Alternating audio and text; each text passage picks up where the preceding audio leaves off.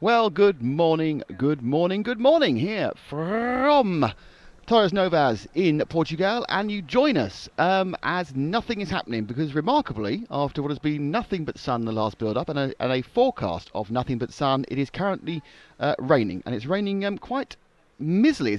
I think what's happened is we've come from England here at RC Racing TV, and we've brought the English rain with us. So the track the action appears to have stopped for now, or people aren't bothering going out because there's a bit of water on the track, and Matt and Paul have decided to disappear off and get themselves some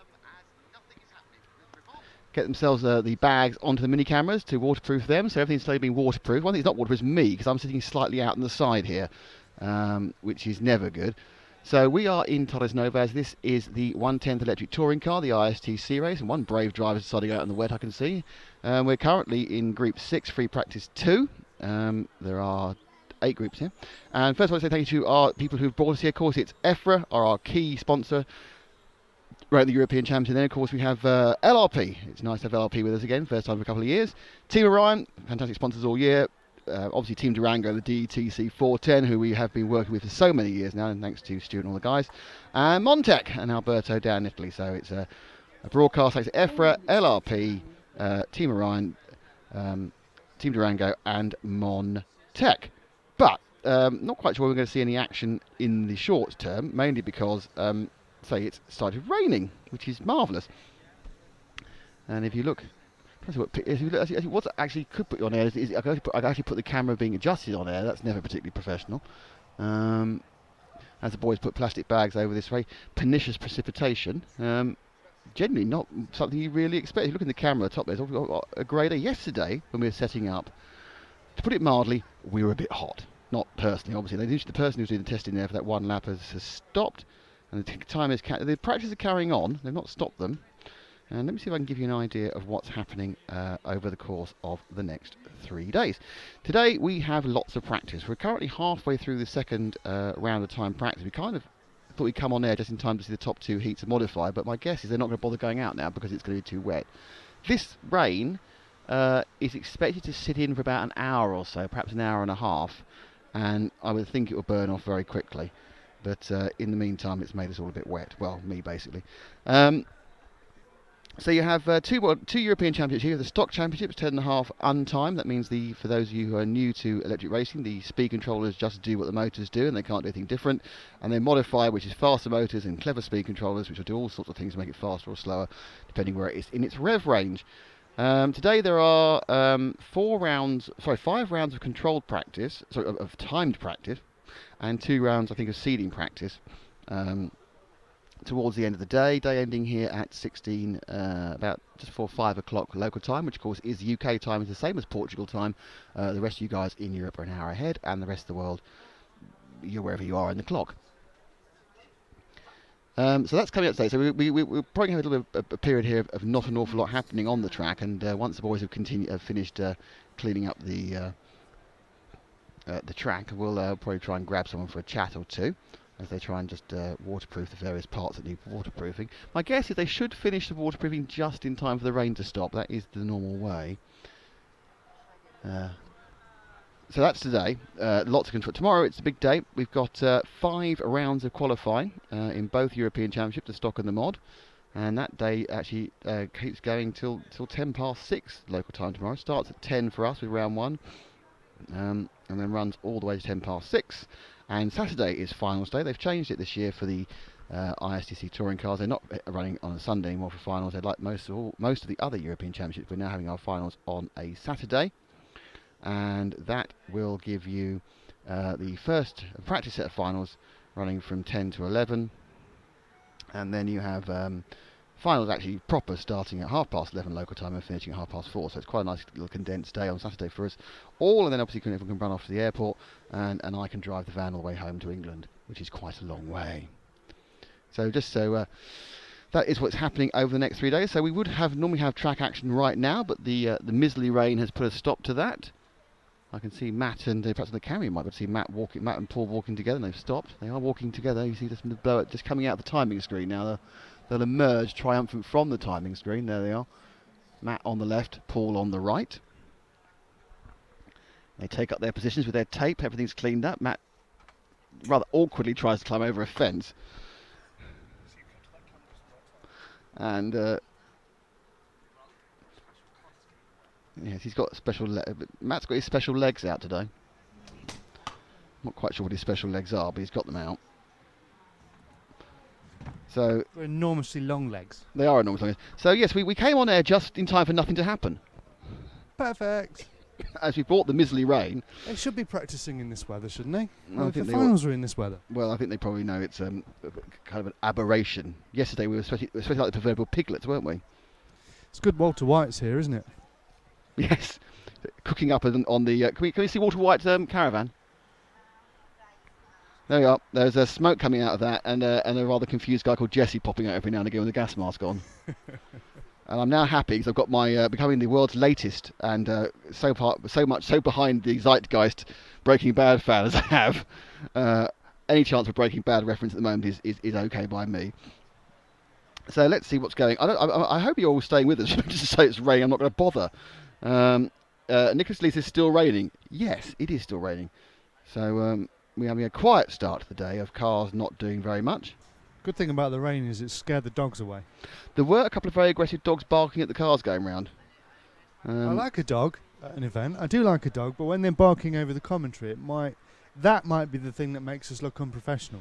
Well, there was a cracking dog at the large-scale touring cars. You hear it? It basically, every time the cars went underneath that bottom corner in Fairing, it would yap away. Unfortunately, it was right next to where John was commentating.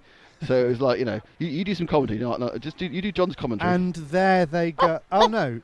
What John would say. Why I pet? Why it's carnage. And he had to say, Carnage. Something about carnage. Well, basically, halfway round, he said, "I'm sorry, it's not me, it's the dog." Something's the better part of valour. Total carnage. Discretion. Discretion's the better part of valour. Does he? Total carnage. Frank's watching. Hi, Frank. Got any got anything you want to tell me? He's given me a little bit of a sob story about the end of that lead. Right, the lead he broke and didn't mention he broke. Apparently he had other things on his mind. Why am I making a windy motion? It's raining Paul harder, looks like by the way. a wizard mixing some potion in a cauldron. What do you want to do? He wants to cover things. I was going to suggest covering up some of this. It's getting really wet. Look, just another bag. Just get a bag and just do it flobbily. It is actually raining a lot. Now it's quite unpleasantly raining. Luckily, most of the equipment is under our nice tent provided by the Llama Cube team. Thank you very much to the We've local even got people. a wet lens. Ooh. At the end of this straight, there's a bit of a wet lens. Yes. Capturing the action as we watch. Ah, James is here as well. Yay! Oh, no, something's gone wrong now. What? Can you, no, okay, something's gone wrong with my broadcasting side of things. So, my back monitoring is no longer working for some reason. I'm not sure why that is. It's still working on the stream, isn't it? Yes. I think it's because the Sennheiser got incredibly wet. Oh no, probably the battery's running out. Really? Let's have a look. Low battery, yes, okay. So that's the first disaster of the technical side after 13 minutes. Well done, us.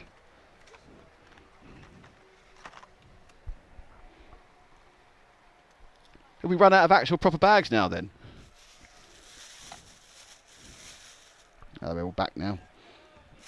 The only plus point about this is there's no real wind with it.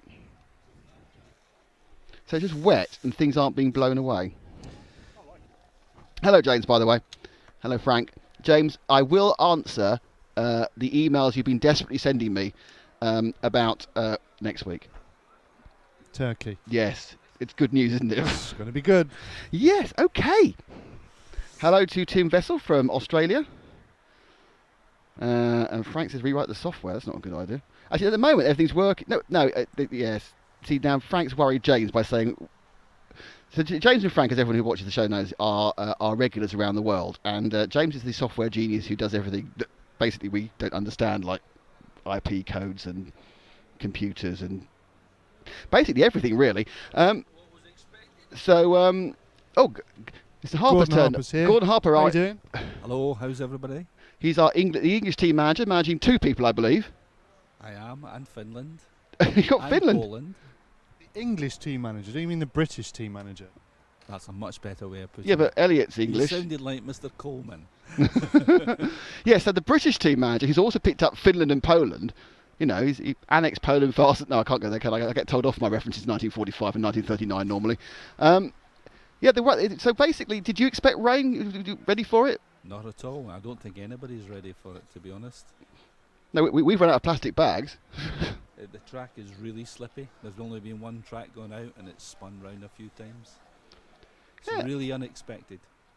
Well, They don't expect it to happen when they're actually racing then, because otherwise they should really be practicing. Absolutely. The forecast for the day is 31 degrees and slight puffy white clouds. And as you can see, it looks like a grey English summer. yeah, we're sorry about that. Well, the Brits will be watching at home thinking, damn, we should be there. Yeah, We'd have a chance. I can get me wet tyres. Absolutely. Some very good wet drivers in the UK. But there's more announcements to go. So I do like the fact I think you should become the team manager of all the teams, just so you can get more things around your neck. You've already got 3 badges, and you get a few more. Do you get 3 times the say in the meetings? Oh, absolutely. Fantastic. Do you get 3 times the chairs? That's the question. No, unfortunately not. Only one chair. Well, you know, that has caused problems in the past. Thanks, Gordon. and we will. I'm sure the chair story will come out at some point over the next 3 days, but you're going to have to wait to see. We'll try and get both. What we'll try and do is we'll try and get you both Have a in frame. rematch. We'll try and get you both in frame at one time, and then just mention it again. The next version on Showtime on pay-per-view at $19.99. Pass the parcel and move her a chair every time, couldn't you? Oh dear. Right. So yeah, it's raining heavier now. There's And puddles on the straight. but no, it's just miserable. No, There's puddles on the straight. is there? Look at the shot going out. Look at what the viewers could see. Wow, there's puddles on the straight. Well, we knew that. That's life in general. It's a bit wobbly though. I have a big issue now, a little issue. And my little issue is that my computer's getting really wet. And having already upset it with apparently using the wrong screen cleaner, I found. That was very dismissive, my screen cleaner. Okay, I'll sort it. So, yes, it's raining a lot. That's all I can say. So we will start filling more intelligently. We've kind of been caught out by this level of rain, I'll be honest with you. And as the boys go off to do more plastic bagging. As we kind of thought, you know, it'll be nice and sunny in Portugal and we'll be too hot. And the most important thing, we need to find someone to get the drinks for us. But that's not really happened. So but it is blowing at an angle that is making everything wet. So yeah, so Frank and James of our team are watching. Here we have, of course, young Mr. McCallum and Paul. So it's back to the sort of the originals as such, the sort of the original team as was from all those years ago. We are now in our, believe it or not, this is just gone past our 9th year of broadcasting or not, filming RC events. First event was in July 2006, which was the World Championships for touring cars in Italy. Oh, we've got a second. This is excellent stuff. Now I've got a second parasol just to stop me and this edge of the thing getting wet. Now it's kind of a parasol. What's wrong now? Doesn't do angles. Oh, straight up will be fine. So yes, we started in 2006. This laugh and stuff with the World Championships back in Calegno. I think it was Calegno, and that was of course won by Andy Moore with the miles going. Of course, we just missed Dave Spashet's last win in 12th. We arrived a day late. That was deliberate. It wasn't. We didn't know what it was. And it's interesting, RC Racing TV, which is what it all is all about, the TV show, will be into its 10th series in January next year. It's remarkable. 10 years of following these little toy cars around the world, of all scales. So, the rain now is going slightly more vertically, which is good news for me and my computer. This actually has turned into, this actually is now Test Match Special, because we're just talking about rain. Now, what we need now, can somebody bring us a cake? I realise most of you are listening in various other countries, but we do actually need a cake. We're not picky. Chocolate will do. Anything else, but a cake is what we need.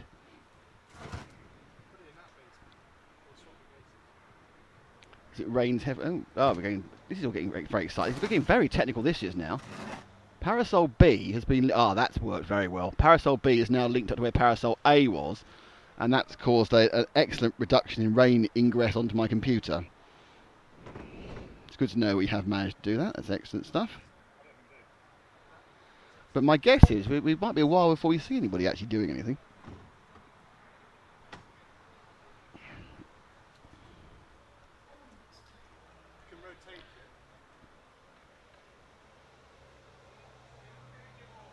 Now, not wishing to be the harbinger of bad news, it's raining harder. Also, the Parasol has now invented some extra drip points.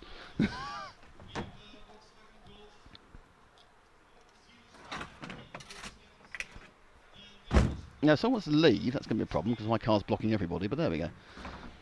So, mysterious rain, unexpected by all, has put a slight delay on proceedings. Obviously, this is practice. If this is actually the event, they'd have to go out, that'd be it. So, and Rui Cortez, who I expect is probably a Portuguese national on the YouTube chat, is saying he searched all the weather websites and none of them show prediction of rain, which is true. We didn't have, I didn't have a cloud on mine. Let's see what Apple Weather says. Apple Weather says it's going to be sunny all day. I don't say it's cloudy for lunchtime, then sunny and 32. It doesn't mention this rain at all, though actually.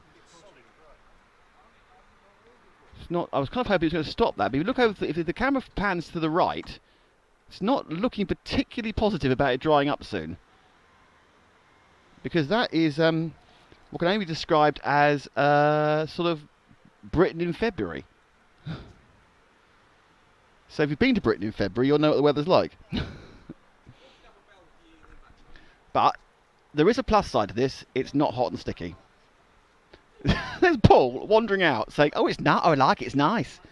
It's not too hot. Now, the person who's just moving his car now is going to get no further than there because he can't get past my car.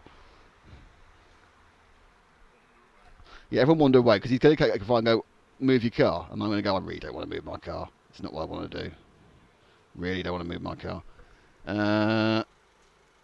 It's Miguel Matias. We are blocking Miguel Matias in.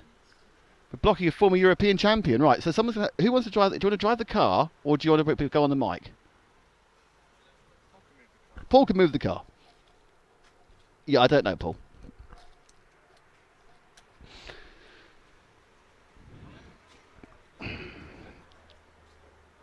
And hello to Tegu Fermasha. Hi, how are you? I'm absolutely certain that I completely pronounced that name wrong. I apologise to you. So,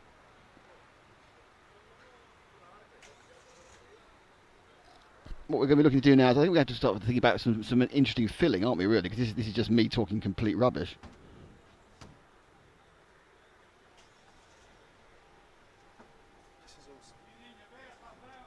Everything is awesome. It's awesomely wet.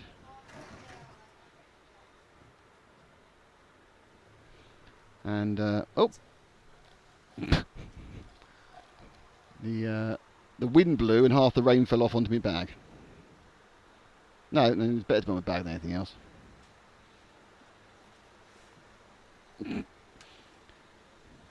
We're making quite a pig's ear of this rain situation. Considering we come from England, where all we know is rain, this is not going particularly brilliantly, actually. So I think what I'm going to have to do is go for a wander. I think at some point in the very near future. What do you think? Or do you think we should bring someone here for a chat? Okay. Okay. Right. All right. Let me just press this button here. Are you able to do the camerisation? Yeah. Okay. Let's make this less. Really not very well covered. Just one. Okay. Now we need more water recovery because as we've moved our rain coverage around, we've discovered more rain ingressing everywhere. This is obviously a very temporary thing. Once this rain goes, we won't see any more rain for the rest of the weekend. I guarantee that. I'm guaranteeing no rain. It's really important to me to guarantee no rain. Not sure how I can do that, but there we go. Oh, let me invite people into the RC Racing TV Facebook group. Because we have a group on Facebook. It's called RC Racing TV. You go to Facebook, you type in RC Racing. You know what I do. And so welcome to Alex Kunkler. Alex, welcome to the RC Racing TV Facebook group. Welcome Nicholas Lee. Hello, Nicholas. Well-known Singaporean racer. And welcome to Tom Waterpole. If you want to join the other 6,848 members of the RC Racing TV Facebook group, then just go to Facebook, type in RC Racing TV, find our group and click join. And as long as you are not the seller of the fake sunglasses or financial products or anything else, then we will be having you on board. Matt, give me a very plaintive look there.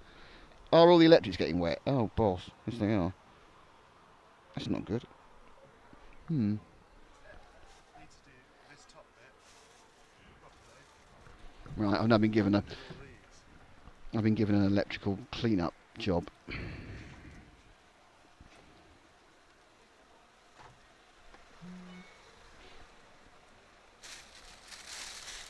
So the rustling you hear is the rustling of waterproofing.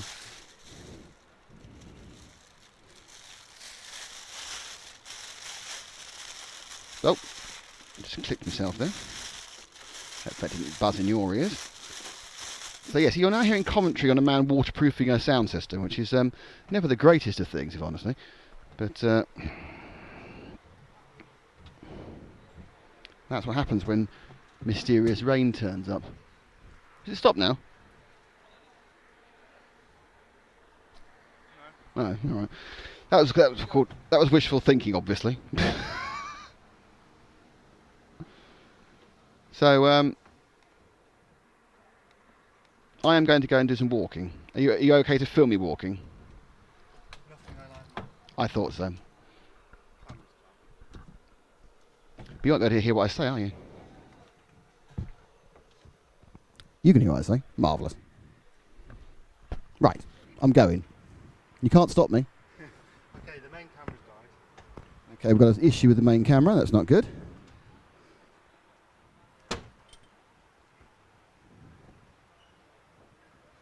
So we won't go walking.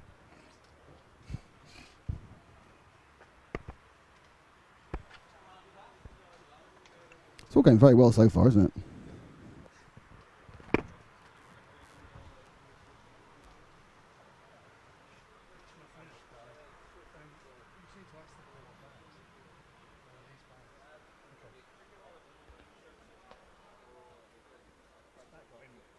Is it back, Nick? Camera 1.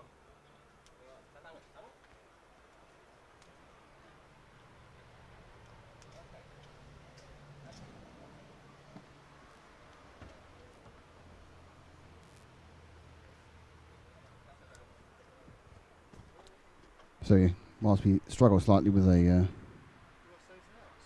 No. Oh, the water in the works is never good, is it?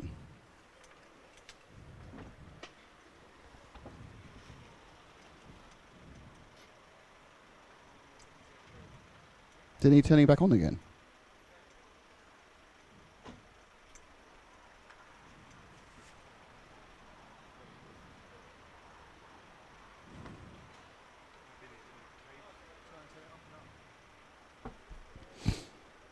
I'm now looking at the camera. Where's the on-off switch?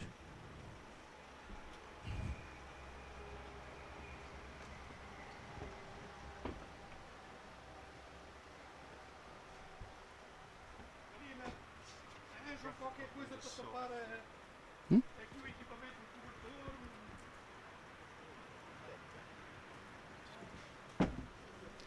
Anyway, so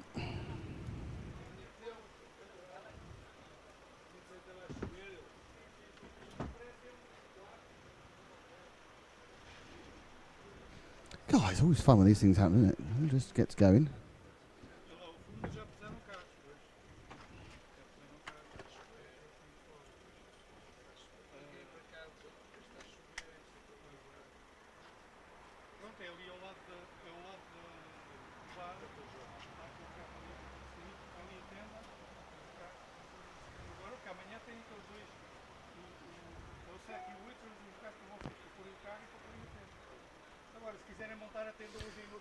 So with the rain now angling itself with a 90-degree vroomf, so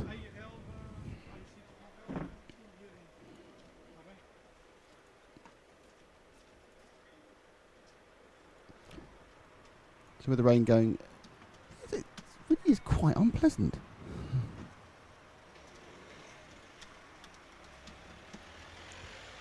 rain at the moment. Yeah, so they're all driving in. Unfortunately, it's slightly affecting some of our stuff. So we're going to have to do a little bit of a rejig. So I'm sorry about this, it's slightly so early, but we're going to do a rejig. Stay tuned. We'll be back soon, but we just need to get the water's getting into the works. So the unexpected rain's got the works. So any second now, we will try and we'll be back. And back in a couple of minutes, we're just going to run around and sort everything out properly before anything else dies. So stay tuned. Won't be very long, and you won't miss any of the track action here on Ice Racing TV in association with LRP, Team Orion, Montec, and the DT 410 from Durango.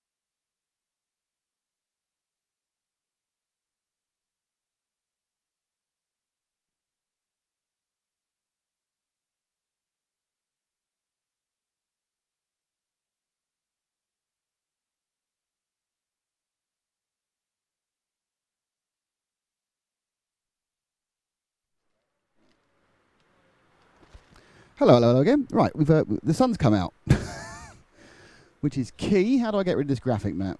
I go to that one, which is timing. Then oh, he's kicking. I thought you were on camera. No, Paul's on camera. Fantastic. Oh. Whole team's at it. Okay, right. We are now.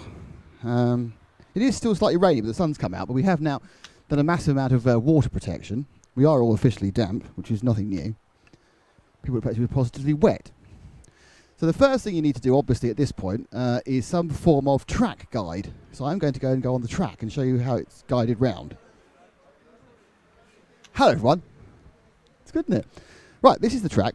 Now, this bit here, oh, yeah, it's really slippy. So that's very slippy here, wet. But you'll see the people here 2 years ago. The track design is exactly the same as those championships 2 years ago, run by Ronald Volker with Alex Hagberg in second. But for some reason, they have resurfaced the main straight. And the main straight now is very black, as you can see, completely different colour. And it's very tarmacky, so it's very tar-coloured. I'm not sure you can actually see. Can you see that? Can you get close up on my foot? If you look at that, the water actually rises out of it. It's kind of a brown colour. This new stuff still leaking oil. So, I mean, it's a straight, but it's going to be exceptionally slippy. You never want an exceptionally slippy straight. Then we go to Puddleville. Just past the meth lab here.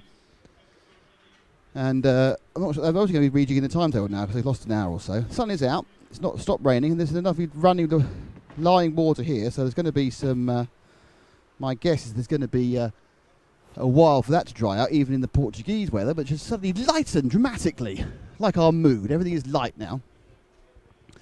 Lovely bit of fake grass here. Look at that. Super fake grass.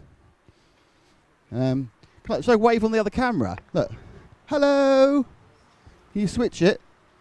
Is Matt going to... Yeah. Switch to that shot. Hello. See? I'm just making the most of what we got, you see. And then the drivers are all round there and... It's just filming his ankles. Well, I think my ankles are very attractive, which are being filmed apparently. We'll get back on the main camera. And let's see if we can have a exciting, probably almost certainly weather-based conversation with someone. As that tends to happen. There's a lot of working on cars going on here. They're having a team meeting, very important team meeting going on. There's sort of the X-ray team. There's a couple of people I haven't seen yet. So missed dramatically. That includes Mr. Hagberg. There's Javier, our timekeeper. Let's see. That's X-ray. Now we'll go and dive in a second. I'm just a number of people seem to have disappeared, but I'm going to dive in and attack someone. Trying to work out how far this microphone goes. Arranging the microphone. Always a good thing. Now I get stuck outside now, so I need to hop in. Carefully. Which I've done. Right down the far end. It's Ronald and everyone else. I'm going to grab a... Is that, can you see me? Yeah, let's see. I'll go if I can grab a wheel.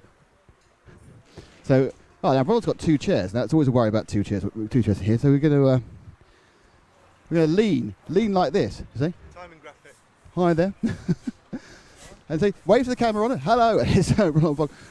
So Ronald, scene of your European, many European championships 2 years ago, you won here, and a bit surprised about this weather, isn't it? Yeah, it's a big surprise because I think they have in Portugal issues with fire, and not enough water, not enough rain. But this is a big surprise for sure. So you come here. I mean, obviously you've been here many times before. I mean, do you come here full of confidence for the championship? Yeah. Anyway, it will be very close from all like the top 5, top 10 guys. So we'll see how it goes. The first practice run was pretty good, but now we have no more chance for some practice soon. Yeah, it's going to take a while to drive. Now, it was a couple of years ago when we first, when Bruno Coelho first burst on the scene. Just got to the back of the A file. Went, oh, that's nice, local boy, back of the A file. But he's really become your biggest rival now, hasn't he? Yeah, since last year's Euros in Spain when he TQ'd, since then he's somebody who always will be a contender for the win, and so as here. And of course, once again here, I think we have these. Is it two sets of tyres for the 5 runs? So there's going to be lots of tyre, or was that all changed again?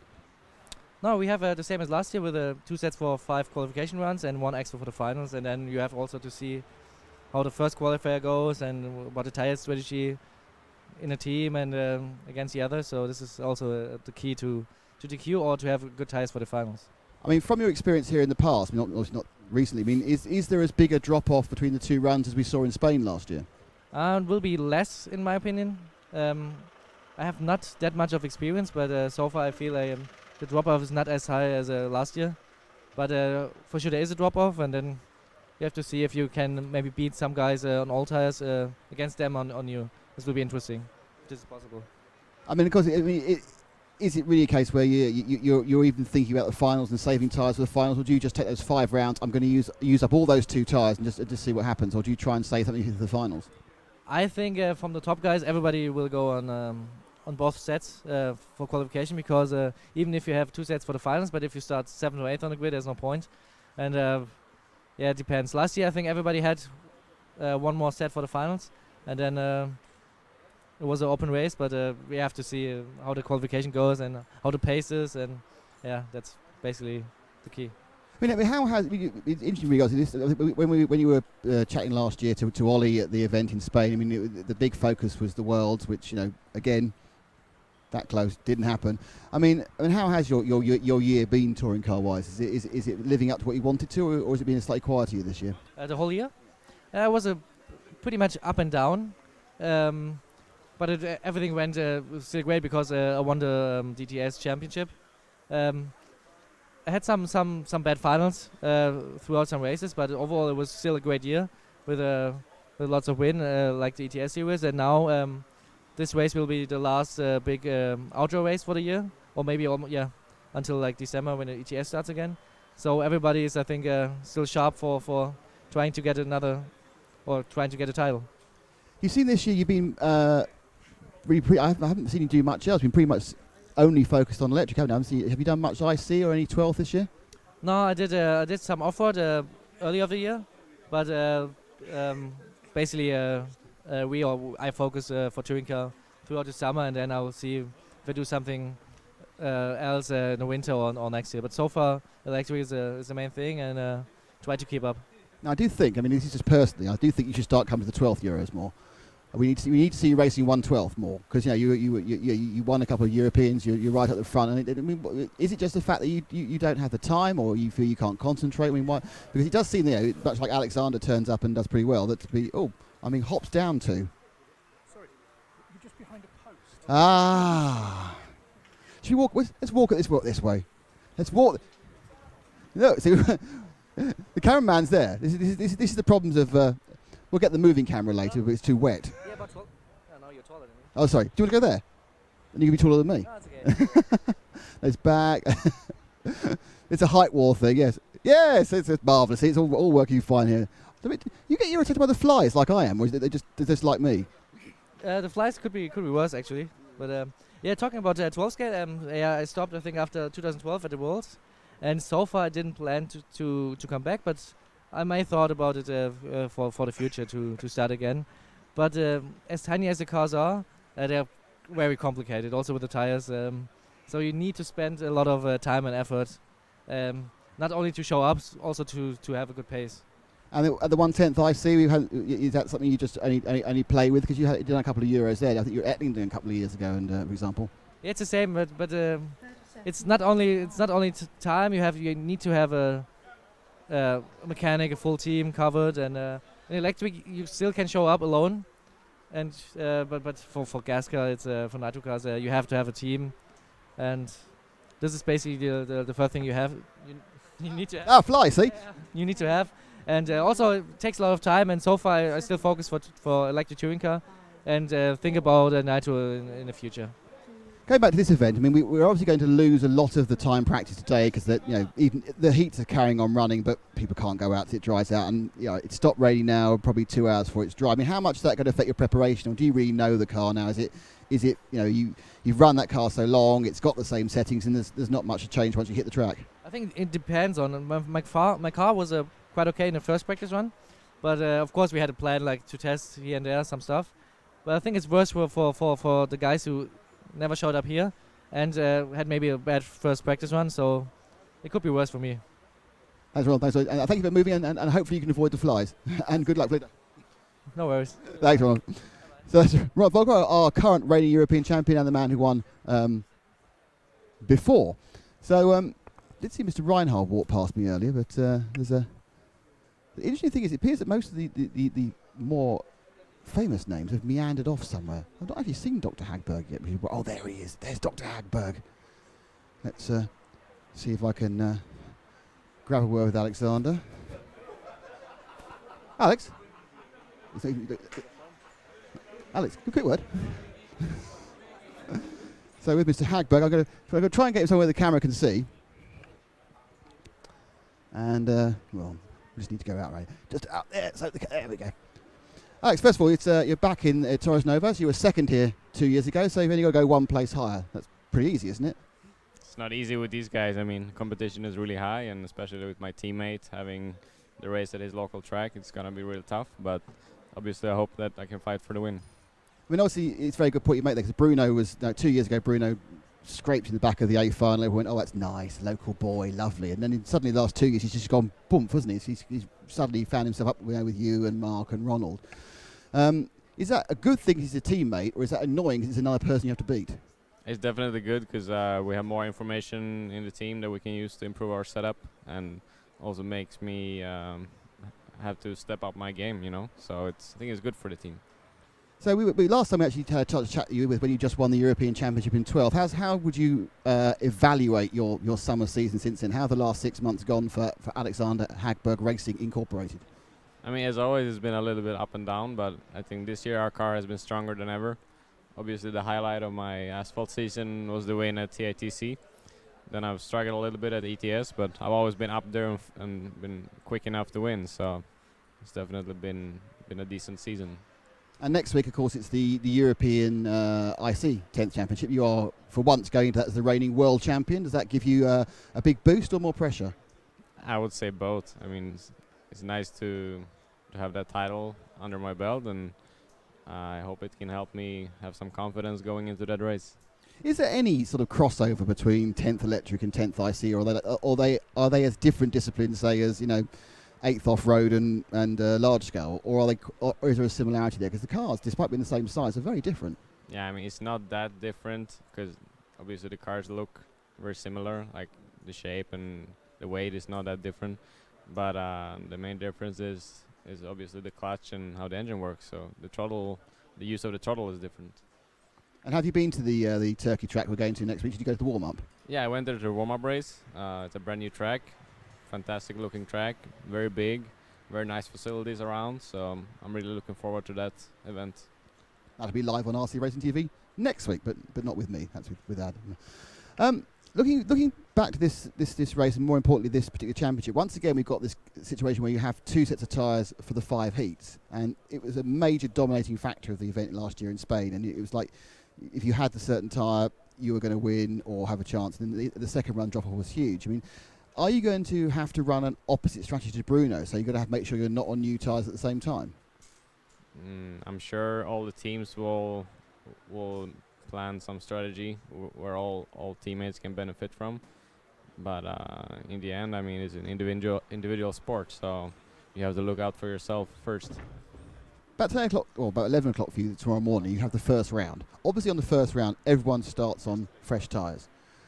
How do you make the decision about whether you carry on for the whole run or give up after a lap or 2 laps or 3 laps?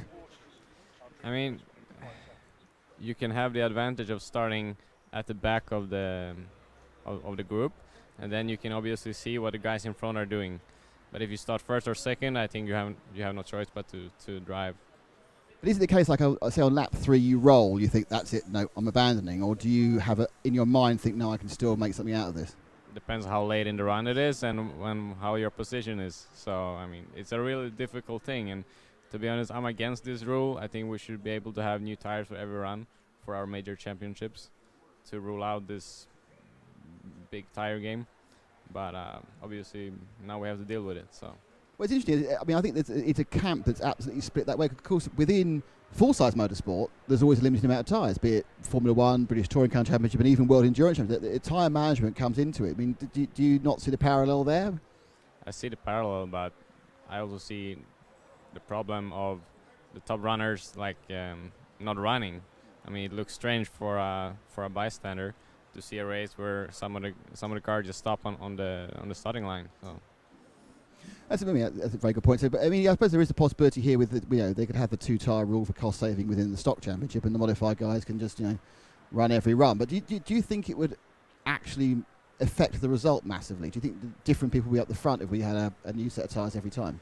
Not really. I mean, the same guys will still be at the front. It's just we will have a bigger headache trying to figure out what to do. Now, we had in the off-road European Championship, we had a new young winner in Michael Olowski. I think he's 13 or 14, won the four-wheel drive championship. I mean, apart from Bruno, who's a reasonably over 20 guy, I mean, it's been very solid, hasn't it, the last few years? The years we've been covering this event, which is sixth or seventh time we covered it, it's pretty much the same guys there. The only difference is that Gilles has moved over to Bangkok, doesn't come back all the time, and Andy seems to have, just not being so interested in doing electric these days. But the rest of you guys, you probably saw 8 of the guys are the same. Why do you think it's so stable within touring car? I mean, it's a shame, definitely, what you're saying. I mean, there's not many newcomers, especially not at EFRA events.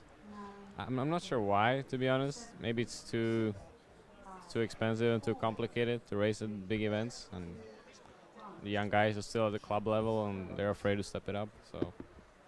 I mean, you do. In fairness to you, Alex, you're one of the people who takes it around the world. You're always seeing you're in South Africa or in the Far East doing a demonstration event or something for X-Ray. I mean, interestingly, you nearly always win those events as well. I mean, is it these sort of what we call PR, these public relationships? Are they a challenge to you, or do you enjoy them? Because obviously the actual racing bit, it's pretty obvious you're going to win when you turn up.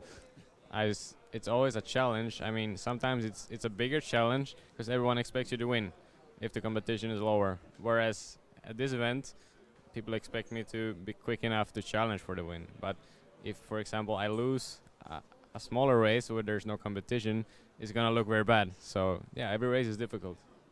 So what is the best place you visited in your X-ray tours then? Not a major championship, the best sort of smaller club meeting you went to? I mean, I really enjoyed the AOC race in Australia. It was very enjoyable. Also, some of the racing I've done in Asia, in Thailand, for example. It's always a good time. So these guys are very relaxed over there, and I really enjoy it. And was that all electric, or were you doing the IC touring cars there? Mostly electric these days. I mean, it's the main class for me. So IC tend to be more the bigger championship events.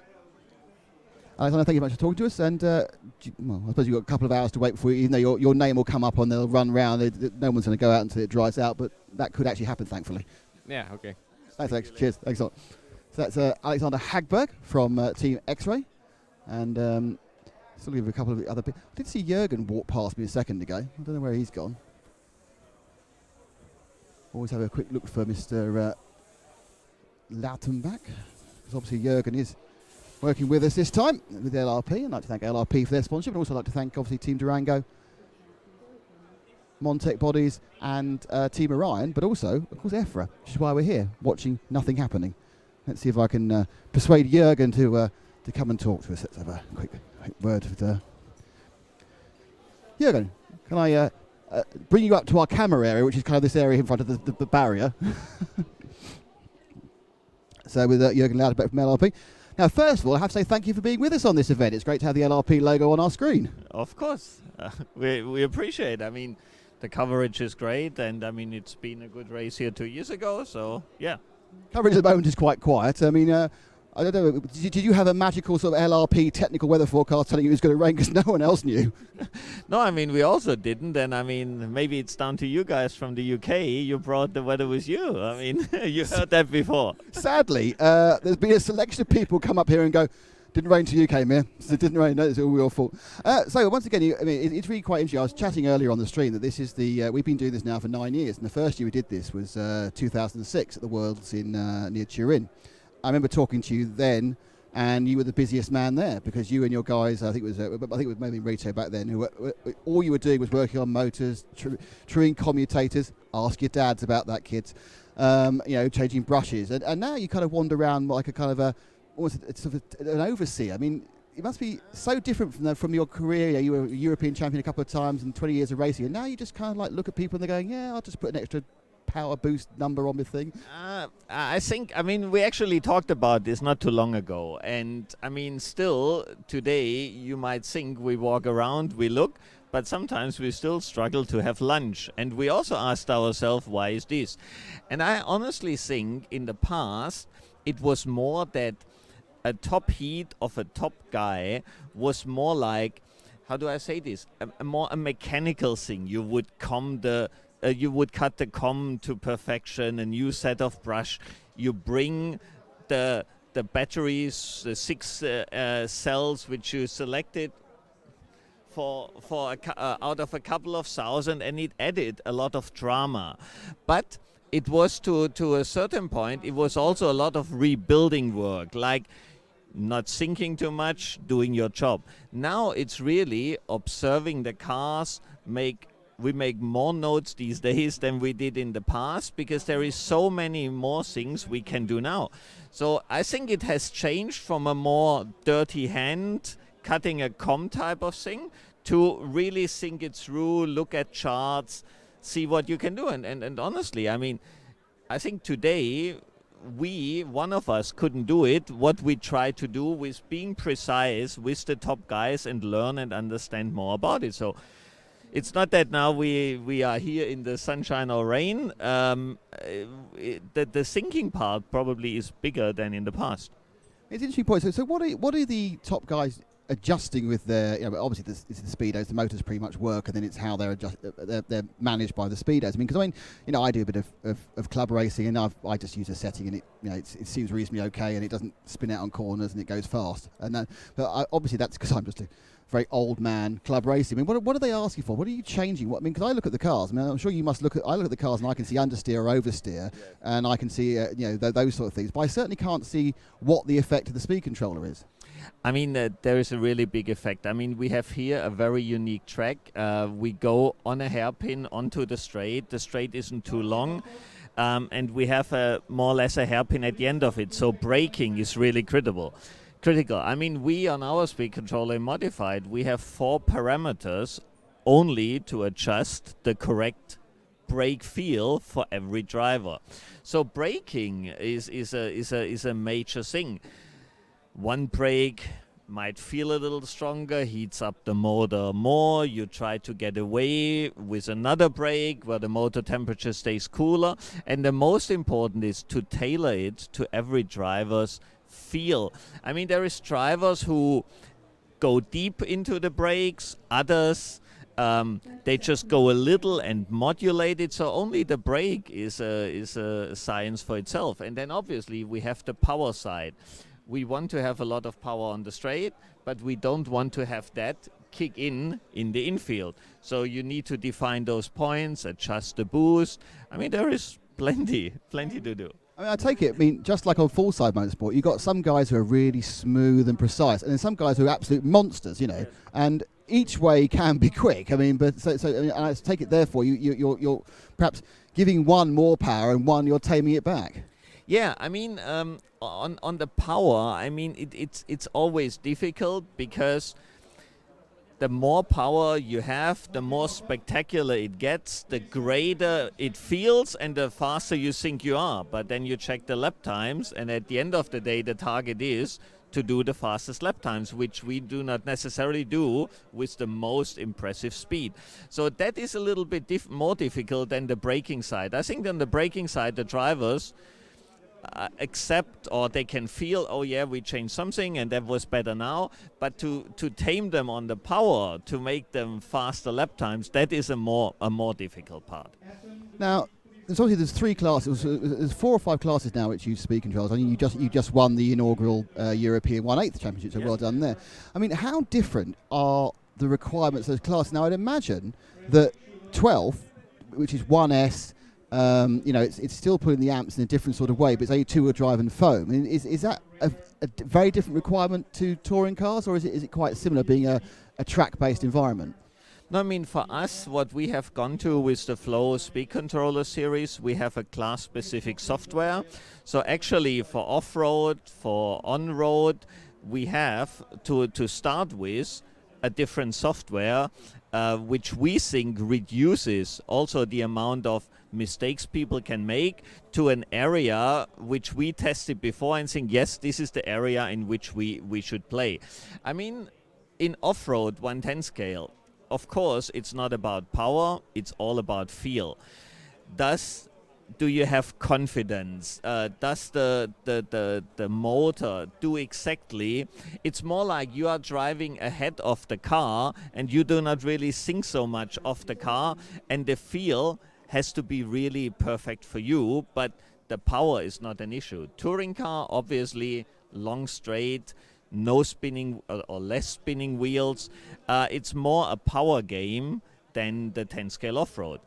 8 scale, 2 weeks ago, electric off-road Euros was really interesting. 10 minutes heats. Actually, we could go longer. We could go longer than that. Very robust cars. Let's say also from the Nitro, more robust drivers. So, so there, of course, it is more. It was more a power game. How much can we give to them? But then at that race, it was also interesting. We had four drivers in the main. Robert Batje, who actually won for us. We went big motor, 7,000 battery, all the power we can give.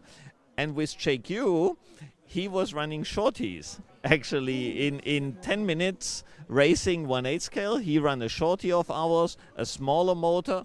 And when you look at them, lap times wise, there wasn't much in it. So there's obviously different routes to success. I mean, the thing is, because you've got a lot more voltage, a lot more power, a lot more weight in a 1/8 speed control. I take it these things are like, bricks. Is it hard to keep them together, or have all those reliability problems of 10 years ago just disappeared now with modern electronics? They are disappearing. And I think in 8 scale electric off-road, to be perfectly honest, I think in the beginning, the makers of the motors and speedos, including us, underestimated the task. Basically, 8 scale Nitro people made a car and found a new class to make another car, and we found a new class where we could sell speed controllers and motors. But what those cars can take and the kind of how those drivers drive, it took actually longer than we all thought to make this really, you cannot say bulletproof, but bring it to a quality level. I mean, here now in touring cars and in 10 scale off-road, there is hardly anything, and we have so much power available. And now with 8 scale, I think it's really good too, but it was a bigger job, I guess, than most of us, including us, expected. I mean, do you see 8th scale as a big growth area, or or a sideline? Where are you seeing the growth? Where are you seeing, for one better, where are you seeing the market going down a bit? What's the LRP, pluses and minuses for the last year or so? I mean, 8 scale electric. I think when we started, like I said, maybe the car makers and the electronics makers underestimated it a little bit. It was a new class, and maybe that has contributed in the beginning, unfortunately, that there was some problems with the products which didn't help propeller the class. Now, I mean, it was 2 weeks ago, it was the first European Championship. We had 92 drivers, not entries, the 92 were really there. We had the German Nitro Nationals the same weekend, so that counts for a good 10 more minimum. So you can say there is the first time a Euros, and we have 100 people who want to do it. And I thought that is really remarkable. And I must say, now also with the noise of the gears getting better and noise goes down, I think it is really a very, very attractive class. You run 10 minutes, you have robust cars. People who will like the sound will not enjoy it that much, but you can run it everywhere. It goes pretty much as fast as the 8 scale Nitro, a tiny bit faster, like over 40 seconds, it's maybe 4, 5 tenths, but it's really, really close. And I think it will be curious to see what will happen next year. We do this the second time, but at the moment I think it's a good growth class. I mean, here, unfortunately, I mean, when you see the turnout, it is difficult, but I think there is other race series as well in Europe who do a very good job, and they do it 4 or 5 times a year. So this one-off event probably has lost some attraction because of that. To me, it's a little bit like 8 scale on-road in the better days. I think here we showcase what we can do, what a motor, a speed controller, a battery can do, and we still believe this helps us selling the product. For the amount of drivers here, if we would only go after that, it wouldn't make sense. No, I agree. I mean, I think we can say ETS series is a brilliant series. It's superbly run by Uwe and the gang. But my personal feeling, and I like the ETS because I can watch it without getting involved in doing any of the work, which is fantastic, is that at the end of the day, when you retire, do you want to be the European Touring Car Series champion, or do you want to be the European champion? Because there's no asterisk in the book. There's no asterisk that says I won the European Touring Champion and I was European champion and there were 45 entries, or I was European. It's a conversation we have in full-size motorsport a lot about Jürgen, about there's no asterisk. So if someone wins a race because the leader broke down, doesn't matter. There's no asterisk in the record books. It just says, Wikipedia will say European champion Fred Bloggs. It won't say everyone else. And I think that's a really key thing. I think it's personally, and I'm an old school like you, I'm probably actually even older than you. My ultimate pinnacle when I was racing off-road back in the late 80s, I wanted to get to the European Championship. I knew I'd come in the bottom 3 finals, but that was what I wanted to be. It was the European Championship. Now, absolutely, the open entry ETS is fantastic. I get 300 guys there. They all, have a strudel and a great time. But this is the European Champion to me, and obviously I know we're very tightly. This has nothing to do with my association with EFRA. It's just my old-fashioned feeling that I want to be European champion. Never going to happen, obviously, but that's what I'd like to be. Mm-hmm. I think you used all the right words, and for me, but I come from this very much the same age as you. There was nothing else. There was this one event, and I think in our mind over the years, it still has to a certain point stayed like this. But as much as some of our guys are surprised I have no Facebook, it is, I think, a different generation, and what it means for them or not, I cannot tell. I mean, a one-off event in a federation that exists for whatever 30 years, I think it has an appeal. And I think you also see the top guys, most of them are still here. So it also means something to them. It means something to the manufacturers. But if in 10 years' time, there will be a board where people say, I was the ETS champion 2014, maybe it will transfer into something similar. I mean, I think with our age, we think that way. It's the same thing. I mean, for me, a technical inspection at the EFRA event. 2 years ago, I took pictures here because I was simply stunned by the precision. They do it and everything. Then talking to my guys, they say, yeah, but elsewhere they don't do this. It's easier if my wing is a millimeter higher or not. For me, I was racing at the time when we were proud of finally getting there, that we have these exact and great rules who are then also monitored perfectly. But I think and I don't mean this in a bad way, the Facebook, YouTube generation. I mean, it's the same thing. We watched Olympics because what else to watch? Now, like the X Games, I mean, ESPN, they decided they do their own Olympics, and they do it year by year, and they do it not with biathlon or something. They do it with the mountain bikes. So I think things are changing. No, I agree. I think you have to see it from the other point of view, and people are voting with their feet, which is interesting. But now, I mean, it's interesting that it is. Obviously the guys from Red RC and Uwe run quite a few series, but it's only really the touring car that's kind of taken over. There's still absolute the pinnacle in off-road with the European Championships 4 weeks ago. They were fantastic, 100 in each class, oversubscribed in various countries. And last week again with the 1/8, it was that you could get the full. Everyone turns up and tries to win. So why did the touring car people particularly have kind of leapt on to embrace something different, whereas all the other classes have said, no, we want to do the single big event, that's what we want to do. It's almost like the touring car drivers are a different breed. Yes, I think to a certain point they are a different breed, but that's also the longest standing series. And I think time is probably a very important factor which we need to consider when saying how much success does one series have over another one. I mean, the ETS touring cars is there for so many years, and I think especially last year, I mean, the way the EOS has developed, I'm not sure if it's 4 years behind, 6 years behind, but if you will look in in 5 years, or basically go back how was the ETS in its second, third, fourth year, maybe there isn't too much in it.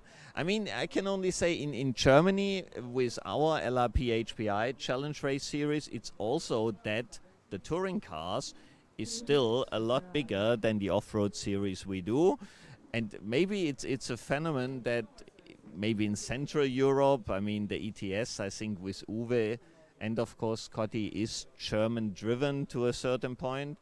I don't know, maybe, I mean, in the States, also for full-size racing, Supercross is really big. In Europe, there is a motocross world champion, but it's nowhere near a MotoGP. Maybe we like to run on these nice tracks with curbs. I don't know. Yeah, absolutely. Just moving away from series because it's I think it's a very valid thing. And personally, I think the more people travel abroad to race against people from other countries, the better. I think it's that's what one of the great things about RC racing is. And interestingly, I had to do when the European Championships up in England. They had quite a lot of media there, and I had to do an interview on BBC Radio. And I said, look, the great thing about RC racing is it's for everybody, male, female. We have people who are in wheelchairs, disabled. Anyone can race, any age, any nationality. It's for everybody, and I think that's the one thing that sets it apart from any other motorsport. And on the whole, a lot of people can afford to do it. Not everyone, but a lot of people can. That's what I think particularly great about it. But just moving on to the other things that you guys at LRP do. I mean, but never. Sorry to say, never to my mind to such a high level. What's the situation with the nitro marketplace? I mean, the thing is obviously our involvement in electric with designing the speed controllers, writing the softwares, production in Europe and everything. I mean, this is still, let's say, more old school. We do it all. Of course, we cannot start and buy all the machines to do nitro motors ourselves. So we choose partners, we get involved, we make suggestions. But of course, it's not the exact same thing as we do in electric. But with the success we have in the nitro market, it's still very, very important for us. Not only the racing side of it, but also the RTRs, the people who want to go faster in their Savage or in their monster truck. So for us, it's an important category, fuel and stuff. I mean, that is important for us. I mean, out of interest, because obviously I think of LRP and have done for 20 years as the people who make the best speed controllers, I'll be honest. I shouldn't say that because Team Marina with us as well, but I just personally, actually, in fairness, I have Nosram stuff, but we all, it's the same. No, but on a serious point, you do produce a massive catalogue with all sorts of RTR stuff and conversion stuff. I don't want actual numbers, but just as a percentage, what percentage would you say of your sales are race equipment, and what percentage is fun stuff? That is, of course, difficult to answer. Not that I don't know. I mean, for us, it's both sides are very, very important. And I think the way the market develops, you probably have a chance to either be very specialized and very lean, or you manage over a wider range of products to tie people in with your brand. And that's what we are trying to do, and so far it works very successful. I mean, the other thing is, I touched that before. I mean, many years ago, you bought out a guy called Nick Marson who did Nosram. I mean, many years ago, you still run, most of your products either blue or red, and no offence, they are effectively the same, just blue or red. I mean, why is that still happening? After 20 years, when most other companies are very focused, and they the whole point about condensing brands down to one appears to be the thing you need to do, and having an image for whatever you are as one brand. I think outside in our industry, if you look at full-size car, there is one German brand who does this, in my opinion, to perfection, and that's Volkswagen. To design a certain platform and then add certain brand values to it. And for example here, I mean, we have this race at Cardoso's track, and he's our Nosram distributor in Portugal. We distribute LRP with our LRP Spain operation ourselves. So my chances with him, I still have him, and I have his support and his representation. And if I would not have the brand, he would probably represent something else. Do you think? Do you think that Nosram and LRP have different brand values? I mean, in my mind, obviously, the Nosram to me what is more English, even though it's not, of course. Obviously, exactly that same, but obviously because where it came from, I kind of think, and it's distributed by Schumacher, and it's all it's a bit more kind of English, even though it's not, and it's all German brilliance and nothing to do with us. But Yeah, but then I mean, what is Bentley these days? I mean, it's a Phaeton chassis, and it's assembled. I mean, in the UK, and it has a certain Britishness to it. But I think when I read the other day that AMG has 5% of the British Aston Martin, which is actually owned by an Italian consortium. So I think this gets very, very difficult. To be perfectly honest with how busy we are, probably over the last years, the LRP brand received more attention than the Nostrum did. And this is not a good thing, and this is also a thing we want to change and where we want to improve. But for the time being, we want to continue with both these brands. So we are now coming to the back end of 2015. I assume you'll have some representative next week with the little baby Nitro engines over in Turkey. Is that you or somebody else? No, I think in Turkey, I mean the on-road market. I mean we have tried, to be honest, and 2 years ago, mostly with Ronald and with Timo at that time. But I think the on-road 10 scale is really, really difficult. I mean, you really, really need to wake up in the morning and do this like we do the electric side. We are now focusing racing-wise on the 8 scale off-road nitro side. I mean, this is more with our own car where we are at home, and the on-road we leave to other people. In which case, this means this is your last major outdoor meeting of the year. So what are the plans over the winter? What are we going to see new and blue for the next season?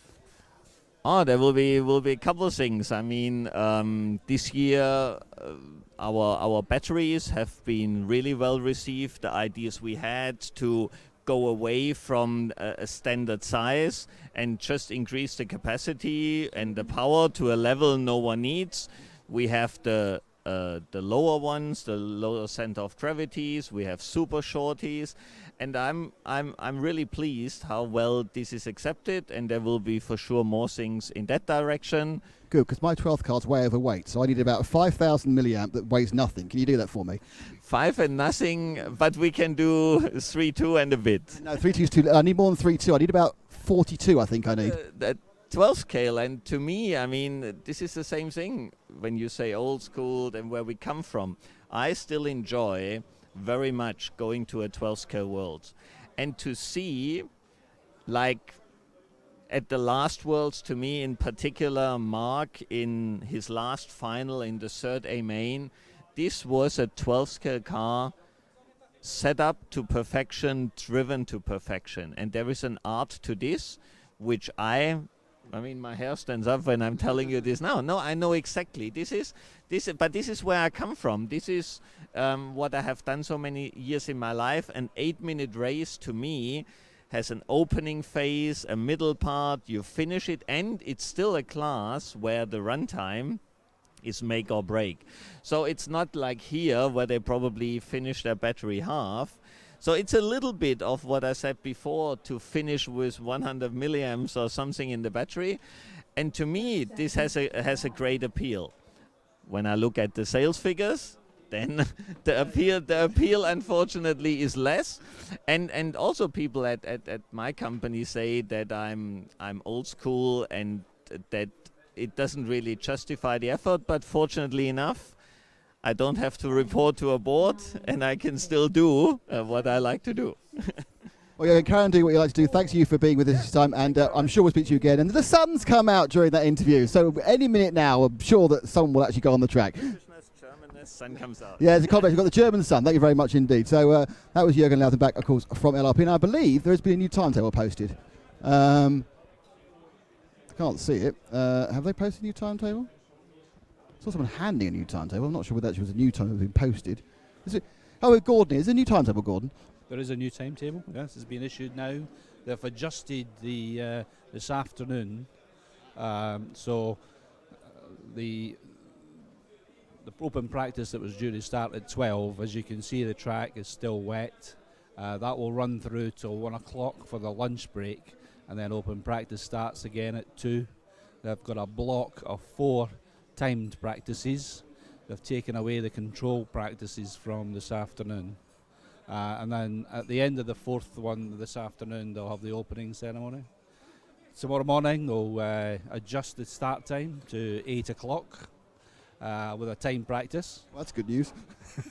Well, you're not going to go out to the bar tonight, are you? Yeah, breakfast isn't served till 9. Well, it's really tough being a presenter, isn't it? Oh dear, how sad. Still, never mind. Yeah, there's a lot of sympathy here from Gordon. I can see on that one. Then tomorrow morning, what they do is they move the control practice to tomorrow morning. So they'll have 2 control practices, and they've adjusted the rules to take the 2 fastest consecutive laps from either of the control practices will be used for a limited reseed. And then they'll have the qualifications tomorrow in the same sort of order as it was planned, just a little bit later in the finishing. So it should be finished about 20 to 7 tomorrow.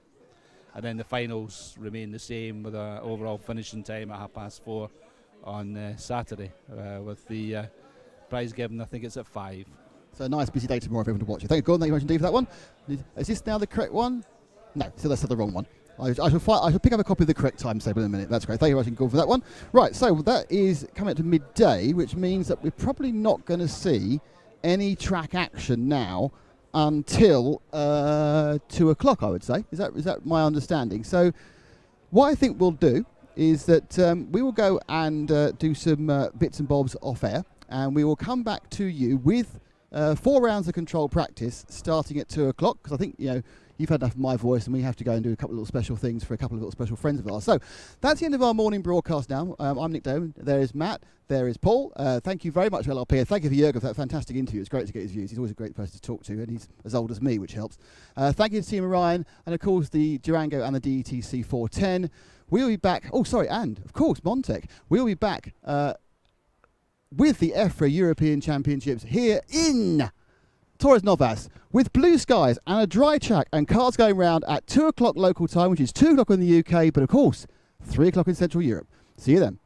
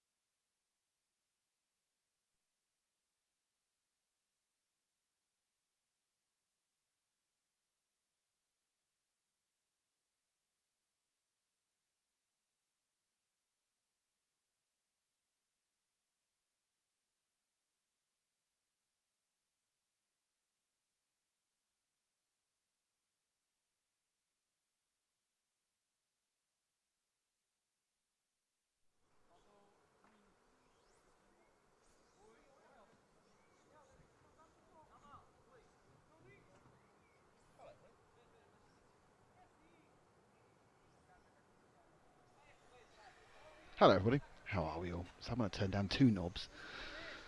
Never turn down 2 knobs. It's always a bad sign. And welcome back to Portugal, where you'll see the weather is completely different from the last time you were here. It's splendid out there. It's sunny. It's sort of burning me ear. Blue skies. Blue sky at night. White fluffy clouds.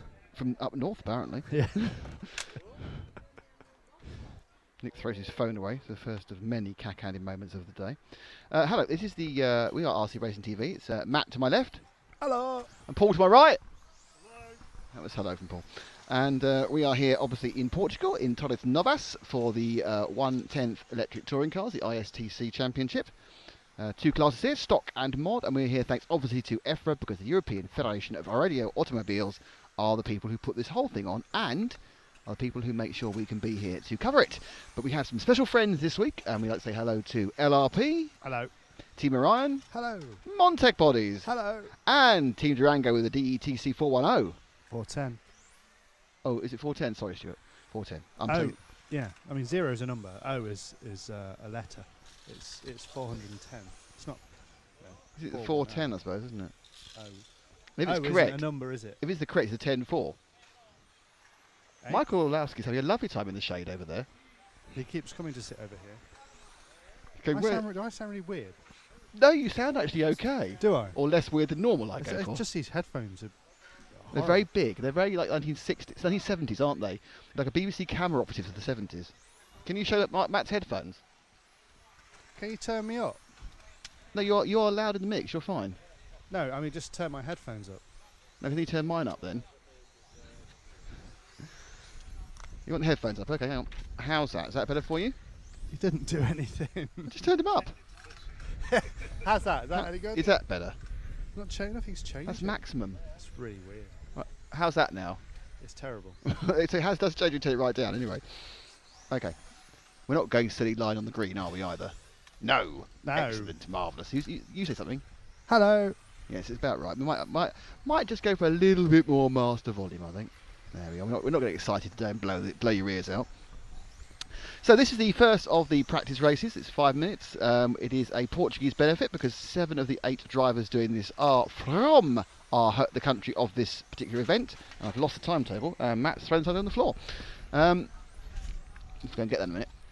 And it is a collection of drivers at the moment. So it's Silvia Helder, Jose Figueiredo, Raul Damirda, Goncalo Alves, Jorge Chalupa, Vidi Guimard, who's the Frenchman, Duarte Vasconcelos, that's a great name, Duarte, and Hal Yardim. Thank you very much for my collection of timing sheet, which I stopped. no, Toby has got.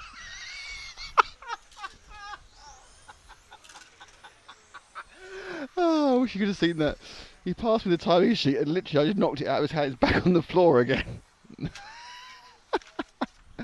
Oh, he dropped it. Yeah, that's gone very well. So today what we have is 4 rounds of, after the rain, they've changed it slightly, and we have 4 rounds more of what's called timed practice, which is non-seeding. Each round starting at the o'clock, so round 5 at 2 o'clock, round 3 at, well actually it's round 5 officially at 2 o'clock, round 6 at 3 o'clock, round 7 at 4 o'clock, and round 8 at 5 o'clock. Tomorrow we have a couple of rounds of control practice before we have 5 rounds of qualifying. We'll tell you more about that as we get closer to the actuality of it happening. Anyway, so on who are we with at the moment? What car number are we with? I can't see the. Oh, it's going down the straight now. It's the one with the orange wing. So one of the first things we need to do as we get going is think about names for the track. This is car 5 we're with, and just then the which is Rui d'Almeida. So this is, of course, a 10.5 stock, and that is the back straight. And there's a corner,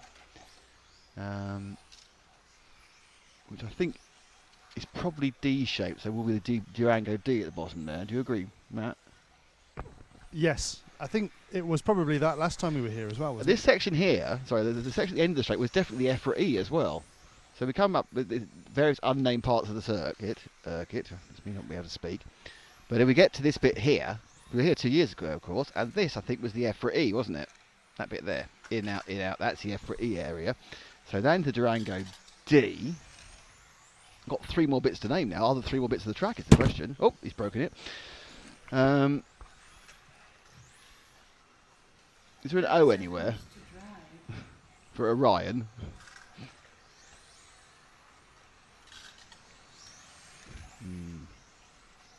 T. There could be a T. Where? So it's going around something else there. It comes to the EFRA E bit here. There we are. And there's the E one. In, out, in, out, in, out.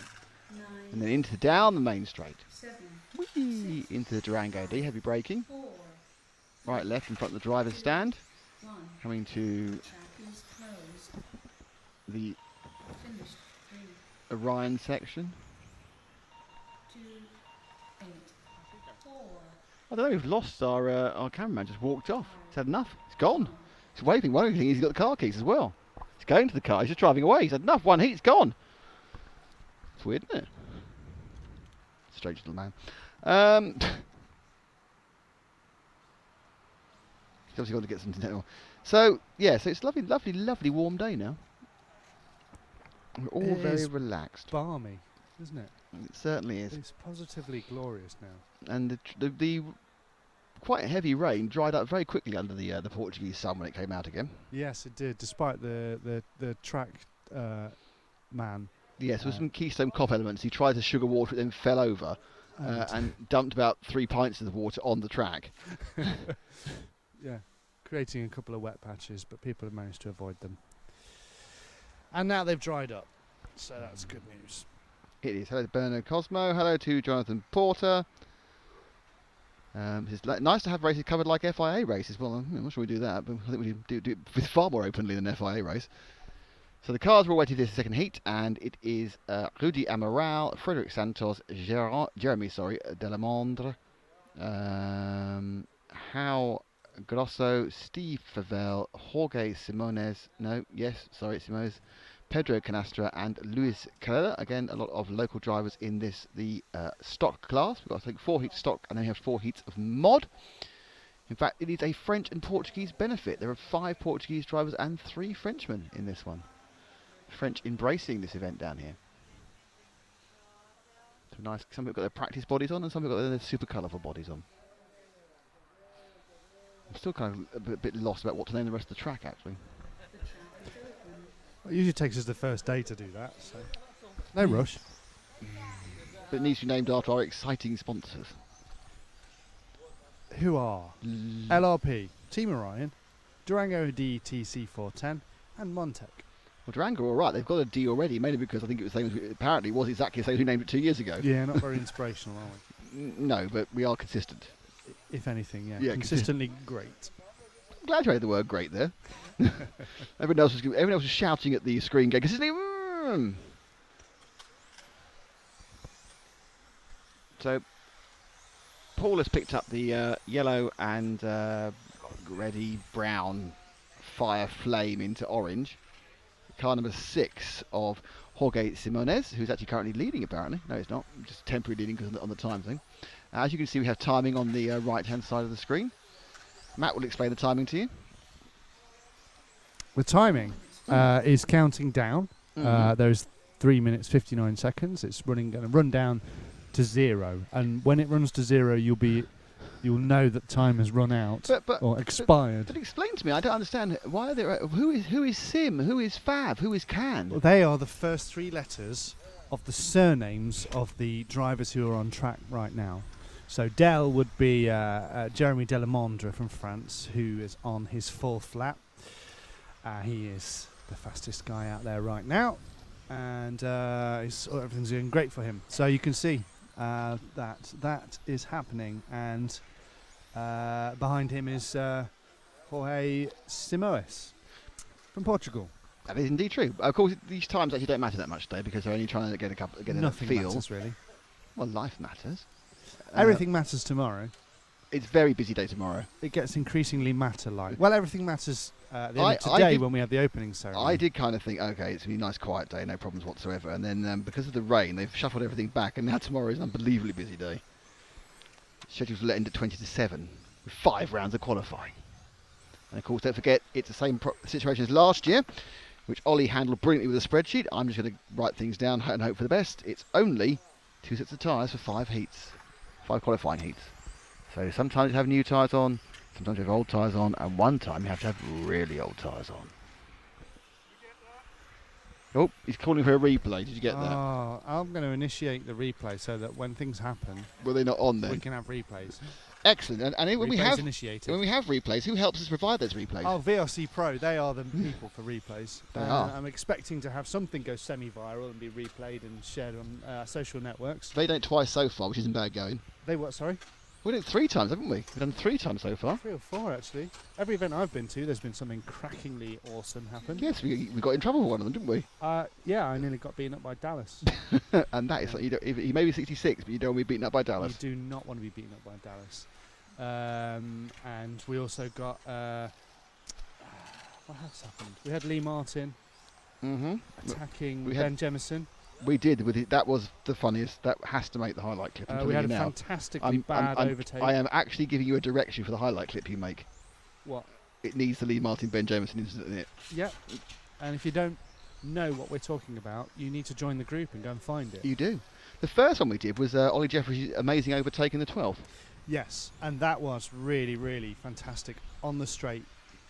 Oomphy power. Yeah.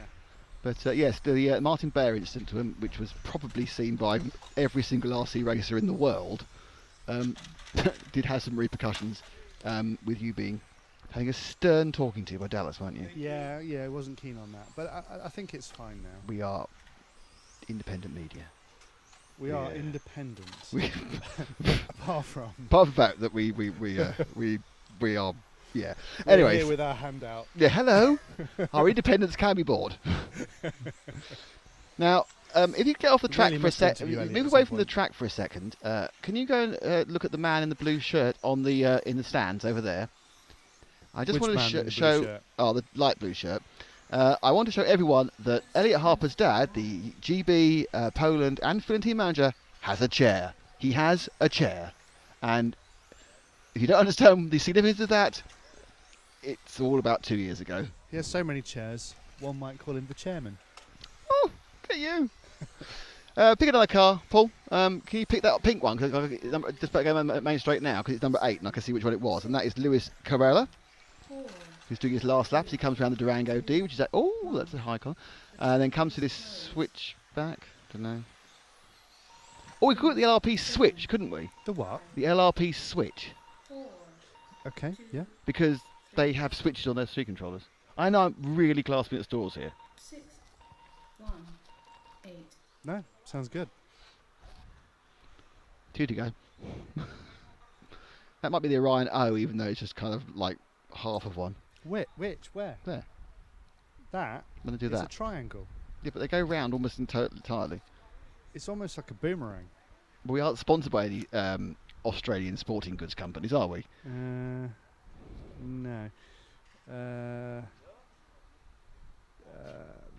No. There's an S. We haven't got any. Montec, what are they doing? Body shells. Okay. Good sponsor knowledge there. No, I mean, well, I knew that, but what I meant was, where are they on the track?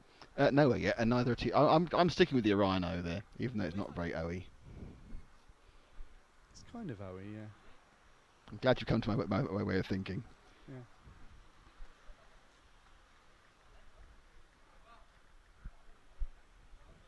This is like the Montec hairpin in front of us.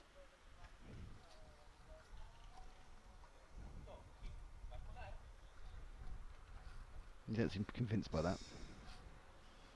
See, but It's just, it could be anybody's hair. but it's the end of the track. It's the last bit of track left. What are EFRA going to get? They've got the E over there. Same as last time. Okay. Oh, yeah, I can see. Dear. I like it if it's a bit more kind of specific to them. Do you know what I mean? Right. So you could just say, the Montec straight, but it's not really. It doesn't really. It's not really them, is it? No. Durango D, Is them. the Orion O, Is them. the LRP Switch. There it goes. and the EFRA E. Montec needs something. Okay, well, They're going to get it pretty soon. that's right. Viewers could suggest for us. That would be helpful. Yes, they could. They could. Viewers, suggest what Montec should get. It'd be nice. So this is the warm-up. Oh, this is actually started. Oh, they don't get warm. They just go straight into it. Okay. 4 minutes 20 to go. And there are Martin Hoffer, Johan Bukowski, Marcello Costa from Switzerland. It's all buzzing around now. So Martin Hoffer from Germany, Johan Bukowski is now a Frenchman, Tony Streit from Germany, Marco Costa from the Swiss Republic to Switzerland, Aurélien Rivard from France, Jean-Pierre Rabet from France, Patrick Santos Dos from Portugal, and Mr. XXXXXXXX, lowercase XXX from Spain.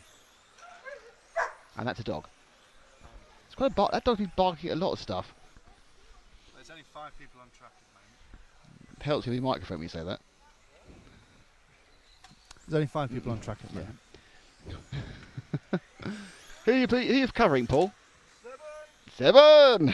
And that's a marvellous Strictly joke there for all of us. That's Marcio Costa. Never seen it. Oh, don't watch Bake Off either, do you? Nope. Heathen. Don't know who Sophie Ballesteros is. Don't watch Bake Off. Don't watch Strictly. Jeez. So it's the single-coloured yellow car, or yellowy green car, going through the Durango D. Just make a bit of curves. He comes in the LRP switch. He comes up straight towards probably the Montec hairpin, round the Orion O, and he'll come back, turning left into the in-out of the EFRA. They actually let the guy go forward one car to the orange and yellow and orange. Yellow nose going into Durango D now. Paul, and he now comes in because he's going a lot better. This is car number 6 of Tony Streit, I think. Yep. That's right. Just drifting a little bit wide there on the O. Obviously, with the rain, and despite the comedy sugar watering, this track still needs to rubber up quite a bit, so the grip will still be coming in. On the flip side, it's getting hotter and hotter and hotter as well, so it's probably coming in a chemical way with the extra rubber that's gone down, but the mechanical grip is probably just dropping as the heat goes up. Do you know the 3 types of grip? Steamy. Do you know the 3 types of grip? The 3 types of grip. I just gave you 2 of them. Oh, I wasn't listening. Mechanical and chemical. Grip. Who? Mechanical and chemical. In chemical. Right. And actually, the second, hair grip. The next one is a subset of mechanical grip. Electronic grip. That's aerodynamic grip. Aerodynamic grip. So chemical grip would be the rubber that goes down and the kind of way it bonds with what's in the track. Right. Mechanical grip is friction. Oh. And you can increase. No, mechanical grip is friction. Chemical grip is how it actually reacts with stuff in the track. And then aerodynamic grip obviously increases the friction by pushing the car down. And you've got to thank Montec for that. Yes, let's thank them. Actually, I saw that Francesco Martini had one of their bodies. It's really interesting. It's a really nice little body there. It's really different. I hadn't seen it on a touring car before. Obviously, they do quite a lot of 12 bodies. So not only have they got a hairpin, but they've got a body shell. So this is the 3rd heat, I think, isn't it? Yeah, of this round. There are 8.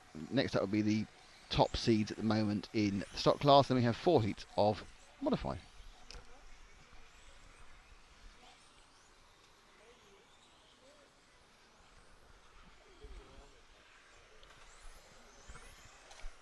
You can choose someone else now, Paul. Who are you going to go for? 2. So we're now with Martin Hoffer, the leader.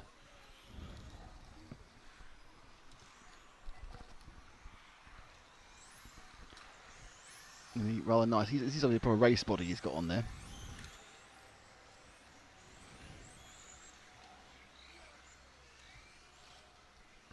Seconds to drive. I was looking at the wrong car there, actually.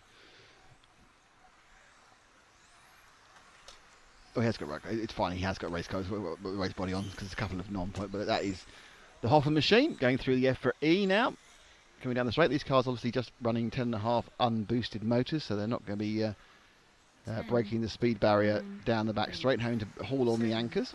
If you want to find out more about the difficulties of braking within electric touring cars, and go back on the stream and look at our in-depth chat with Jürgen Ladbeck of LRP this morning when we were trying to basically having chats because it was raining.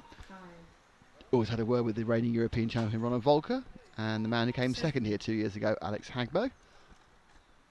What I like about Martin Hoffer is he's now wearing a hat. He's not wearing a cap. Martin is wearing a hat. I expect 2 years. What kind of hat? Well, 2 years ago he had a Hello Kitty obsession, didn't he? Yes. And now he's wearing a hat. It's a proper like fedora-y hat. Fedora. Now he should come out. Actually, I'm not sure. Are there any marshals? There aren't any marshals, are there? No. Oh, that's a real bloke because he will come out and show his hat. And as you know, what are the things that we're most interested in RC racing? Dogs, Yep. Secondly, shoes, third. hats. Thank you. So it's the third most important thing on the RC racing calendar is the hat. The calendar, you say? I don't know. We haven't. The last time when the calendar concept came around at this event 2 years ago, do need and to it do an never RC. materialised. We're now taking more still photographs. We need to do an RC racing calendar. Because you can do them on the internet, can't you? So you haven't got to get them printed or anything. Right. Okay. Yeah. Yeah. Just a virtual calendar. Well, then we can do a virtual calendar. If people want it, they can download it. Yeah. Yeah. Do And it as like a desktop wallpaper. Yeah, and they can have pictures of us, or pictures of RC related dogs, shoes, or hats.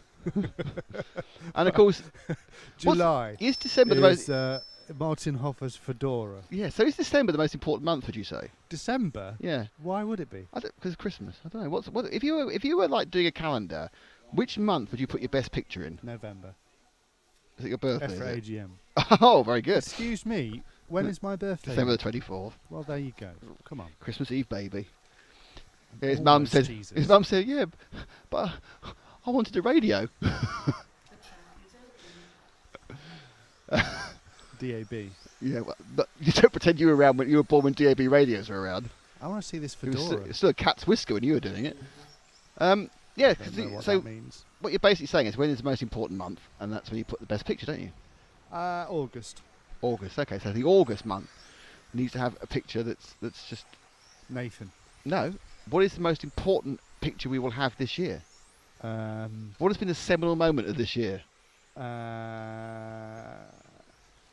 It's what has risen from the ashes. Risen from the ashes. Not literally, but it's risen from death to be reborn as something else. And we've yet to find out what it's going to be.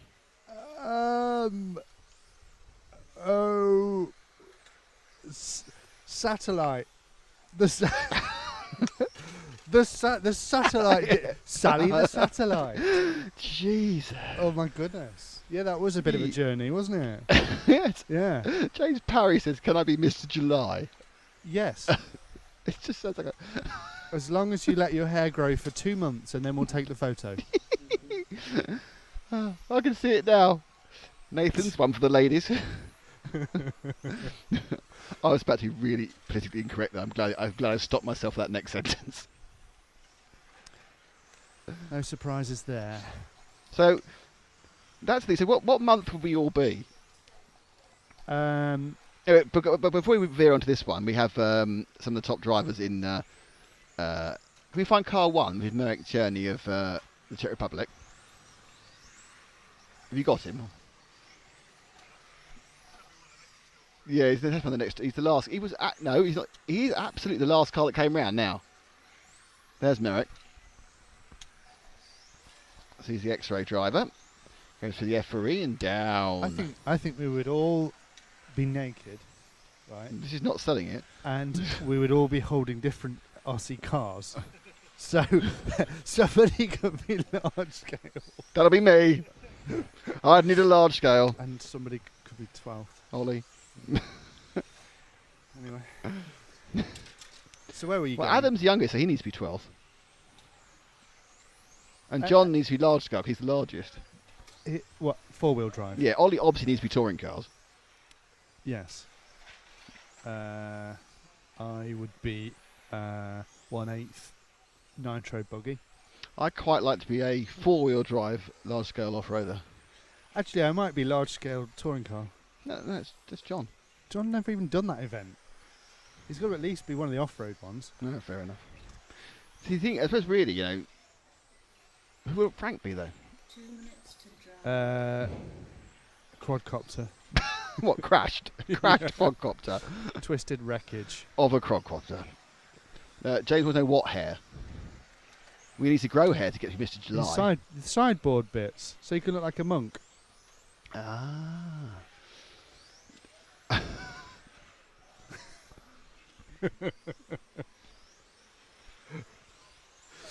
What? everything that comes to Nick's head is either inappropriate, offensive, or it's liable taken to have off more air. people leaving the company. Yeah. So what? What were you going to say? There was What? a point to all this. About who was going to be which month of July. No, there was a point to all this. The satellite. Yeah. It's Yes. like we're having a competition. We are. Get involved. Tell us what you would use a broken satellite for. Just tell us. Just go onto the Facebook. Go to the Facebook group. That's RC Racing TV. And there, if you haven't joined, you can request to join, and then we'll welcome you live on air. I'm sure Nick will do that at some point when he gets round to it. And then make a comment saying what you would use our broken satellite for. Because you would then, if you're the best, you win the satellite. But it's not just any old satellite. It's not just any old satellite. It's like a no. Marks and Spencer satellite. It's been adorned. It's been hasn't adorned it? with the Adorned. signatures of many top drivers, including most of the European champions so far this year. And they've all used a blue pen. Which reminds me, I need to get Alex Hagberg to sign it. He's a world champion. No, is he won the European 12th. Oh yeah, and he's a world champion as well. Yes, Isn't but he? he won. The reason is he won that before we broke the satellite. So that doesn't Well, count. we didn't break it. No. Mini Tornado broke it. Yeah, the tornado broke it. So anyway, it will have Alexander Hagberg's signature in blue pen. Go with on Lee there, Martin and along Elliot with Boots and Darren Bloomfield, Miguel Matthias. Yes, Ollie. it's got other people who aren't European champions. Yeah, it's got us as well. I'm on there. Yeah, that's devalued it. Is John on there? I hope so. We'll get him on there for you. He's actually the only person who's actually probably a minor celebrity. It's popular with miners. Yes, he is. Well, he came up north, didn't he? Welfare, miners' welfare centres. Ah. Good. So this is the first of the modified events. Blimey, this is going to kick off now. We've got Francesco Martini in 1, Oliver Bultnick in 2, Antonio Bento in 3, Andre Goncalves in 4, Luis Cortez in 5, Ethan DeWitt in 6, Fabio Banos in 7, Hao Jayo in 8th, and Fernando Cordero. Now this is the first time I can ever remember in a non-large scale event seeing 2 Belgians in the same race. And the dog can't remember either. Really? That dog just wants to eat everything. Can you get a picture of him? He's behind you. I did do between the last heats, which you obviously didn't take any notes. You know, if you're going to do clever photography, you have to tell us what you're going to do so we can comment on it. I'm getting the impression that Paul thinks we're Belgium. not listening to him. There we are. Willie. There's our dog. Let me cut to the camera. There he is. Zoom in now. Zoom in. We'll keep going. In. Just go in. In. You're right in the middle. Go in. In. Left. Left. Or in. In. In. Left. Left. In. That's the dog. That dog has been desperate to get onto the track and eat a car the entire day, and it kind of relaxes every minute. Every now and again, it gets it's obviously a puppy. It's a lovely little young thing. It just gets so excited that it has to get restrained by one of its owners. At the moment, it's relaxed. It's fine. There's nothing happening. But every now, it will go completely insane, and off they all go. So. Just skip one. There we go. Shall I take over? No, I'm enjoying the conversation too much. At least one of us is.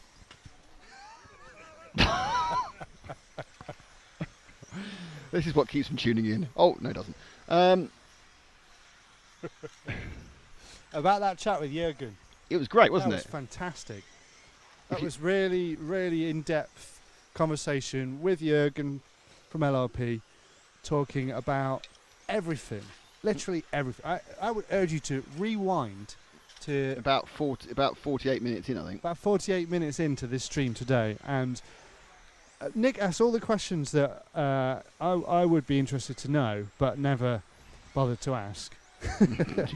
Like an in-depth look at why do they still bother with Nosram and things like that. It's really interesting, and as you'd expect with Jürgen, everything is very well thought out with incredible German logic, and it's easy to see why he and his company are the legends that they are in RC. They are legends, actually. Yes, they are. Almost the And of backbone course- of many people's hobby, And, of which course, is fantastic. and he is a double or triple European champion himself. He is. Yeah. Show off. I think he won a class. I think it was Pro 10. Hmm. And the year after, Oscar won it And who else from has won Orion. it? And the year after, Jason Dearden won Jason Dearden, it of from course. Durango. So that's 3 of our sponsors for this event all won the Pro 10. Was it Pro 10? It was Pro 10, you're right. That is, Jason won it that at is, Ashby. do you know what? That is one of the best linking pieces of trivia I've ever heard. Yeah, I'm sitting here. This is me actually genuinely impressed by that. that is good, isn't it? That is a genuine piece of impression. Yeah. That, unfortunately, that's so good, Mm. it should have been a competition question. Ah. I've already got a competition Oh, question. okay. Name the post that Nick interviewed earlier. What? But rather than Ronald Volker. Post. Oh, we're going to get a replay now. We're going to get a replay now because this is practice, and practice is very relaxed. So we're very relaxed, which is absolutely frustrating Paul, who's doing some great camera work. And we do need to do VRC Pro replays, so that is fair enough. So let's get our first official VRC Pro replay of the day. How long ago was it? About a minute now. It's all right. After the dog. Yes, it's in this heat after the dog. So who are we looking at? We're looking at the green car. Is that Martinez? So he's going down the bottom into the Durango D, into the LRP switch. And up now to what will move. I remember this now. Do you remember the cars actually, when you look at them straight ahead, they actually almost get air as they put the power on coming towards us, as they ride up onto the bump stops. So Durango D again, bit of curb. Martini now, so switching the car lifts up as he puts the power on. So he sweeps around the Orion O and then he'll turn sharp left into the first part of the EFRA E. Take a bit of curb there and there. I'm not quite sure why Francesca's in the first heat, but I think the heats are kind of quite relaxed. They're kind of allocating the kind of like whatever, man. I think it's probably because Francesca was normally in the stock class. Oh, we have a replay. Should we give this a go? Go on then.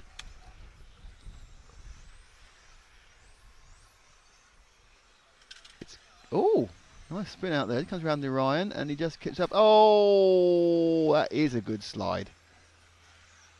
And that was the orange and red car.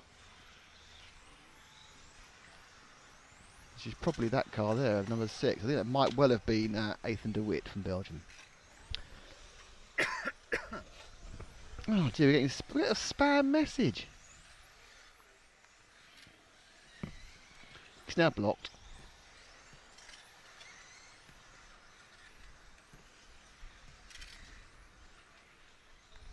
And his comments removed. There we go. Oh, we're very harsh here. Don't suffer fools, that's for sure. So yeah, so this is the first of 4 heats of modified.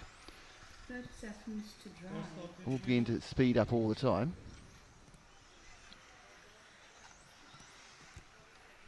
We've got another slow-mo. Go on then. Another replay from VRC. Let's have a look. Oh, it's a dog panda. Oh, wow! You could see a car, couldn't you? You went, oh, it's a car. 10. And there you have, in a little snapshot of the 2 most interesting things that have happened so far today, on the track or around the track. Obviously, the interviews were pretty fantastic during the rain. Well, that's thank you. Thank you for that. Thank you. I do my best. 8. I mean, after all, he did the interview Wednesday. I kind of felt very inadequate when he literally spoke to every single person in the entire event. He didn't talk to a post, though, did he? No, and that's because he hasn't got that sort of ability to like where the camera is. The best bit about that was Paul ran over to tell you to just move back a bit, and you said, "Oh, okay, we'll walk completely out of the shot." At which point we were gone altogether. That was your solution. Are you saying it wasn't well thought out then? No. So It was- you it can was see me talking to funny. a post also on the previous part of this stream. Just got to name that post for a prize. Barry. Mike Post. He wrote the theme to Hill Street hang on. Blues. It's got a really scary growl. It's not like a nice Lad, your head. growler growl. So this heat sees Carlos Ferrando, Javi Ferrando, Marco Kaufman, David Abar, Chris Krapp, Tim Vol, Miko Teponja, Manuel Wagner, and Miguel Mateus, who's having a go at touring cars. You know what? I'll have a go.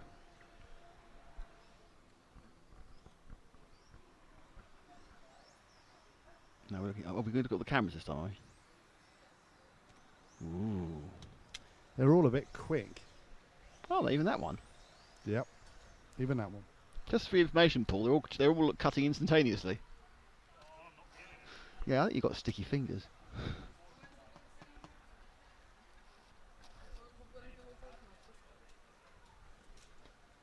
So, what has turned into a lovely day now? And if you, is that Mark down the end of the track there with Gordon? There's a shark. Oh yeah, There's a shark on the track. that'll be the plastic bag for the waterproofing going loose, won't it? Yeah, it's not Renault Savoy. Might be. The problem with waterproofing, it all dries up, you don't want it, and it gets in the way. So you're with car number what there? It's the one going down the straight, isn't it?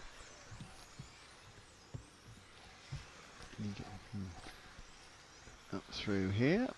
Into Monte N with a 6, so that is the car of Tim Val. Now beginning to fly down the straight now, these slightly higher level modified drivers.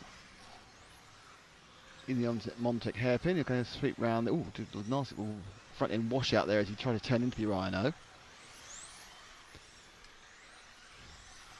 And there is some serious horsepower and some serious speed that being illustrated. 4 minutes to drive. Right behind him, and catching up, I think there's a 5 car, which is Chris Crapp, former world's finalist.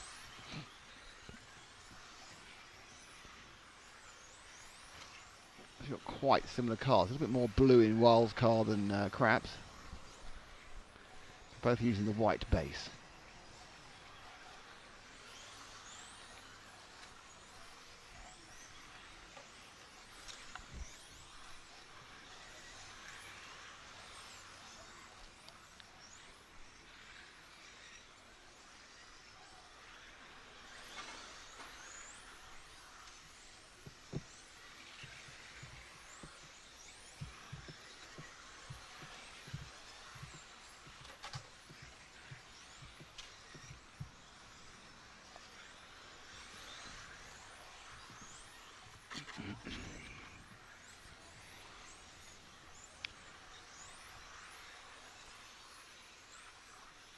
Let's try and avoid there the moving chicane. Let's pick a new car. Pick up the white car. It's about to come around the Rhino now. That is car 3, avoiding the dead car in the middle. No marshals for control practice. So poor number 7 of Mikko Tepiona of Finland has been sitting upside down for about a minute and a half now. Car 4 of David Ebar just changed chassis, so it's a different, same body but a different car. He's right behind our personal covering, which is the 3 of Marco Kaufmann of Germany. So that light green car has just been swapped. You can do that during control braking. You run as many cars as you like. So he's just changed it. So we're trying 2 very similar cars with slightly different setups on them to see which one's better. That's a supreme confidence actually managed to make 2 cars the same. That only that one change is going to make them different. 2 minutes to drive.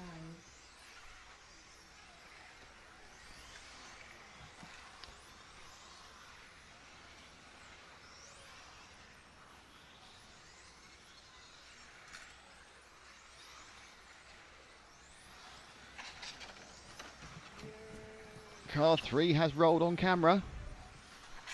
Just for us. And it'll be a while before he gets picked up either. Oh no.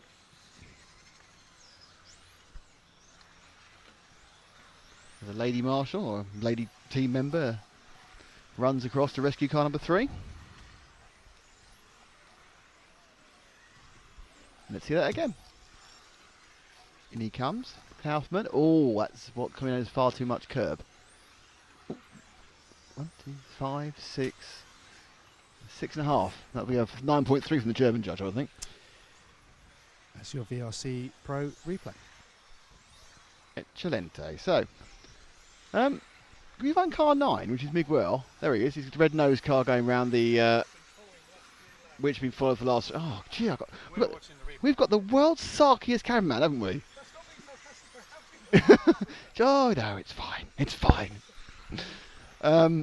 Yeah, so Paul, as always, is actually on the right car in advance. And Miguel Matos having a go at touring car because it's 100 kilometres from his house.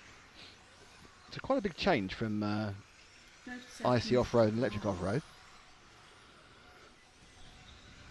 But my guess is he's going to get quicker and quicker and quicker as he gets more miles under his sticks.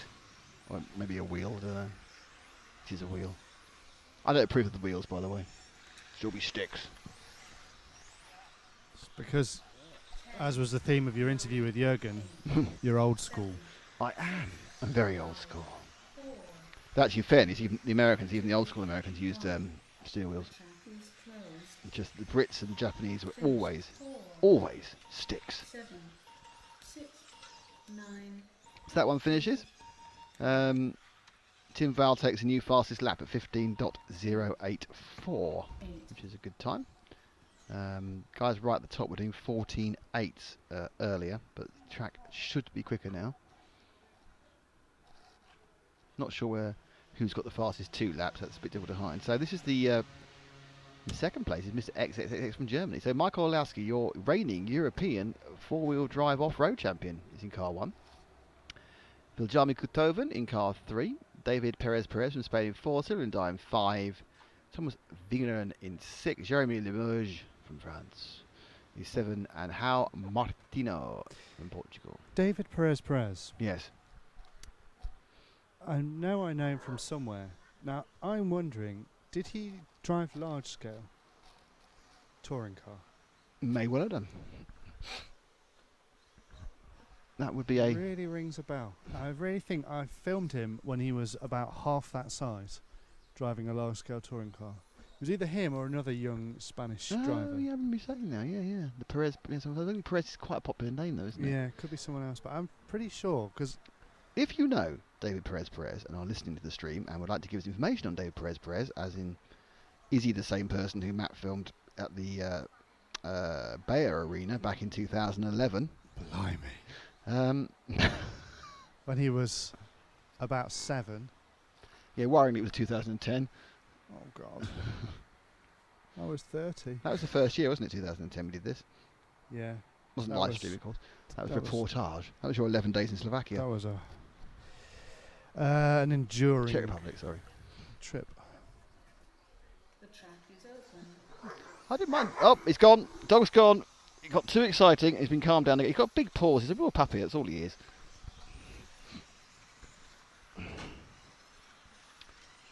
So, who are you with?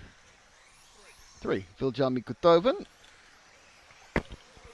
The Finn, who I think actually was in that first ever event we did, which was the indoor Euros in Finland. I think he was there as a real little young kid. Along with Adrian Bernstein. who had an ingrown toenail. And was enormously big in those days and has lost a huge amount of weight since then. Well, what's he doing these days? I haven't seen him for a while. Oh, you'll see him next week, I think. Oh, really? Yeah. Focusing on the nitro. I think he is indeed, yeah. Your favourite of the classes. I love it. It's Yeah. great. That's where you're going. And I remember Volker won it, didn't he? And Ronald was second all those years ago. And a guy called Krista Anderson, who used to race, did very well because everyone said it was his dad's Krista track. Anderson. Yes, it was his dad's track. Remember him? I think he stopped. Has he stopped He doing stopped, yeah. racing? But yeah, so he came. I think he may have been pole, or he did very much better than expected. Everyone, it's his dad's track. That's what he said. It's it was his indoor- dad's room. But it was with indoors. a bit of carpet on. Yeah, I know.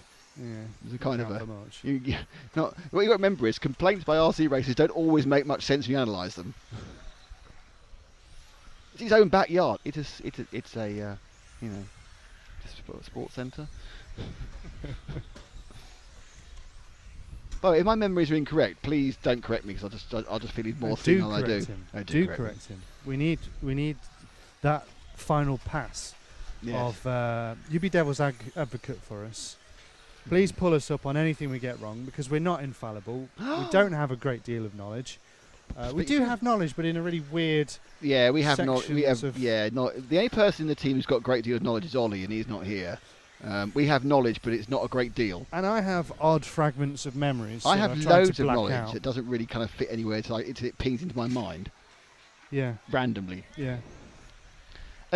Enough of the knowledge, because we're still with. No, we're not. We're now with the green and white car number 8 of João Martino. He goes for the EFRA. He'll be putting on some major power down the resurfaced straight with black tarmac. Must ask Mr. Cardozo why he resurfaced his straight. Do you know why it's resurfaced? It was used as a landing strip. Okay. I did it recently because it's still weeping oil out of it. From tarmac. Yeah. But it doesn't really matter because it's a straight. You wouldn't want that on the corner, they don't It know was grip just at an all. emergency landing for a Model small plane? Yeah. being flown by a duck.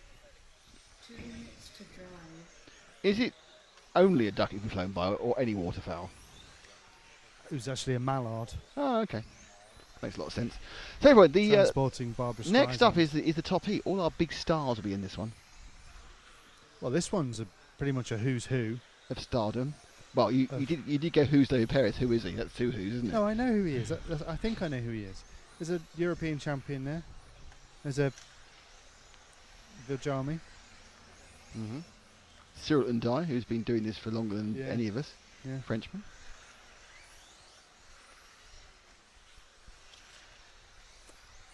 But it's the Finnish Viljami Kotoven who's the fastest man out there. He has the best time of 2 laps, which is how they will do the sorting when they do it tomorrow, of 29.908.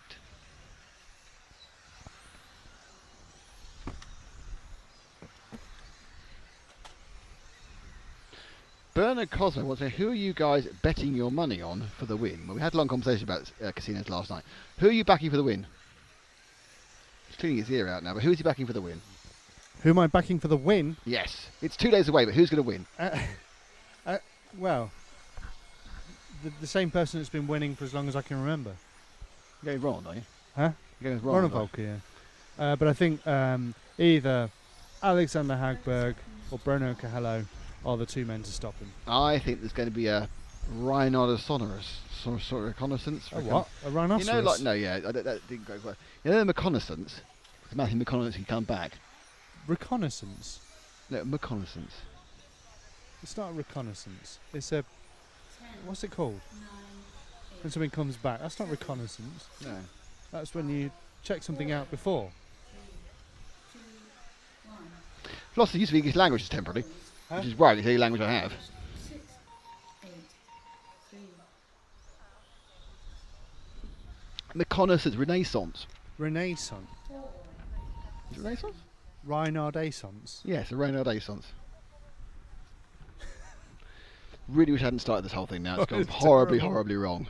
It doesn't make any sense. And we're only like, really 45 minutes in.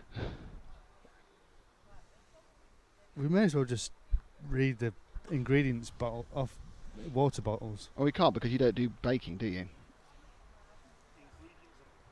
Yeah, it's not a good thing to say. So yeah, the topic is on in a minute for more practice. In foreign languages. Oh, you're actually going to read the water bottle. Well, you're kind of saying that there aren't any ingredients. Andy Wall, why is the stream in Germany not working? Oh, not this one Oh, again. here we go. Here we go. We need to sort that. We need to inform. I'll have to inform. Can you fill while I inform? Yeah. This stream, like many others, don't work in Germany. This is because of the German government's attitude towards sharing media. They have taken the step of preventing live streams from YouTube being broadcast across Germany. But there is a way around this. You have to go to one of many sites that have come about to solve this very problem. One of the well-known ones is called ProxTube. And what this does is allow you to appear to YouTube like you are in a different country. And then they will play you the YouTube stream. So if you are in Germany, it's kind of pointless me saying this. But if you have friends in Germany, why not let them know? Because they're dying to watch and they can't. Some of them, those newbies basically. Most people have worked it out, but those of you that can't, and you're in Germany, or tell people, go to look for ProxTube. And there's even a link that's been set up in German on rcracing.tv, and Nick is going to post the link to that page which explains how to solve this issue. And I'm back. So I've answered Andy Wall's question. If you know Andy Wall, phone and say, Andy, your question's been answered. I think is this the sort of personal service we give? Good afternoon, Germany.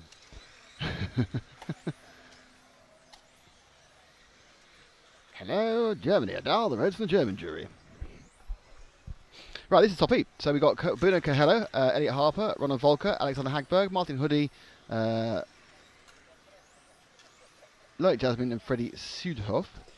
Loic Jasmine's a world finalist in this class. He is. Freddie Sudhoff not running for some reason. I'm not sure if Freddie's here, actually. So, lead it. What car are you with? Group car 1, that is Ronald Volker, our current reigning European champion for the last every year for about a million years. Won this here 2 years ago with the Yakomo.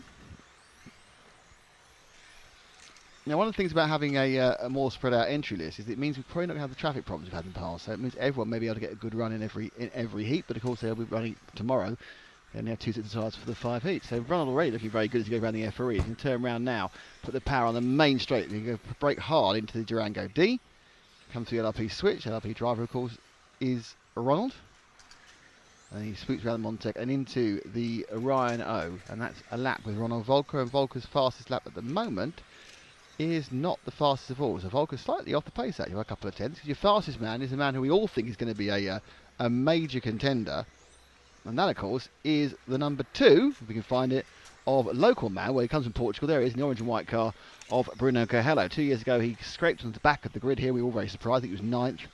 And that was a great achievement. But obviously, since then, he's been second fastest qualifier, I think, at the World. So he ran a couple of rounds. He polled in the Euros last year. So he's won various events. I think he's won an ETS event and that sort of thing. So he's done particularly well. But this is the real test. This is the European Championship. And everyone ups to their A game for a day and gets a huge amount of concentrated track action within those 3 days to try and actually put exactly what they want to down on the ground. So Coelho, who holds a lot of the lap records here in all sorts of classes, including 1/8 IC and 1/10 IC. On the green car now. Hmm? We're not on Bruno anymore. And we've dropped back one car now to the green and white machine of Alexander Hagberg. He was a runner-up here 2 years ago. Followed Ronald home in the first 2 legs of the final and has easily won the third one.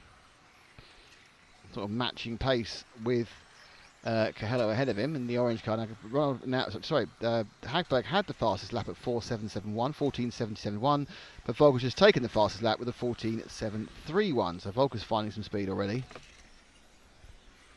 So Matt's gamble might be right. How is the rhinoceros? I'm not going to use it anymore. I'm going to drop that whole concept. 3 not working. Rhinoceros, that's it, yeah. In car number 3. So Mark's in pure white, just came round the O now. So Mark's not running his race body at the moment. He's trying something different body shell-wise. Not the normal purple and blue colours we've come to associate the 3-time world champion with. A bit wide there through the Durango D, through the LRP switch. Lots of power. Car goes light at the front as you put down probably about almost half a horsepower these days. Reinhardt's best time is a 14.965, which is not very quick. Best 2-lap time now is Ronald again, 29.4, 29.6 for Bruno. Though again, they're not actually doing any sorting today. The heats are not being sorted. As Matt gets a very vibratory message.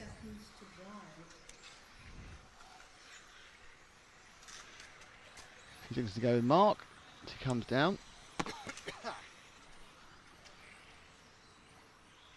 We're nearly at the end of the first round of 4 of timed practice. On a lovely sunny day. Very relaxing day, isn't it? This is a very relaxing day now after the panic of this morning where we were talking about everything getting wet. And now it's a really relaxing, easy day. You could just have a couple of cervezas. Yes, and a bit of a practice, and it's all absolutely maybe fine. eat a peach. There are many peaches around, actually. There's a wasp nest over there as well, so be careful of that. Really? Yeah.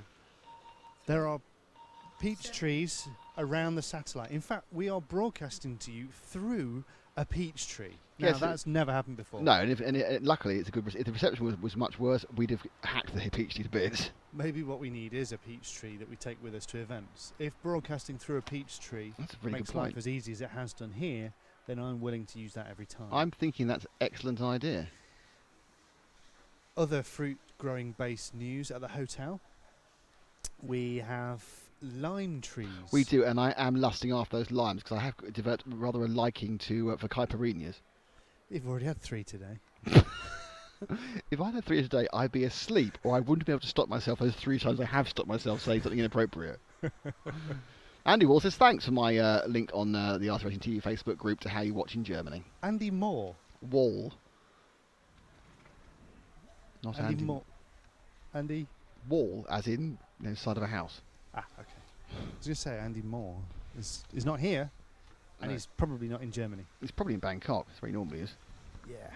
doing whatever he does. We don't talk about it. Testing. Trying new things. If I publish the grid lineup, will it work? But you'd have to get rid of that first. Oh yeah. What a mess. That's There you go. good, isn't it? Yeah.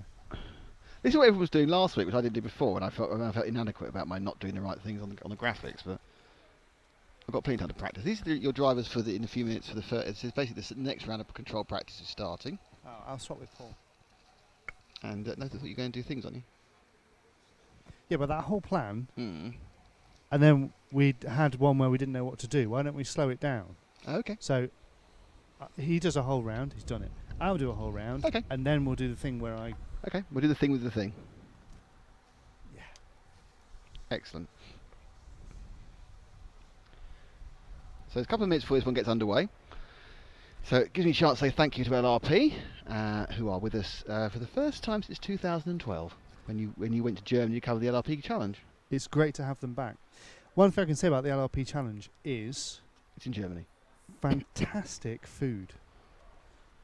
You ever go to the LRP Challenge, you will be fed really well. They have fantastic. They put on a great event altogether. But what really stood out to me was fantastic food. And Matt thinking with his I think stomach we again. filmed like a 45-minute or maybe it was 20-minute F1 race. That was pretty cool. 20 minutes. That was won by Jan Asma, I think. Ah. That's pretty good. Excellent. And as a thank you to Team Orion, who of course in their various guises are with us all year, as both HB Europe in some events and Team Orion. So it's great to have them. Of course, Team Orion, we go, I think when did we start with Team Orion? Was that at the Bangkok? I can't remember if it was Bangkok Worlds or before that. We certainly did something with, no, we interviewed Gilles Groskamp at the Bangkok Worlds for Team Orion. Yeah. Yes, we did. Oh, great, I'm going to get fresh water. And Montec, of course, Alberto, he was running the 2013 Euros in Scandinavia,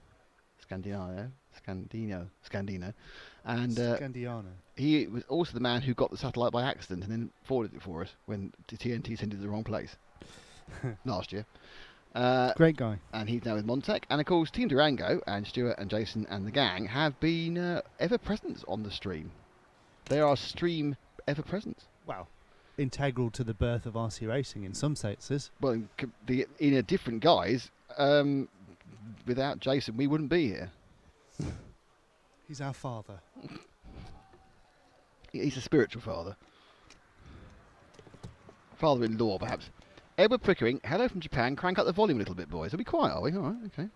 If you say so. Let's have a look. You say we're a bit low. All right, I shall give it all They some... can't hear us in Japan. Turn it up. Shout in Japan. All right, I'm just going to go up one section there and one section there. Is that... How are we doing now? What I might do, actually, I might just go a little bit up on the sensitivity there. And a little bit up on there. A little bit up on there. And how are we doing now? There. That's about... I've raised minorly the volume about 4 different things, so it should be louder now. Boom. In the room. But the thing is, you want to be careful you don't do what they're doing. We had them before, but if you go too loud, you start peaking, it goes horrible. Yeah. Shocking amount of peaking.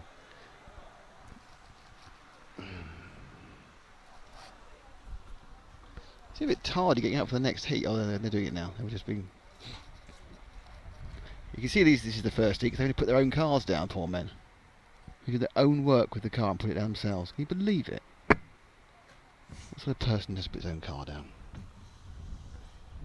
Ah, everything's beautiful now. So there we are. So those 1, 2, 3, 4, 5 little things I tweaked up. And Paul's coming now to do the cutting and the highlights and everything else, and Matt's going on the picturey bits. And what's a lovely... I mean, tomorrow is going to be very, very different from this, because tomorrow is going to be all about qualifying, and we're going to be all kind of intense, aren't we, Paul? Oh yes, definitely. Paul does intense really well. He's often intense. Especially when you're camping. You know when you say nice, relaxing day, you should try standing up there for half an hour. It's really hot. Is it? Yeah. Unless you do that, the cloud comes over for Matt. Oh yeah, put it back to thingy. Put what back to thingy? To the zoom control. All right, and clear these positions, because that's not how it should be. Clear the grid and show live positions. There we go. See? And there they all are. Oh, are they using yes, Edward, they are using tyre warmers, and they're also using. Actually, I'm not sure about the additive with it. I think they are. There's no tyre impound, so they are using additive as well. So it's not like the Worlds where it was you put your tyres on with the set additive in a set place. So who has Matt chosen to tickle our fancy with? He's chosen that white and orange car around the main straight. Now cars were looking a bit slower now, of course, because we are back to 10.5 unboosted speed controllers. And that's the number 1 of Helder Silva of Portugal. 7 of the 8 drivers in this heat are from Portugal. 4 minutes to drive.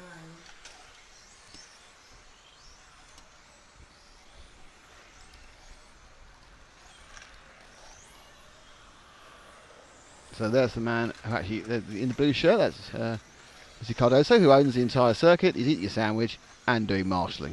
And marshals, of course, at the moment, because you don't marshal in timed practice. You do marshal in controlled practice, but there's none of that till tomorrow now. So is it up to you just to send a friend out? No, you're supposed to do it yourself, but you can send a friend. If you don't send anybody, you lose your fastest time. Or your best score. It's a round by round. You were talking about hats earlier. Yes. We had a discussion last week, not on air, but in the evening, about whether or not we should all have on a trip a particular style of hat that we wear through the competition, as we were outside a hat shop. Right, and what did you decide in your hat conversation? Yeah, we wanted pith helmets. Are you taking the pith? Was that the only reason they could do that joke? No. No, genuinely. I'm not sure. I mean, obviously the pith helmet does derive from working in the tropics, so it should be for hot weather. Personally, I'm not so sure.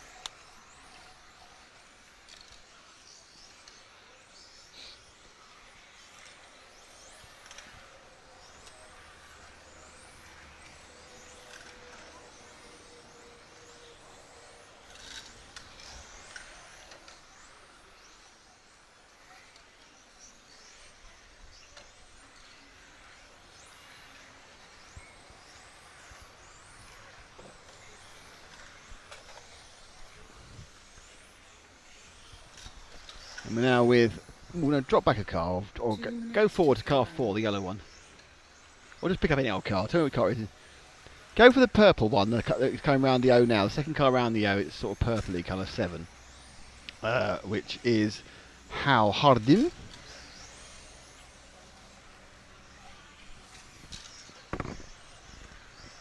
There's How. Goes around the Orion O. Got several cars behind him.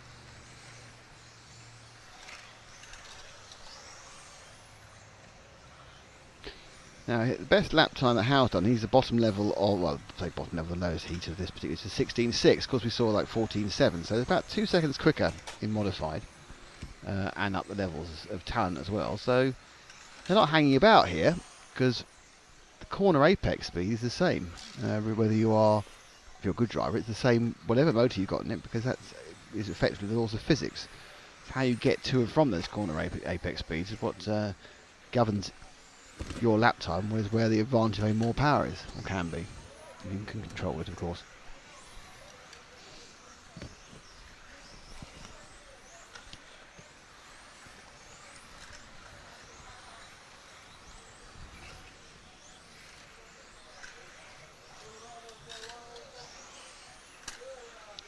Drop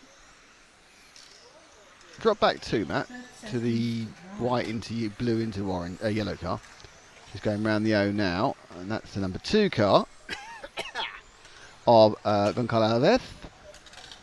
Not really, I apologise if we followed it. So obviously, you want us to follow someone, just send us a request on either, give us 10 minutes beforehand, or for a particular driver, and we will do in this event. We'll even do it in qualify, won't do it in the finals. 6, 5, 4, 3, 2, 1. The track is closed. And that's it. Finished.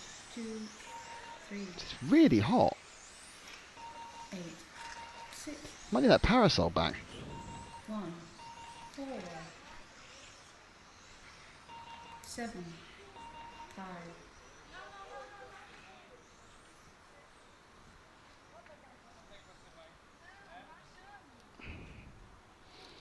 So that is, I want to put the result up now, can't I? Let's see if I can put the results. Not they count for anything. You want to take that one off? It's too late. Lost it.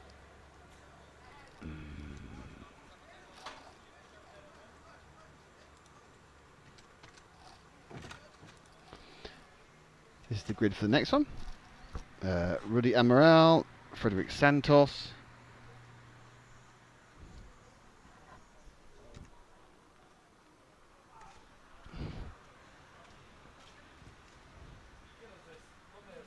Jerome Delandre, Hal Grosso, Steve Favrel, Jorge Simones, and of course we then have Pedro Canastra and Luis Carrera.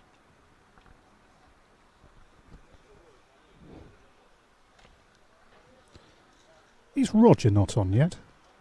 Who's Roger? Roger's from Jamaica. Usually comes on about 3 o'clock. Oh, no sign of Roger so far. We've got Edward. Edward Pickering is our international. Japanese, yeah. Listen to us anywhere. So we go. Edward. We haven't got Roger yet. That's a blow, isn't it? Hang on, I'm trying to remember. Born in Canada. And there's the other. Who's the guy? Is it My something? Who's from the Dominican Republic? No, My what's his name's from Texas, and he's Frank's friend. And one of our regular watchers from the Dominican Republic as well. Hannah from Ohio. Yeah, we know about you chatting up Hannah from Ohio. The track is open. It's My Glow Plug. That's who's the guy from Texas.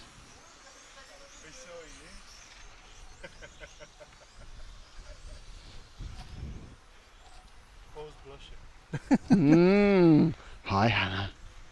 Yes, I remember talking to you online before. Delightful chap. It's a girl. Nobody said a chap. You said Hannah was a. You said that was a girl. No, Hannah's a chap. Yeah. Don't know. honestly. Hannah's a bloke. Okay.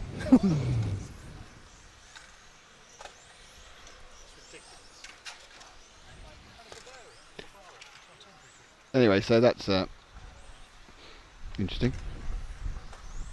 Anyway, so that's an assumption apparently made by Matt and I, which is incorrect.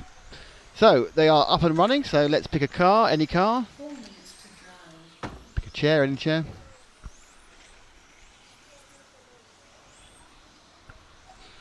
Oh, the green car's dead. Needs to get rescued. But we are with the bright pink car, I think. And that, from memory, is R, apparently. It's car number 8 of Luis Carrera. Just take the white car behind him. I think we followed the pink car last time round, so the 7 car behind him of Pedro Canastra. Now Pedro and Luis have locked together through the LRP switch. They come into the Montec hairpin. We are running round the Orion O. Just trying to. I think, yeah, I thought very much that the Canastra car, the white car, wanted to get past the pink car, and he has done. He's now already gapping him as he goes around the Durango D. Drives on here learning a lot. We'll be learning a lot about setup, and as the track comes, and also what they need to learn is what the drop-off is between new and used tyres. Only have 2 sets of tyres for 5 heats, so do the maths. You have to run either, one of them has to run to at least heat 3 if you're going to take part in all 5 rounds. You could run 1 set. You get 1 extra new set for the finals.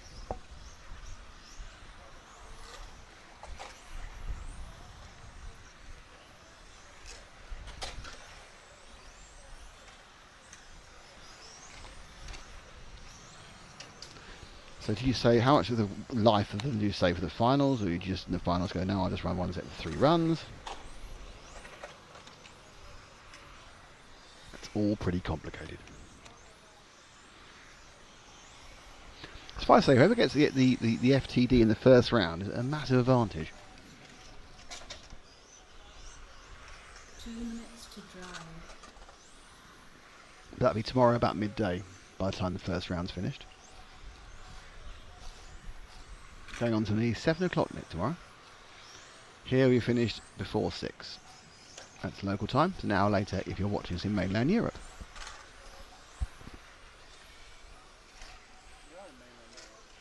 Yes, good point. We are in mainland Europe, but Portugal is the one country that has the same time zone as the UK. The rest are all an hour forward, because obviously Portugal is the most westerly of the European countries. Mainland countries. Oh, Scandinavia. That's to the east. Is it? America's west of us. Russia's Yeah. east of us. Scandinavia's between here and Russia. No. Okay, and now on Geography 101, we'll have a world map. Edward Pickering, are there any drivers from Japan? Edward is the European Championship, but no. But there are people from Japan here, because a couple of the mechanics are over. Robert Ito from Yokomo is here, and there's also a mechanic over from Japan looking after the Tamiya of Mark Reinhard. So there is a heavy Japanese presence, but they are not driving. And Umio is here, of course. Yes, Umio from I think I've not actually seen Umio. I'm sure he will be here with Ronald. The thing to remember is, of course, actually due to a rule change, they could run in the stock class if you apply, because we had Brian Wynn, the American, run in the 1/10 stock class at 12. 1/12 stock class. Thank you very much indeed. The 1/12 stock class over in the Hoodie Arenas. He was because it's an open championship, not an official full European championship. They allow American drivers to come and race, and Brian Wynn had a good time. He came 3rd overall, the CRC driver, had a great time. Went out with a lot of French people, got drunk a lot as far as I could see, which obviously adds to the great time. So Steve Farrell fastest lap in that one, 16.131.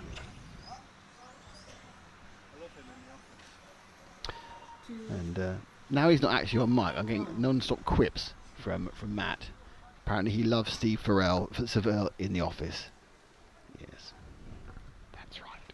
Despicable Me, really good voice. And his good voice. Yes, you're just doing Steve Carell gags now, aren't you? How much do you know about Steve Carell? Right. So anyway, so we found. Hang on, before we do anything else, I'm not sure if it. Oh, we can't do it. I would literally, if we could make Google one of the pages on Wirecast, I would get Google Maps put the world up for you. I am sure Oh dear. Denmark and Norway Are east of us.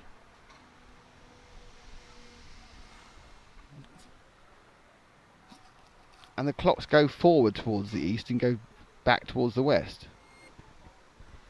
Do I have to just get the map actually up. get right? Okay.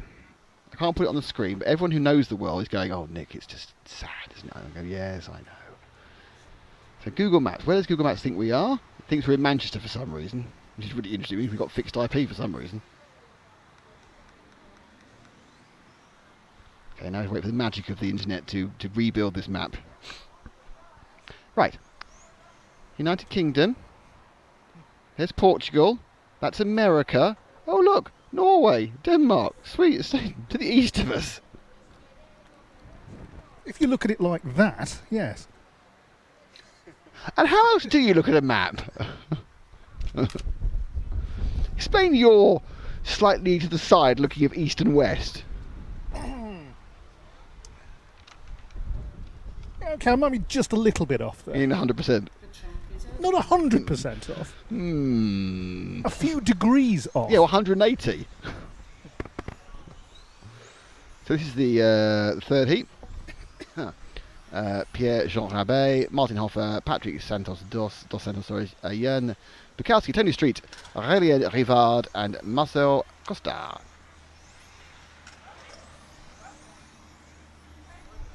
So the top guys will be back out again in about half an hour, 25 minutes to half an hour.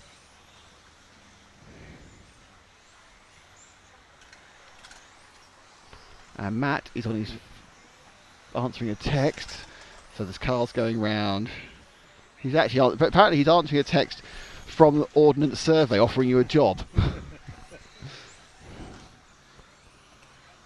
Apparently they want to test their maps are simple enough.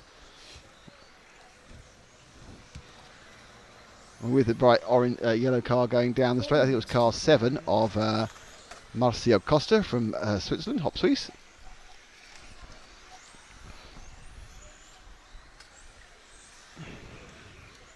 Through the EFRA, he actually looks very slow. I'm not sure if he is very slow or there's a problem. Yeah, he's obviously got a problem. He's letting people through. Go with the car that went past him, Matt. And that is the 2 machine of Martin Hoffer. And it's really important you now go to the driver's stand to get Martin Hoffer's hat. It's a wide-brimmed hat, isn't it? Is it? Oh no, it's sort of trilby. What would you say that was? Is that a trilby? Is it a fedora? What is the hat Hoffer's wearing? What is Hoffer's hat? Hoffer's hat. If you know exactly what sort of hat Martin Hoffer has, the design, I think it might be a fedora. It might be a stylised trilby. It might be one of those traditional German hats they wear with lederhosen. No, that's like something an R&B singer would Oh, wear. it's an R&B hat apparently. Somebody in a boy band would wear. It's a boy band hat. Oh. Pork pie hat. I don't know. I think there's a real big issue here about exactly the hat he has. But what I can guarantee is that wherever he lays his hat, that's his home. And that's probably the only Paul Young reference we'll have in the event. Not sure I can get any more in. What's the green and yellow car, the 3 car, sort of second of those 3 cars? That is the machine of Patrick dos Santos of Portugal. Sort of a John Deere tractor look to it. Looking at the cars right underneath me, I think he's gone for very, very thin paint because I can sort of see through it. It's like I'm going to save $3,000 by only putting by not backing up the colour. Yeah, you can see through the car. It's quite exciting as a see-through car. Edward Pickery says, do you know that North Korea set their clocks 30 minutes back from Japan? North Korea switched to a new time zone to mark its liberation from the Japanese end of World War II. Well, North Korea are known for their sensible things they do. So that doesn't surprise me. Do you know the biggest country in the world to be to have a half-hour offset rather than a full-hour offset? India. India, absolutely right. Yeah. Don't say you don't. Geography's back on track then. No, that's just time zones. But it was better. In fairness, I give you half a geography point for that. You have already lost 400 geography points. But don't forget, RC Racing TV, educational as well as theoretically entertaining. But we do need to know what is Hoffer's hat. So much so that I almost want. In fact, no, I'm going to have to go and do this. I need the radio mic. We're having a Hoffer interview at the end of this. Because it is the 3rd best thing about radio control. And that is hats. So I'm going to go and... T-shirt as well. Pardon? T-shirt. Yes, that's about Hoffer timing. You can't have me in shock 'cause I'm not wearing my shirt. But as the heat winds down, I'm going to wait at the gate for a Hoffer chat about the Hoffer hat. I'm now laying in wait for Martin Hoffer as we look at this. Which car are you on? Yellow, 3. So, number 3 car now comes up the straight. It's going round Car 5 actually. Oh, right, so car 5 is going down through the EFRA and down the main straight. They look very different from here, you know. The other thing you can't see quite so much, it's quite steeply downhill towards the Durango D at the bottom of the track. So it's going a little bit downhill here. They turn around the Orino, climb back uphill, all on a slight angle. But when they go down the straight, they're dropping a good few feet. I'd say probably dropping 6-10 feet there. So it comes round. Okay, I now need to position myself so I can gently move Martin Hoffer into camera view. And there's people behind me with 2 cars that's showing off. For my 2 sons, 2 cars. Ah, he's got that's very 2 sons. That's very expensive. Yes, yes, it's very expensive. That's the light blue car and the. Hang on now. Martin, can I borrow you for a second, for a quick word?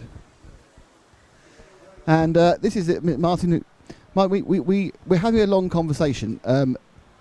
Yes, exactly What type of hat is that? Just won a board because I ran out of time to do my hair. But is it- That's basically what happened, because underneath there's like a lot of hair and no hair product. I just didn't want to get up 20 minutes early to do my hair properly. So yeah, just a hat. But we love the hat. I mean, I'm trying to work out. Is it? Do you think? Is it? Do you mind? Do you think it's a trill? Is this a trilby? Do you think, or is it more of a fedora?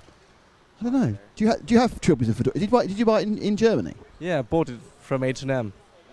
Just said hat, blue, size large. Zara, you bought it from actually. Zara, man. Yeah. You're right. Probably made in China. And the T-shirt. If you can show us the T-shirt as well. It's a Hoffer thing you would understand. Is this a new range of something you're making, or just a statement about life? Just found it on Facebook and really liked it, so I ordered it. Basically just a Google lucky number, but yeah, like it. So how's the racing going here today? Now that the tracks come up, pretty good. But I struggled in the morning when the track was just shit. And then it rained and I was like, okay, that's a weekend, but it's pretty good now. Like, traction is okay and feels good. I think in the last heat you actually changed cars mid-heat, didn't you? Changing car every single heat. Like, I'm always do 2 cars, but now I've decided for one and I'm gonna stick with it and do like proper 5 minutes, see what temperatures are like, what the motor behaves, and that sort of stuff. Things important to stock racing. Now, Martin, there's 2 days to go. Please continue to wear the hat. Don't get the gel. We want the hat. I won't give it away. I won't give it away. Maybe on Sunday. Ask me on Sunday. Actually, finals hat day. Actually, Saturday after finals. Well, no, I mean, if you win, if you become European champion, you become the first European champion to wear a non-cap hat. Probably, yeah, but it's still 2 days to go, so we'll see. Thanks. Cheers, Martin. Fabulous. Martin really is a fabulous guy. He's got exactly the right attitude about RC racing. It's all got a bit of fun to it. And frankly, I'm beginning to think that is more of a fedora, actually. But I am not a millinery expert, so if you are a millinery expert and you can identify that hat from Zara, size G, if we're in Mexico apparently, there you go. So to change microphones again, there we are. What did you think of the hat and the It's a Hoffer thing, Frank? Frank? Oh God, I'm so sorry. I need to bully you now. Paul? I thought it was excellent. I think, I think that's a contender for the RC Racing Team hat. It is. It's a good point, really. I mean, everyone has caps. We perhaps need a different logoed headpiece. Bandana. That's a good idea. Let's not go for a Mexican sombrero, as I feel they're going to be impractical. That is true. But Matt says you can keep cables in a sombrero. Excellent.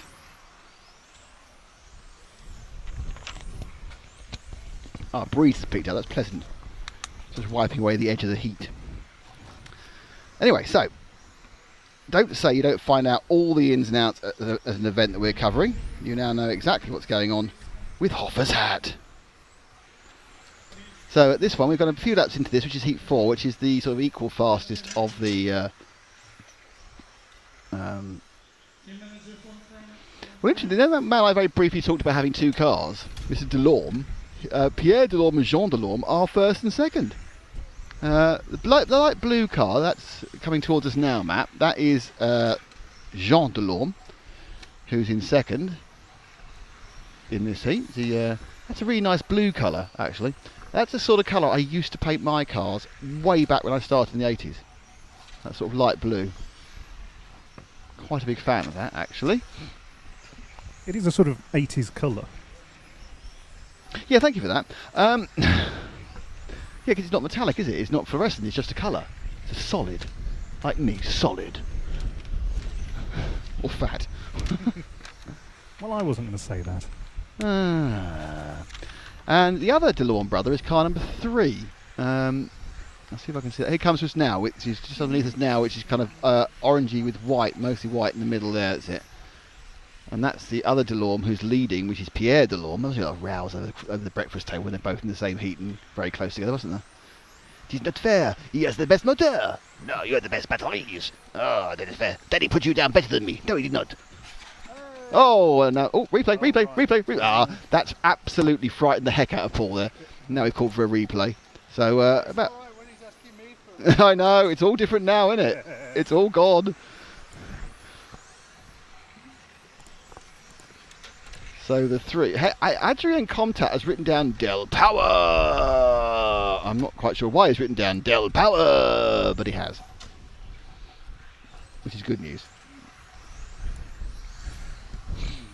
This race is all the cars are very close together in this race. As the three of DeLorme picks his way through four other machines. And again, this isn't a race. This is practice. Keep forgetting that. Okay, now the wind's really whip. We really are getting every single sort of weather today, aren't we? Because the wind's really whipping up now for a brief amount of time.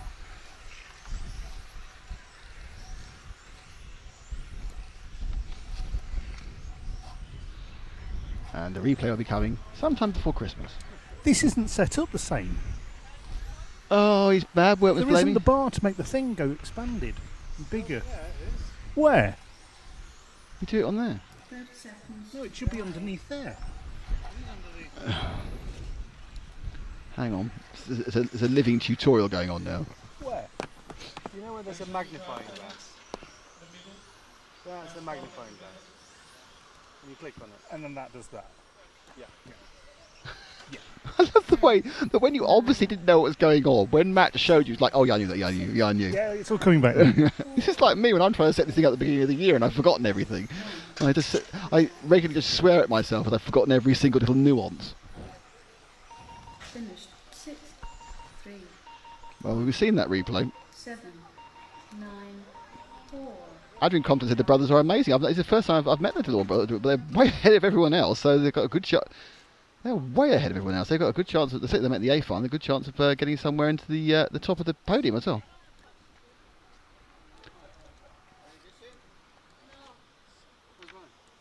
Where's mine? That's yours. You just said it's yours.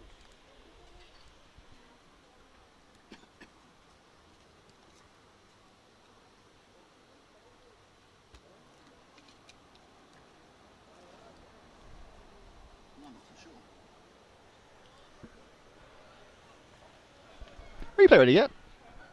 Oh, we're nearly there. The next heat is coming out soon, that's anything.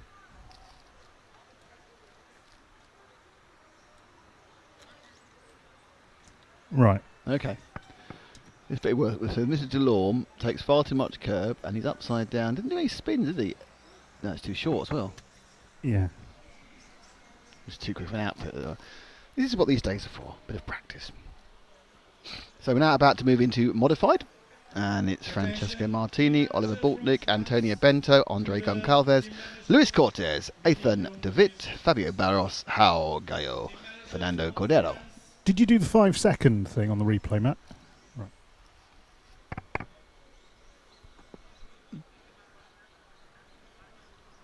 That shot you currently got on the screen, it looks really weird, but actually it's because that right hand side of the track is much darker asphalt. It's new down the main straight. That's a mini camera at the exit of the EFRA E.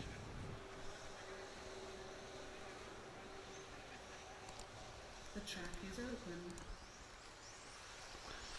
So we're now ready for heat number 5 of the second of 4 round of control practice we're going to be showing you.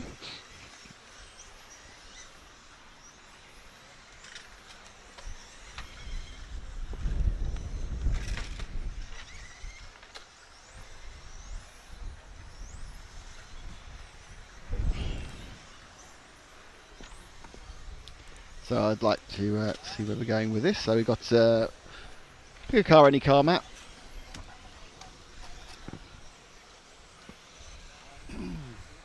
And he's gone with what?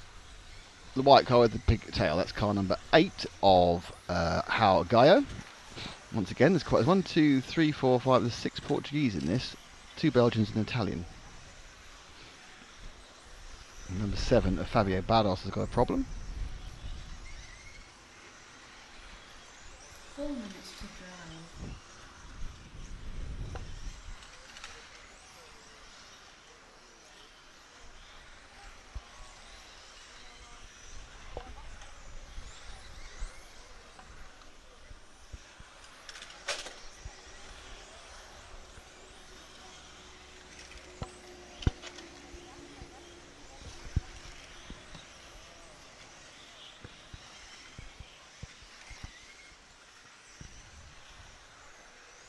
I'm just going to try something. Uh-oh.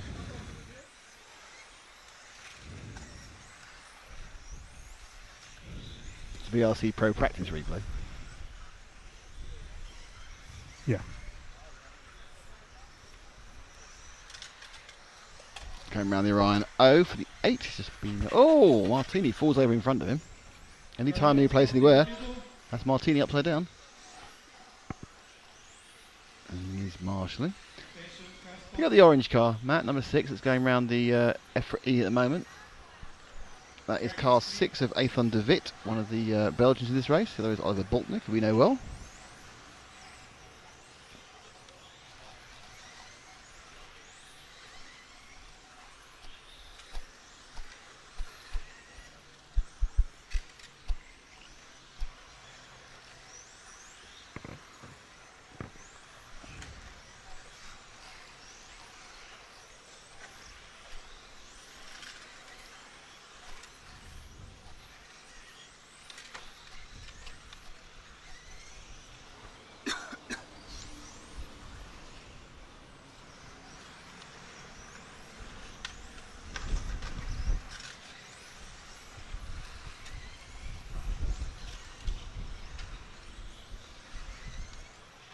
To drive.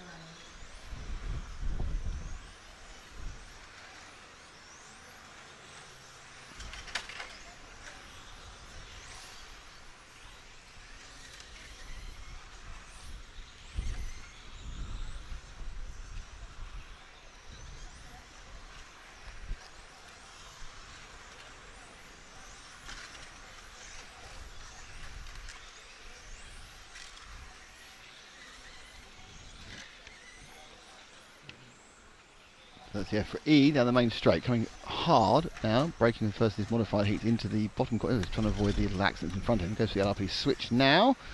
There's de Witt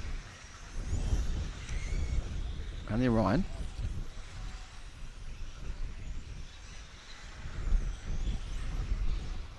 Got 15.4 as the best lap time, and he's from Francesco Martini, who's quite a bit quicker than the rest of this field. Quite a bit. Obviously, this has been the bottom heat. This has got big spread, about 1.5 seconds per lap.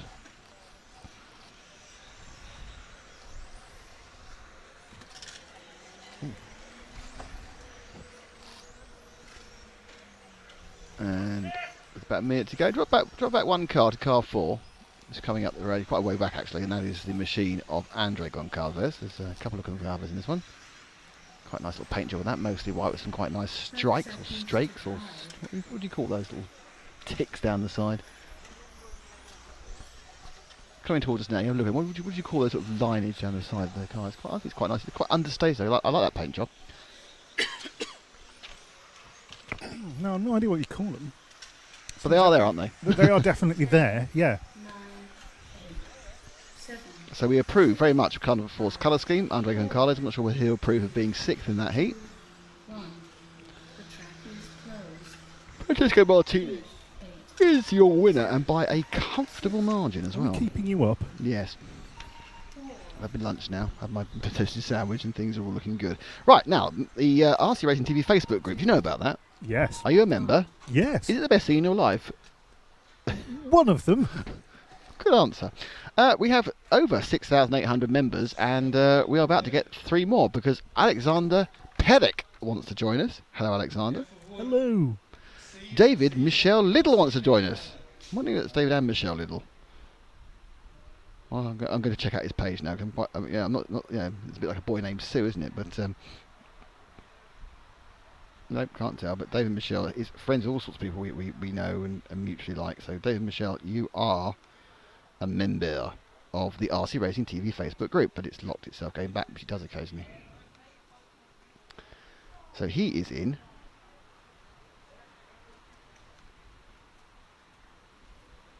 As I managed to press the wrong button 37 times, which is never a good idea. And our third and final new inductee to the Hall of Fame. Well, no, the Hall of this is Scott Linden. Hello, Scott. Welcome to the group. Welcome to RC Racing TV Facebook group. You went to Facebook. You typed RC Racing TV in the top left-hand corner, and then you decided to go to join. And you've joined our group, and you've joined the 6,850 other members of the group, virtually none of which virtually all of which chose to join, barring about 20 who got accidentally added by people various times. And we have weeded out many people who are trying to do things they shouldn't have done.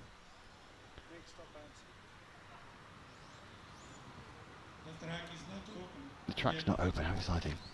So the next people up, I can do. I just throw the grid in here. This is always exciting, isn't it? What heat's next? It's heat number 6. So the people who will be in this heat are these people.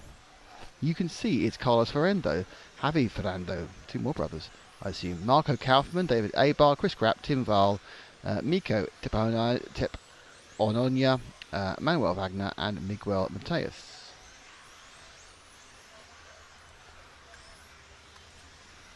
And they're up and running. So who are you with, Matt? Number 4. He's with number 4. He likes 4. That's Miko Tepanoja. The Tepanoja. Oh. No, he's with 7. He's with 7 now. He's decided not to. He's decided to be instead with still Miko Tepanoja. That's really weird. I misread it to the right name. How about that? That's a bit strange. So Tepanoja now coming down through the Montec hairpin, round the Orion O. He'll turn into the complex, which is the EFRA before he fires it down the main straight on that new black tarmac, braking hard into the Durango D. Accelerating again before he goes to the LRP switch, and then he goes underneath the driver's stand, and that is a lap, which takes apparently about 15.5 seconds of the Torres Novas Cardozo Modelismo circuit. And already a little bit of extra speed being found by everyone as they dial themselves into this track. Interesting, before we even get to qualifying tomorrow, they all get 3 runs in practice and time practice. So they're going to be very, very experienced. They're getting an awful lot of track time. So the excuses I didn't know how it was like is not going to hold up. You have a lot of track time here. Sets it aside from other series. You haven't got to wait for 400 other people to get through their there goes. You get round very quickly, once an hour, out on the track. Chance to see what's going on. Someone from Thailand says hello, I'm from Thailand. Hello, Thai person from Thailand. It's not working on my ISM timing. Okay, right, that's not under our control, I'm afraid. But the timing, as you can see, race by race, is on the screen. I'm not always sure that actually they bother live streaming the practice time, if I'm honest. So possibly you want to try again tomorrow for qualifying.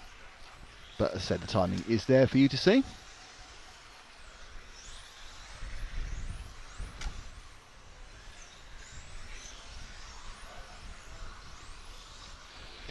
So Matt's now going to choose someone else again. Who's he going to choose? It's Matt's choice. Excited, I can tell you. No, who goes? Who's going to go? Go number 9. Miguel. No, we have Miguel. Who are you going for? 2. The white car. No. God, it's very exciting. This is like, the suspense is killing me. He's gone for 3. No, he hasn't. He has gone for the yellow nose number 7. He's back with the same car as before. You've gone. He's drawn that way. He let them all go. I have the same one again. Pink 3. Where's pink 3? Number 2. 3 old blind blokes trying to choose Pink a car. 3. Just choose a car. There, it's 3. He's got a car. It's fine. It's 3. Number 3. Number 3, the pink car. Okay. This is what I'm saying. There's no pink car out there, Paul. Well, I'm just seeing things through rose-tinted things. There's no pink car out there. The 3 car is white with green stripage. Oh, that's a hell of a lean. That is the Marco Kaufmann machine, which is basically monstering all the curbs to little effect. Not really sure how much curb you can take here for any benefit. I think it's probably worth going right onto the white line before the delineation of the red and white, and a couple of the curbs are low. I'm not sure how many are helping you though. I think into the EFRA is the curb you want to take. So if you come up here, round Montec, don't take that curb. You certainly don't want to take this curb here on the exit of the Orion, and that one there, to enter the first part of the EFRA. Well, you can take some curb on the Orion, but you take too much, you're going to go upside down and skinning down the straight we've seen so many times before. Not an issue today, it's just practice, it's just for fun. Just for fun, everybody.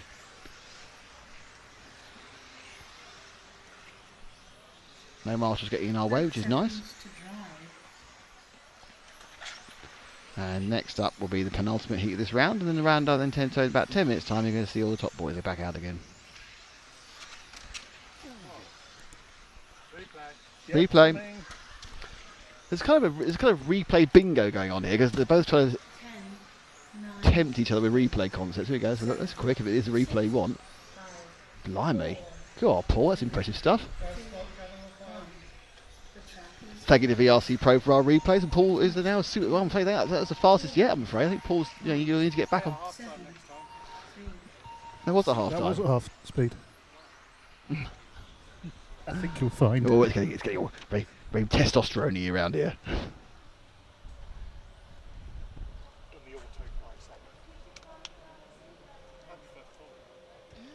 Oh dear, now it's getting an argument about how long you should use the clip. Anyway, we are RC Racing TV. This is 2 heats to go of this, the 1/10 Electric ISTC Championship. We are here thanks to EFRA, of course, European Federation of Radio Automobiles, the fabulous guys there, including Willie, Dallas, Jackie, Carlos, and all the rest of the gang. Thanks to Ina Martin, who's our representative here. And of course, our sponsors, LRP, Team Orion, Team Durango with the DETC 410, and Montec, who make bodies. So thank you to all for being here. So once again, we'll see Michael Olowski in this one. We follow Carl 1. We didn't see him last time, and he is a European champion this year. We have 2 of this year's European champions here, of course, already. With Alexander Hagberg from the 12th. And Olowski from the 4-wheel drive off-road. Electric.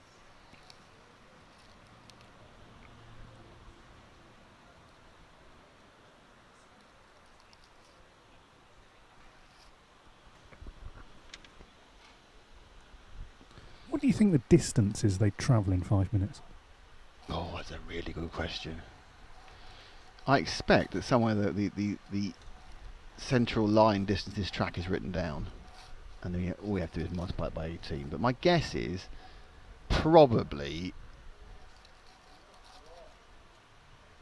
each race is probably they do about 5 kilometres. 4 kilometres. They're probably averaging about 40 kilometres an hour.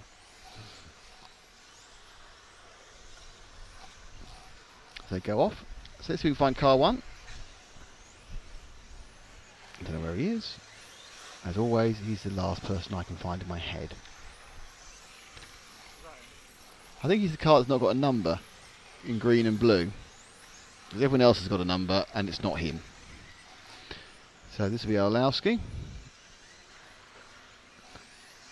There is him. I want to watch his eyes in the rostrum. Young Polish driver, first European champion from Poland.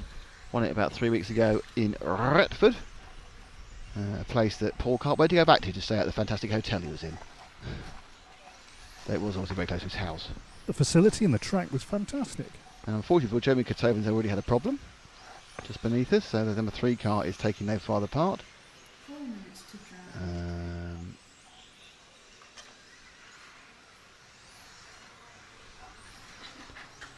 Problem for the 4, so Orlowski is actually the fastest in this heat, and he has the fastest lap time in the 15.099. It's a couple of tenths off the ultimate pace you'll need to be to challenge at the front of the grid. This balmy sunny day.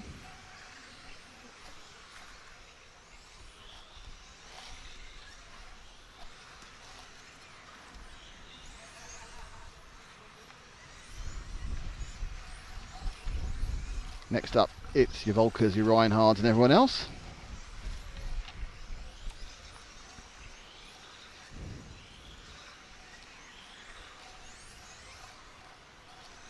Main straight, let's go through the Montec chicane, now round the Orion O, and he'll come in now, try and take a little bit of curb on the entry into the EFRA E, and then blow himself up for a full power acceleration down the straight, and then a full power brake before we hit the Team Durango D. LRP's Jürgen Lauterbeck told us how tricky that is to set your speed control up to handle this sort of power, to put it down progressively and then stop the car getting actually that's taking a lot of curb and getting away with it. So he's got his car set up to quite compliant over the curbs.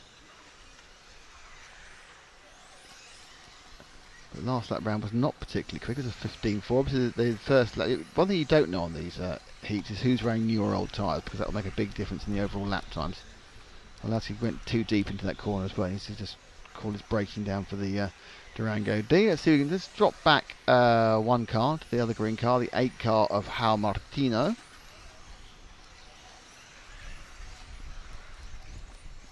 There's Martino coming now up through the LRP switch, so keeping pace quite easily with Orlowski. But sure he's a lot less aggressive on the entry curve there to the EFRA. And then went far too wide, completely missed his braking point there. Ended up running around the outside like a wall of death at the bottom of the corner there. Let's see if he can get right. And he's got dirt in his tyres after going off the track, so now he's going to oversteer and come down again. And we get his brake, yeah, a bit more circles, but he put the power down and he braked really early, and he's got, yeah, he put a brake and turn, and he's got, that would in a full-size car be a brake balance issue, but obviously these cars don't have a central differential, so they're actually braking all 4 wheels evenly. And let's just see what happens here again. Comes down, brakes early and turns, but that's very nice. That's so bad lap. We had bad lap going too loose, bad lap going too tight, and a good lap there from Martino. About a minute to go. Let's find somebody else. Drop back one car to the 7 mat, the yellow, mainly yellow machine of Jeremy Limoges of France. Came around the straight at the bottom end now. All yellow frontage to it. Goes past our previous subject. No much curbs, no curb at all there. That's probably not the best line. They need to be on car 7, which is the bottom of the track now, Matt. Now going through the LRP switch.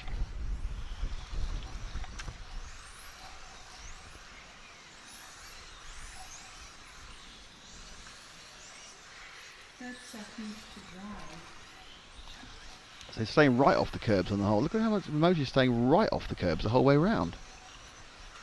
Which is not the fastest way of doing things. That's the way I drive round.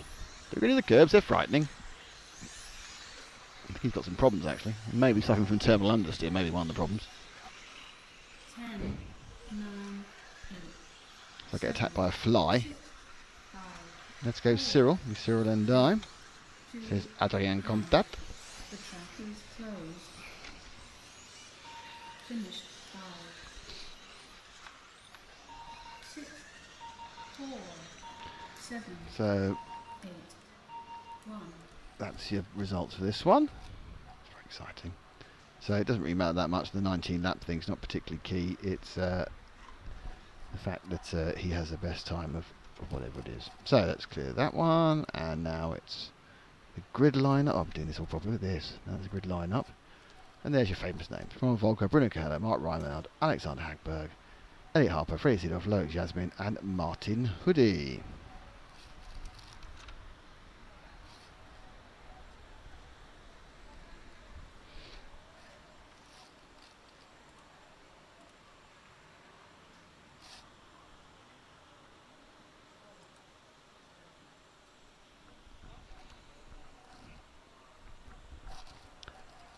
So, this heat they've all got special people to put them down. You can see Francesco Martini, you've got Martin Hoodie, you've got Umio, you've got Robert Ito, you've got Anders Myberg. It really is a who's who of car put downers.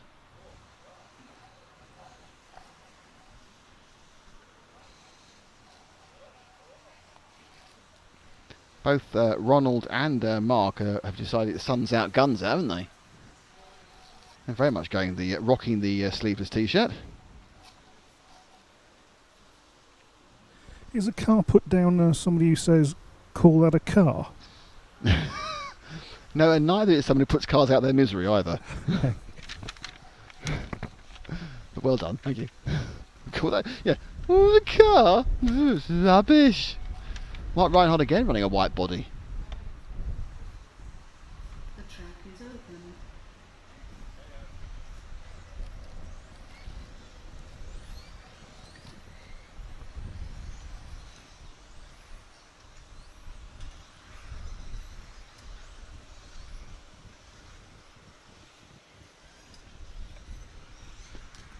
And we are with, who are we with? car 2, so that's Bruno. I think we definitely didn't cover Elliot in the first one, in this one, last one. So let's find Elliot, because he didn't get any airtime. He's a friend of ours, and his dad's got a chair, so it's good news. Elliot, 5. Yeah, 5. I'm not sure Elliot's got his numbers on actually. It's just coming into the E. Oh, there we go. Straight. So Harper with the Schumacher. White and blue.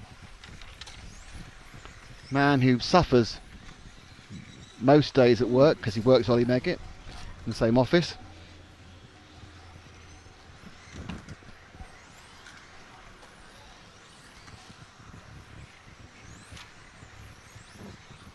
Ollie's slightly. I think Elliot's changed his colours slightly, hasn't he? These aren't the colours I remember Elliot running.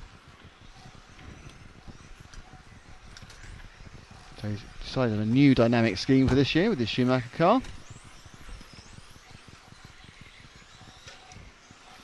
It's down the main straight. Currently, though, he's not one of the fastest. That's Bruno from Alexander.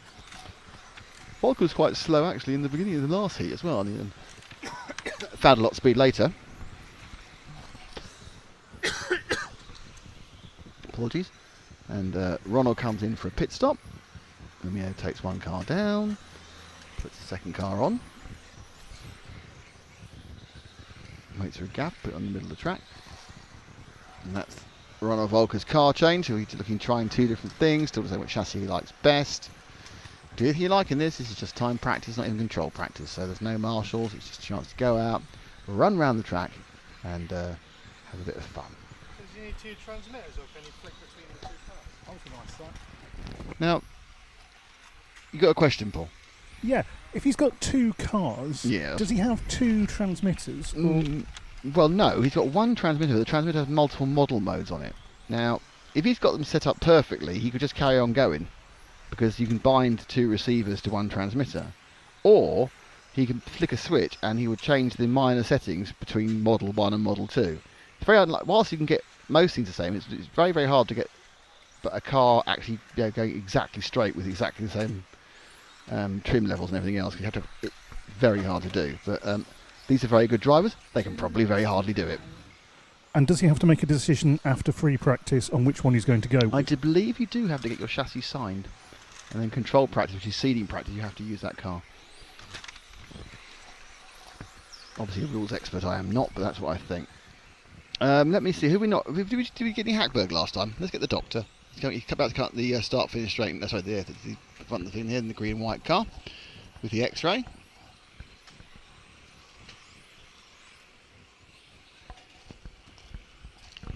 Hagberg currently has the fastest lap time at 14.705, which is a lot faster than anyone else has done in a particular heat. But again, we don't know what the state of the tyres of the various runners are. I imagine the track temperature is going through the roof at the moment. The sun's been out consistently on it for, what, 2 hours now, 2.5 hours. We've got a car upside down. That's at Mark Reinhardt's upside down.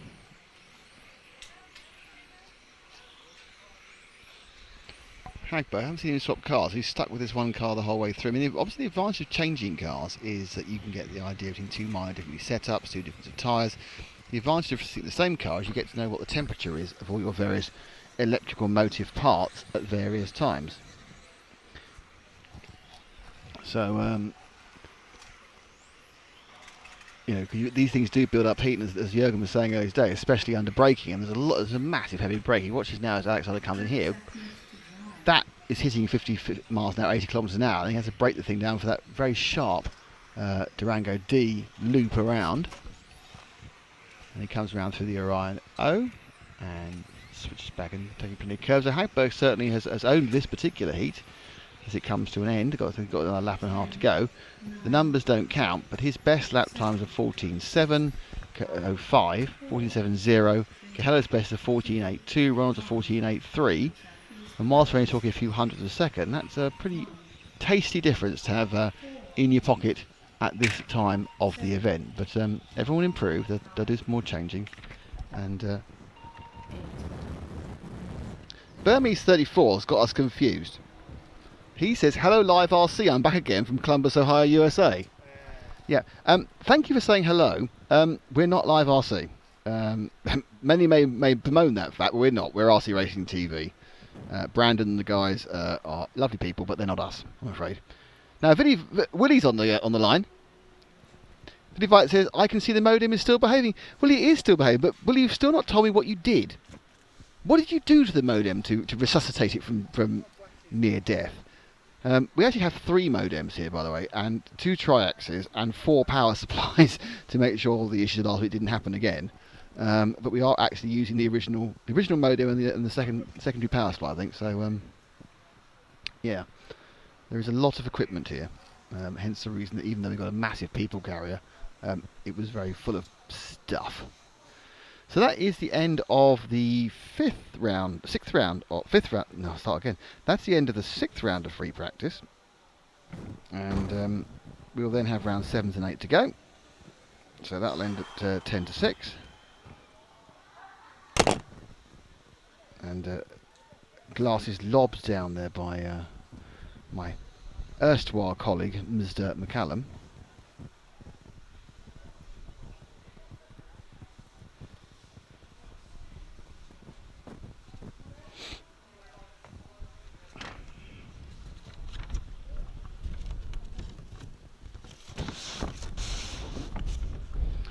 So Matt, how are you enjoying your day here in Torres Novas?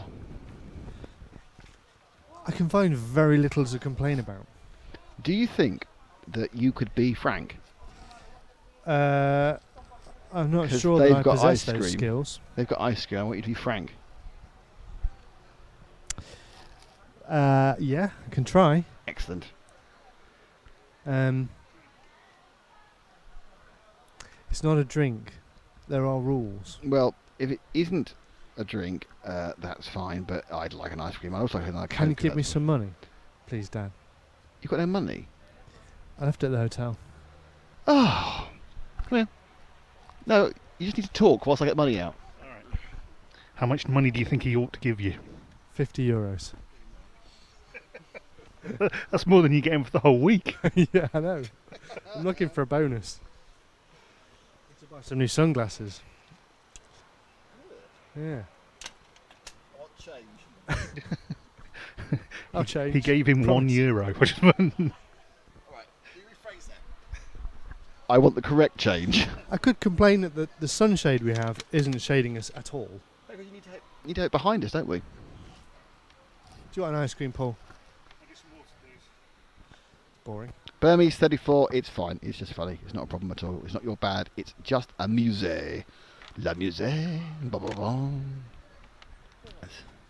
You hot?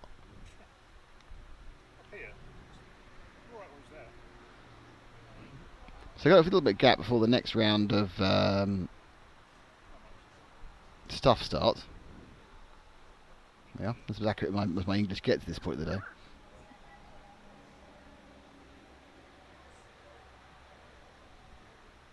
Bernard Cosmo is showing me Elliot's new colours. He has strawberry racing designs. He's taken the orange out, you're right, there's no more orange. Elliot has no more orange. I'm not really sure I think once you've got your own colours, you should stick with them forever. My single colour white I've stuck with for years. Someone's shouting at me. No, just shouting generally.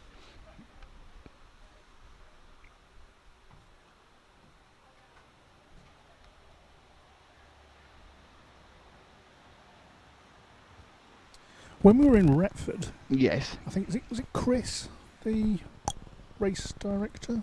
I don't know. Was it Chris, the race director? I think so. Yeah. Anyway, he had track thermometer. Chris Hardesty, yes. They often have thermometers. It's basically it's blinking hot. Yeah. That's a technical term for it. I'll point it here and let's see what it says. Hot. Blinking hot. Well, you know.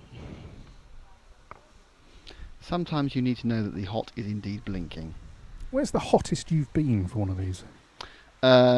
It was actually, before we started doing live streaming, it was the World Championships in Germany in 2010, where it was just awful. It's about 36 or 37 and humid.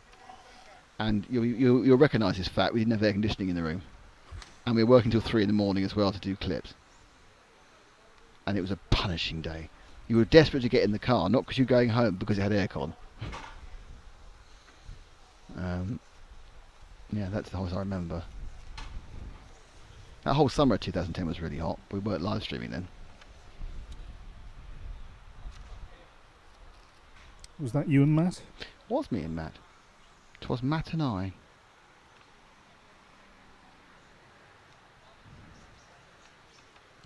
Of course, the last time Matt and I were here in Portugal, you hired us a car that didn't have air conditioning.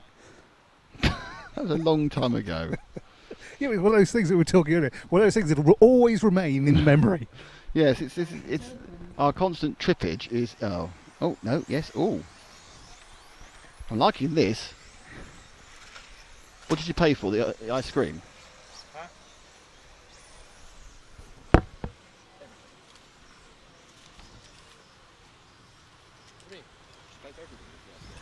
Exactly what you do.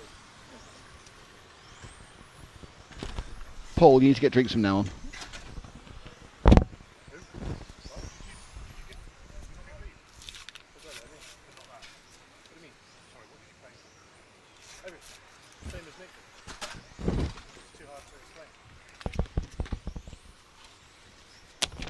So we now have the first of the heat number, whatever this is. Heat 1 of practice round 6. It's the penultimate practice round of the day anyway, round 7. And again the wind's picked up, which is nice and irritating at the same time. 4 minutes to dry.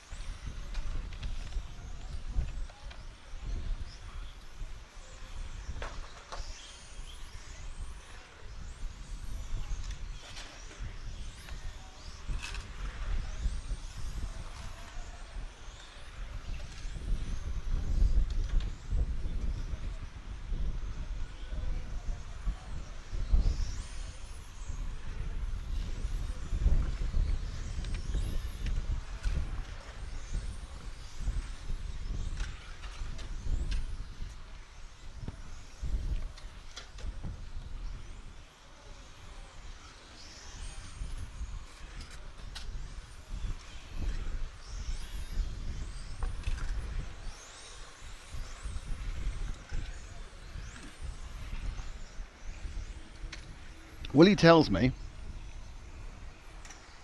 that he thinks the coax is a problem. It's coax, but keep an eye on the screwed ends. I did strip the power cable and start again, but it doesn't explain why the power did not come on.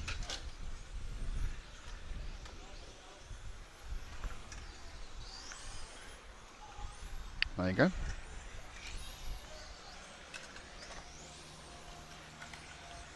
As Paul twiddles with the sunshade. 2 minutes to dry. There's a couple minutes left on this one with Ruda Melda, Jose Figueiredo, Helder Silva. Yao Yardim.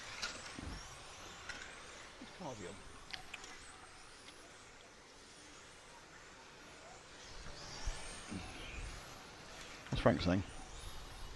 What's Frank saying?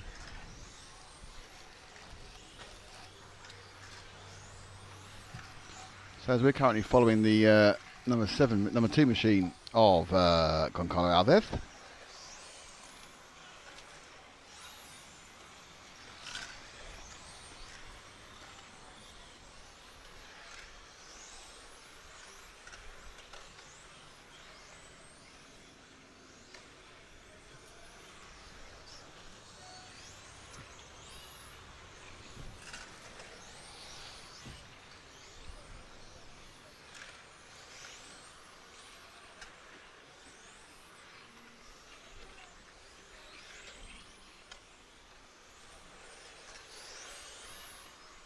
She's done a carpool randomly. Rounding on for the white number 3 car of Jose Figueroa.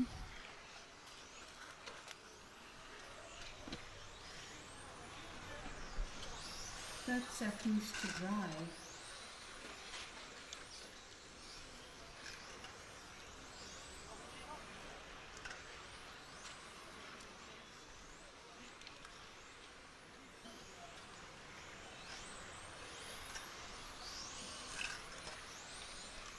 Ten, 9, 8, 7, 6, 5, 4, 3, 2, 1. The track is closed. Finished 3, 7, 6, 2, 1, 5.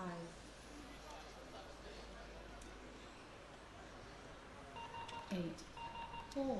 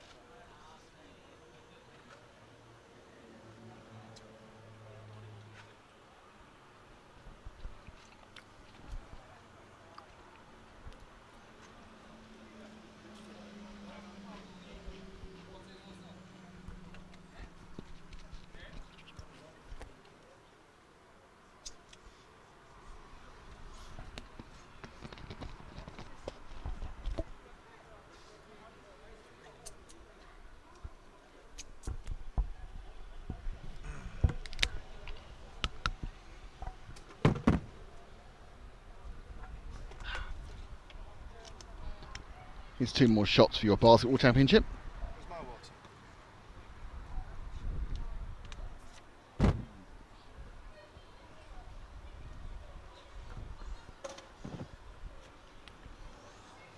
And this is the start of Heat 2.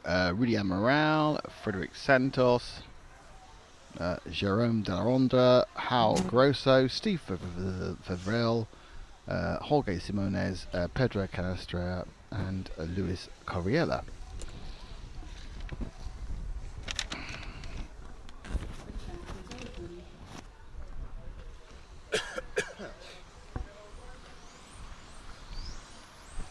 It's free practice time. So, drivers now redialing themselves into this track here in Torres Novas in Portugal. We are RC Racing TV. We're here covering the EFRA ISTC European Championship International Scale Touring Car, is what ISTC stands for.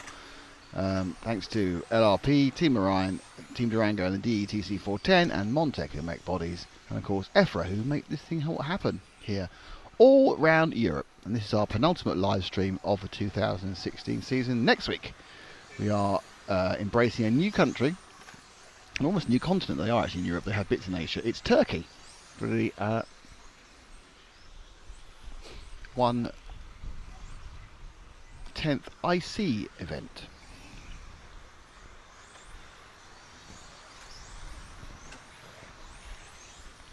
Four minutes to drive.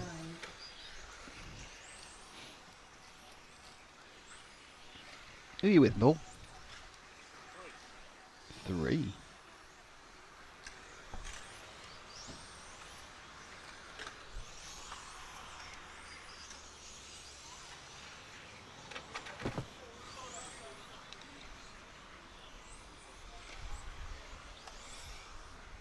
Oh, guess what? This is interesting news for you.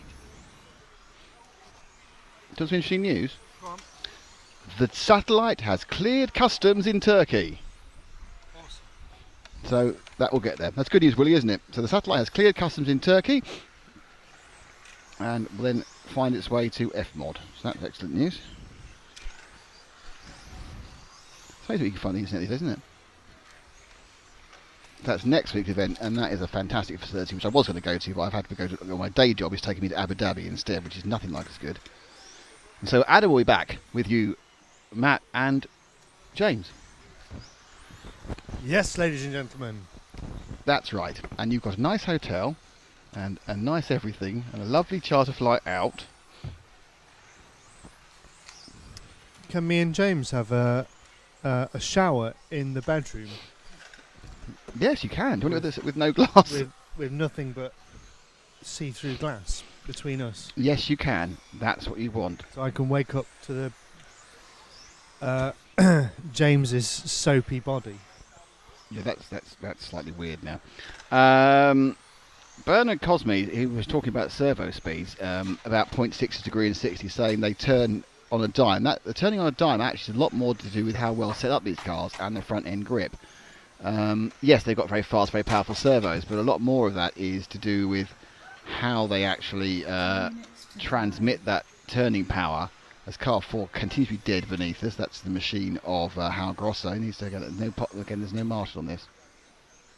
So it's a little bit more about how the front end is set up by top drivers. But they have incredible front end, and obviously in many ways they substitute a bit of rear end grip because they can handle the car being loose to get that front end turning. Burmese 34, our friend who thought we were live RC, just joking, says, "Hey RCTV, is there any way you could come over and cover a race in my state?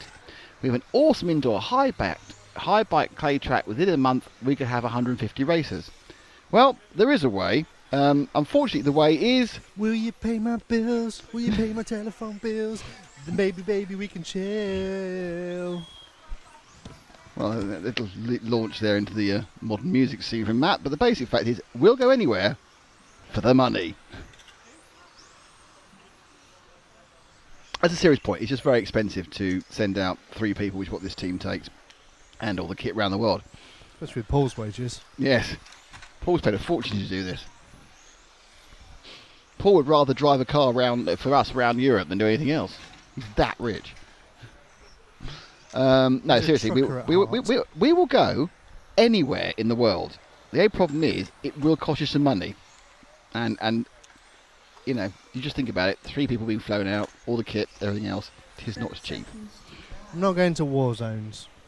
So the North Korean Grand Prix is off then? Yeah, I'm not keen. I've got the Syrian off-road event, how about that?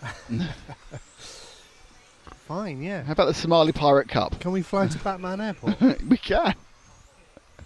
That It's exists in though. Turkey. That's real, and they're not. Yeah, it's real. Yeah. 7, I'm going to have the South Sudan Liberation meeting as well, if you like. 4, 3, 2, So there's nothing in the Congo we can go and do? Well, no, but I've already turned down the ISIS return race. finished. 6, 1, 8, The Somali Pirate Cup actually sounds like a really, really weird Mario Kart thing.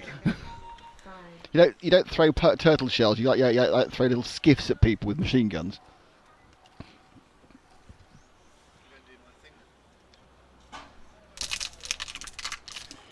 We're on the right camera, yeah.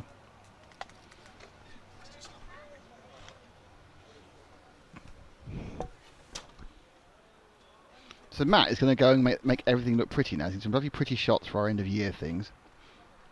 So if you see Matt on the camera, you have to go, "I can see Matt. It's like, sort of like Dora the Explorer. Matt, it's Matt." So if you see him on camera, you shout that, and the Tooth Fairy bring you 10p or 10 euro cents.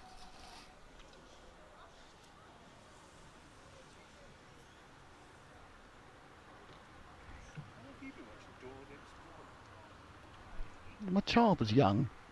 I had to watch a lot of Dora the Explorer 10 about 9 years ago or so. She's been around for a while, that girl. She doesn't age. She's showing it well, but she's quite old now, Dora. Map's all brown around the edges.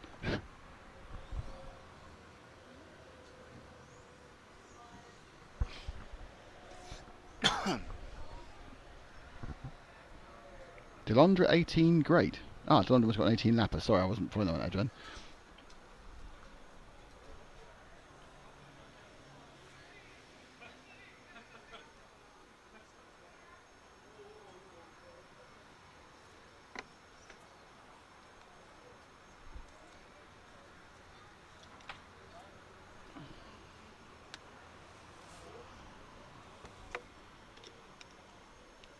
the track is open. So the cars now get moving again for Heat 3. What have you lost?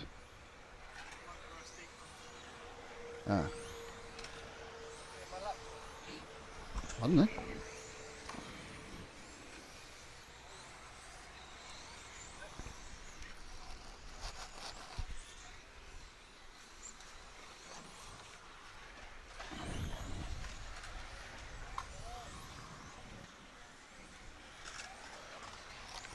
Anton Forster has a question for us. Hello, Anton. Hello, RCD. Thanks for all your video. You are amazing. Well, I have to read that bit out because I am an egotist. I have one question. In 2016, the EFRA 1/8 Classic takes place on the track of Marseille in France. Will you be there? There's a list of EFRA events which we cover, which, for example, this year did not include the actually very successful inaugural 1/8 electric off-road event and the classic events. There's a few events that we don't cover.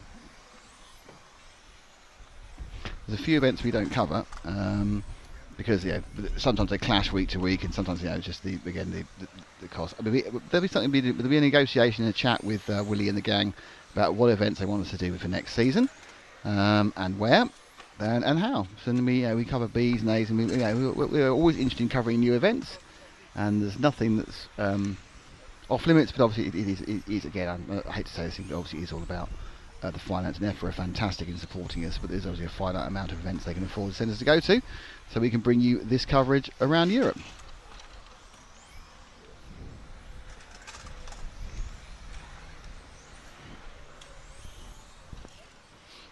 But thank you for your question, Anton, and my thing was, if you really want us to do it, make a case for it within EFRA, and we'll do what we can do. Which car are you with, Paul? So we've currently been looking at Aurélien Rivard as he comes round the Durango D through the LRP switch. You can come up the start straight. I like this bit because I'm right in front of that. I can see the cars are literally rising as they put the power on, as they come up the start-finish straight. Of course, the main straight where the car actually not really the start-finish straight at all. Actually, it's the timing straight, because actually where they will start and finish is on that back straight where they've just gone through now. The black lined tarmac has the 1x1 grid, and that's where they do start for the final. So not this bit here. So there, and the position 1 is there. So about halfway down the straight is position 1. So it's a short run in the first corner for those finals happening on Saturday.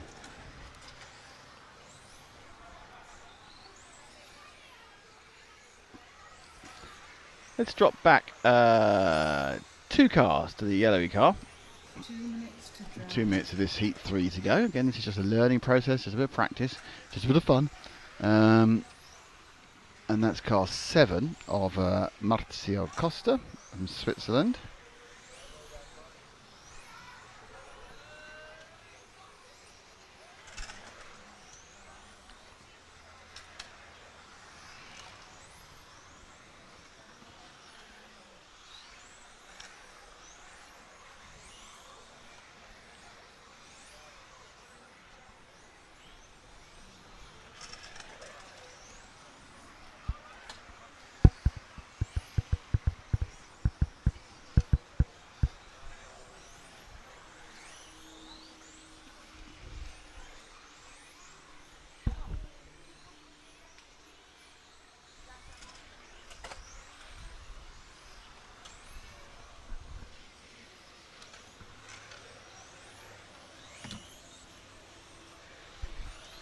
So fast at the moment, there's a 15.853 is Tony Strait in car 5. We find car 5, do you think? Let's see where he might be. There he is, his bright yellow car. Going behind Martin Hoffer, that's Tony Strait of Germany. Hoffer's still wearing his hat. Have you seen Hoffer's hat? Yes, I have. 30 seconds to dry.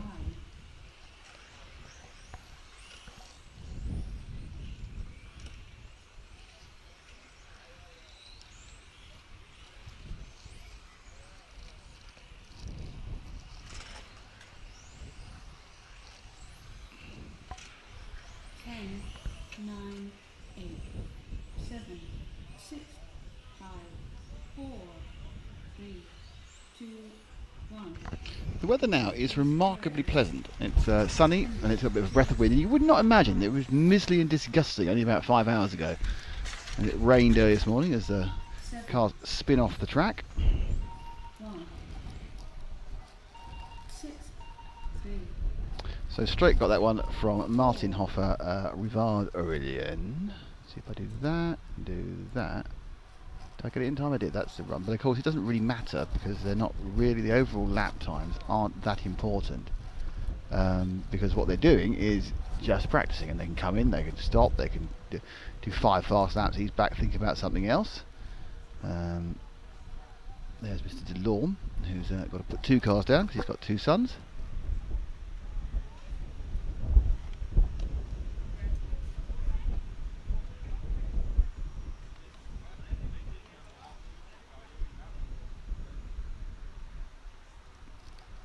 And there's Julien Juste, I can see, from France.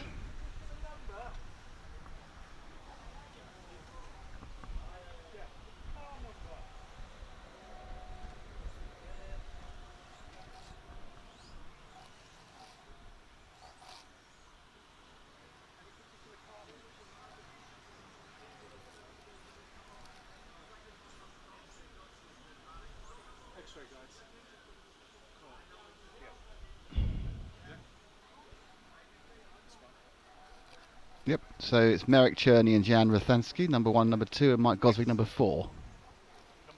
And 1 and 2. That's right. So just looking at the cars we missed. Yes, the last time round we were very much Delorme centric, so we're going to try and pick up some of the other favourites within this. This is the top heat for the stock runners, 10.5. Some very high quality drivers.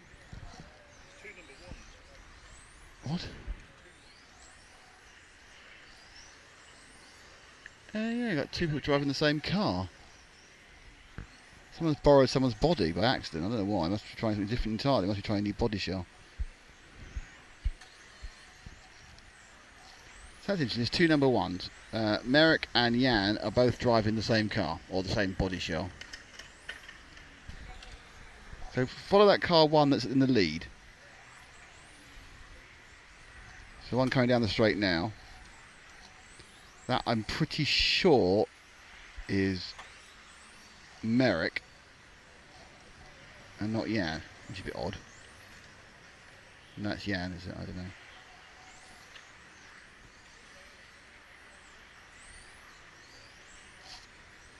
It's no one anyway, it's fine. 4 minutes to drive.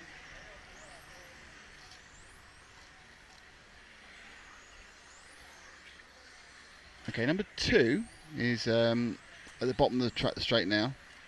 It's Merrick Cherney, number 2 now, going up towards Main Straight and underneath this Paul.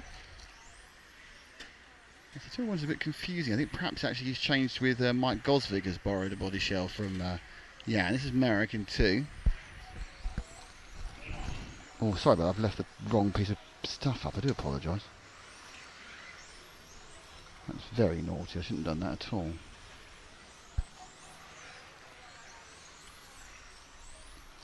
Anyway, so we've been a bit confused by the wrong numbers on cars anyway, so...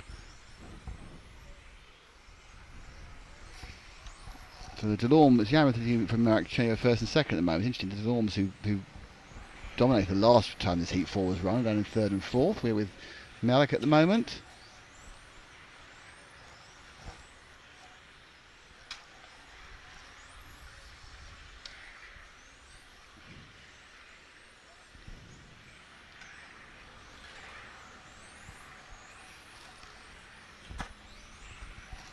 Up the short chute.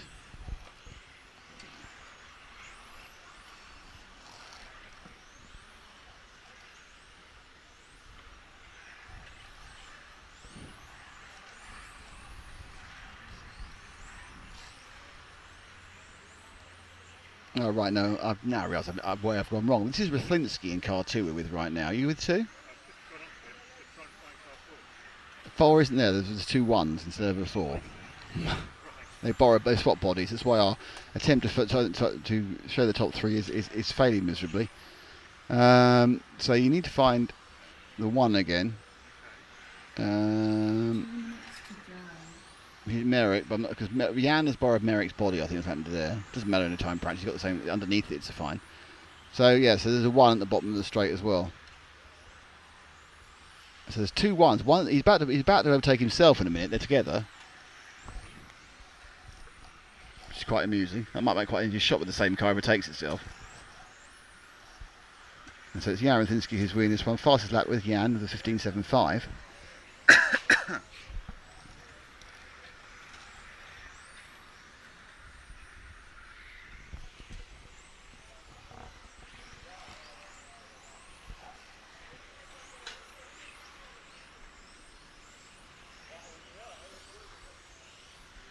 You've got two number ones, like seeing double, isn't it, really?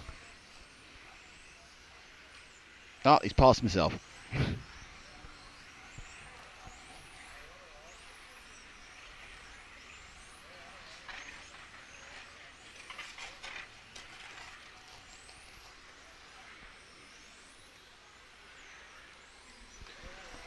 Okay, we need to move off and just show one of the other people for something we've got a request. Show the light blue car, which is going down the straight.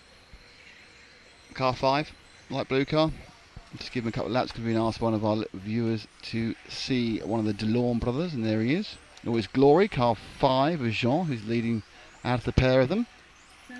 Car 8 had a nasty accident to David Jaffard.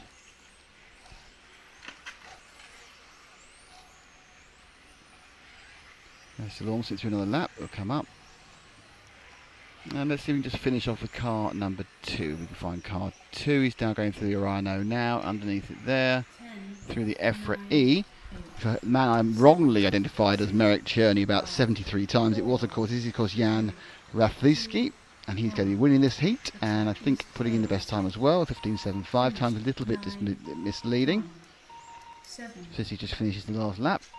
4, 3, 5, 6, 2. And that is the end of the last of the heats of stock. Modified to come.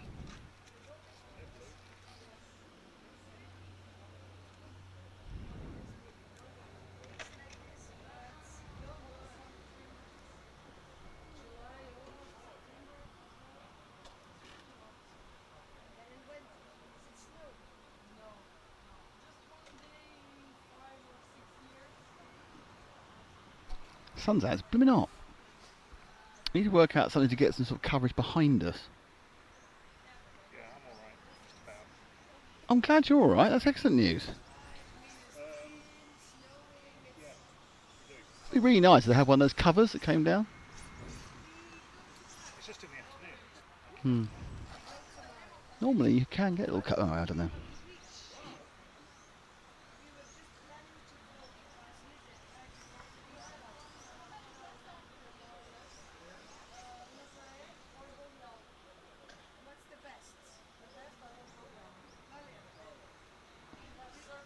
So we are now the first of the modified, and it's Francesco Martini in 1.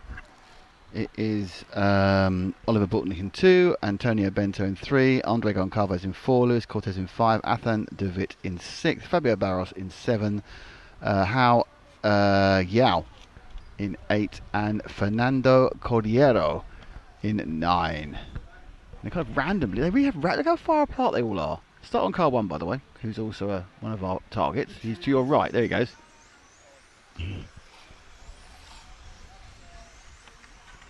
So Martini, who I certainly better knew as a stock racer, is the Italian, 8 years an X-ray driver, we found out earlier.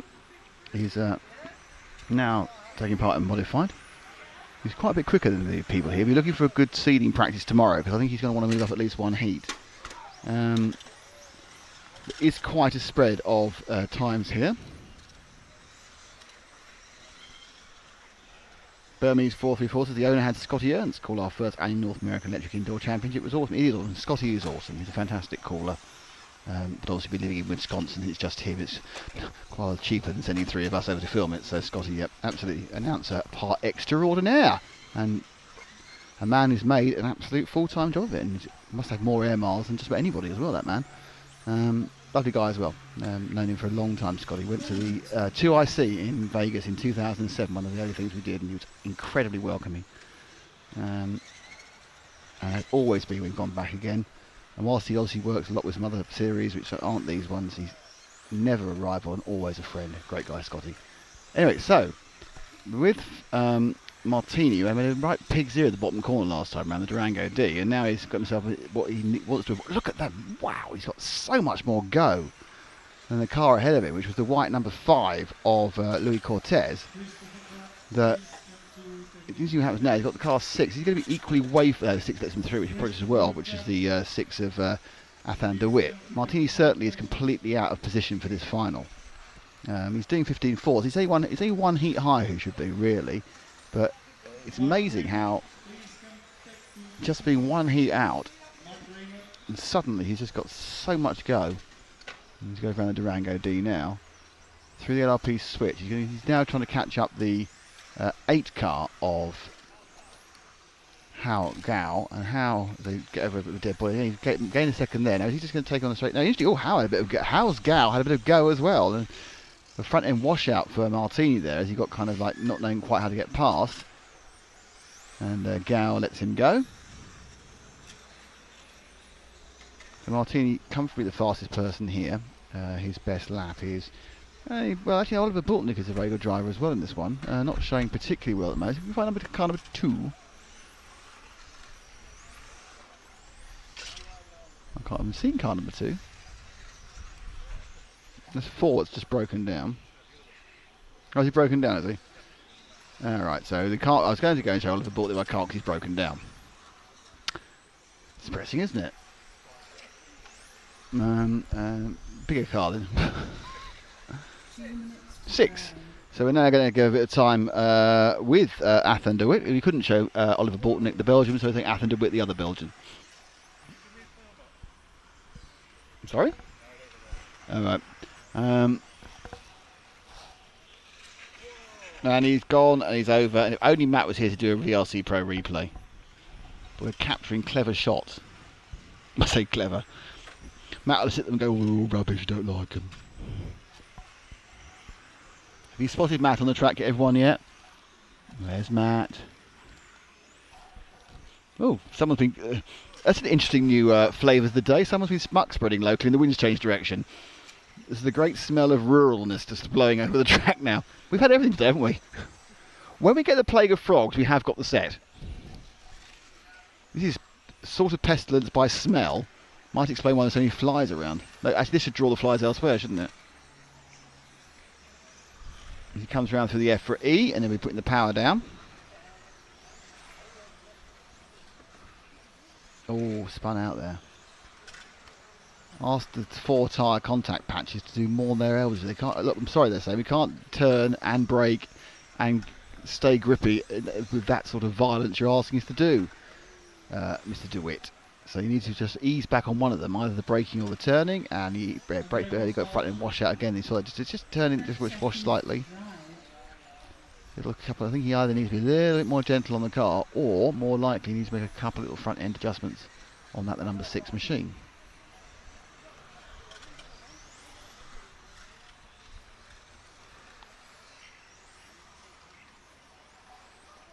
Ten, 9, 8, 7, 6, 5, 4, 3.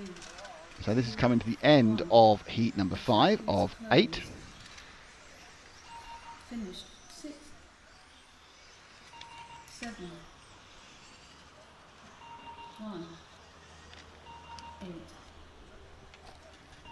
9.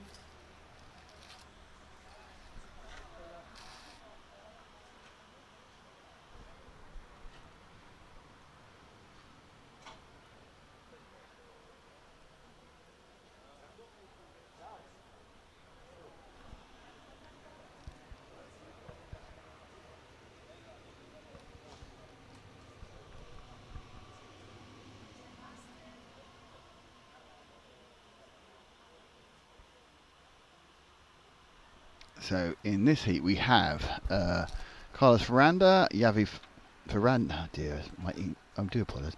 We have Carlos Ferrando, we have Javi Ferrando, Marco Kaufmann, David Ebar, Christopher Krapp, Tim Wahl, Miko Tebon-Auja, Manuel Wagner and Miguel Matias, the very well known Portuguese off-road racer.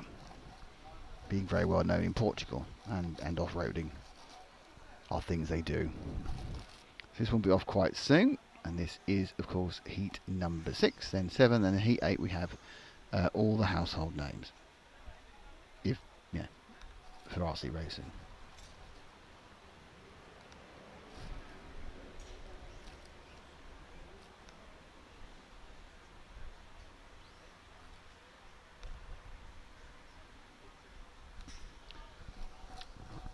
Okay, so we'll start off with a bit of a local interest in car 9, please, from Miguel Matthias. Red nose in front of us. Now, Miguel's not done a lot of touring car racing, so it's quite interesting watching him improve by the minute. The track is open. There we go, that's Miguel. In the 9. We'll start his 5-minute time the next time he goes over the road. Of course, once we actually get into the heats, they'll go off and they'll go off from the same place in order, but this is still open practice. I think time practice may go, control practice may well go the same way as that actually starting them properly. Matthias then goes round the Orion. Oh, he's going to come down, switching back into the. It's interesting that car. As Matthias has to completely change his driving style, obviously from off-road, and you can see that he's staying off the curbs because he's got that kind of like let's get the car round the track concept that 1/8 has, and you have to be very careful because you don't want to be on curbs because they're going to upset the car. Already much tighter into the engine, and goes down the main straight. Tyres will be coming in nicely now, and he's got his best moment to really start attacking. Exits the LRP switch. Matthias gets a little bit of a double bite into that as he comes out of it, and he goes round the Montec, and he now comes into again EFRA again, tighter and tighter. It's a bit loose on that second half of the EFRA before he goes down the straight. Hauls on the brakes, turn round the Durango D. Too wide going into the LRP, and he'll learn from that.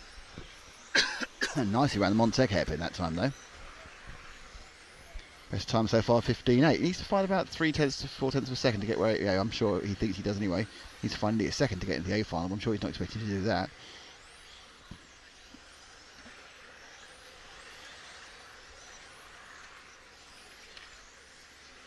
Got the Finn behind him.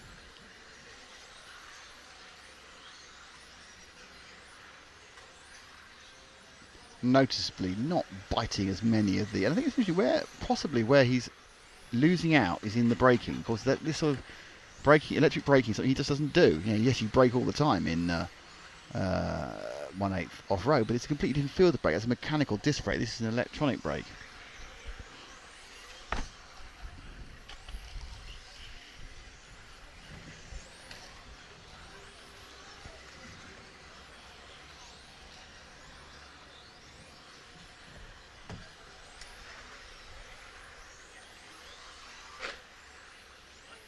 So let's see.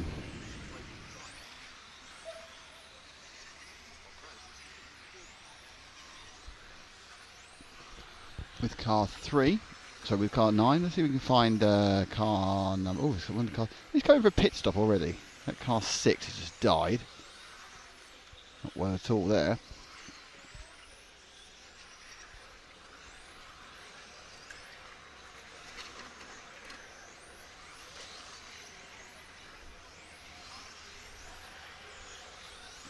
Let's pick up the white car, car 3.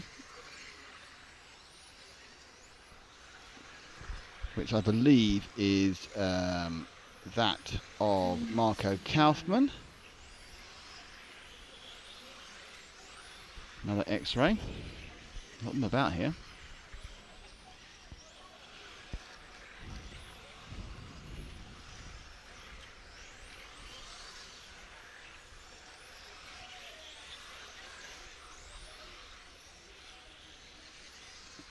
Kaufmann's leading this one, best lap time. Oh, he's gone sub 15 as well, 14.951. I'll be pleased with that.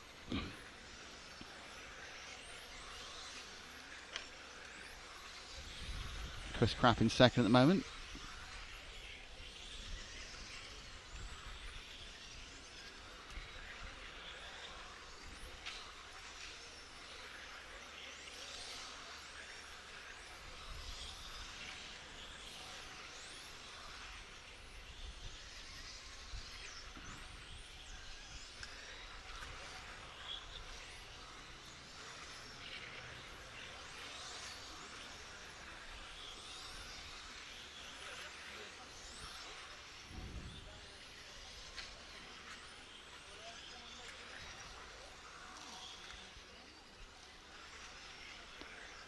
Let's drop back 2 cars from where you are to car 8. And that is Manuel Wagner from France. 30 seconds to drive. Now to answer Bernard Cosmo, have you decided the Montec section? It's a Montec hairpin beneath us, so when there we go, now there's a Montec hairpin there. We couldn't find an M, so it has to be the Montec hairpin. So we'll just run you through the entire track again with Manuel. Well, the French, we'll let him come back. So we get to a start finish. You go through the LRP switch, you go power it up, and you come into the Montec hairpin. You now sweep round the Orion O. Before you enter the complex is the EFRA E. The track is closed. Finished. Right down the straight and into the Durango D before coming back into the start of the LRP switch again. And that is a lap. Actually, timing scoring is right down the bottom of the Durango D, by the way. It's not actually where the other grid is marked. So that is heat number 6. So we have 2 more heats. Heat 7, heat 8. For this to be the 7th round of free practice.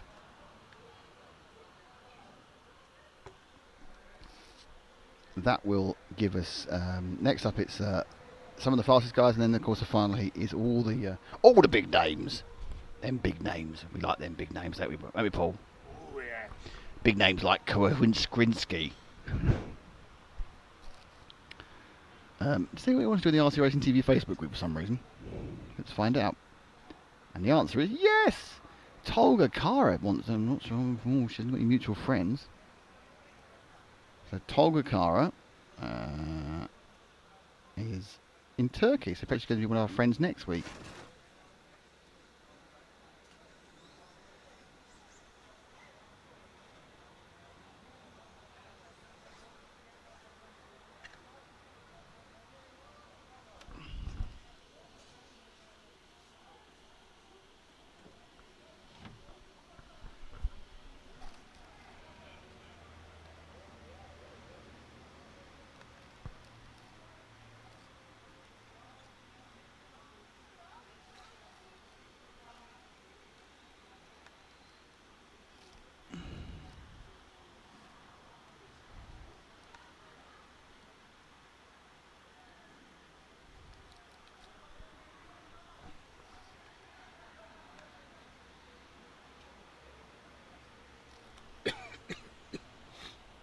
The track is open.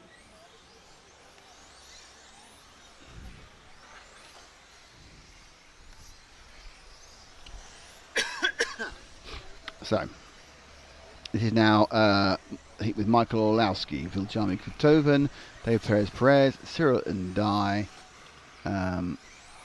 Thomas Vigeron, Jeremy Loge, and Hao Martino.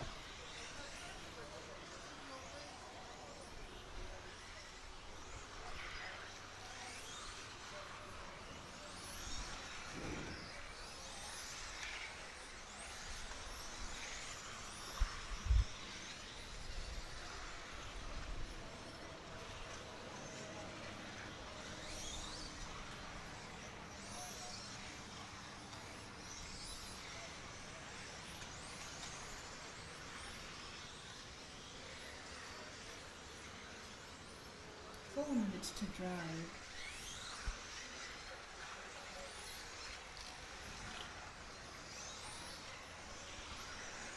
Minute down. Who are you with, by the way, Paul? 3 he's with, which is the car of Viljami Kutoven. The Finn is leading. 49. Best time so far, 982. Single lap, 30.057 for 2 laps for Viljami.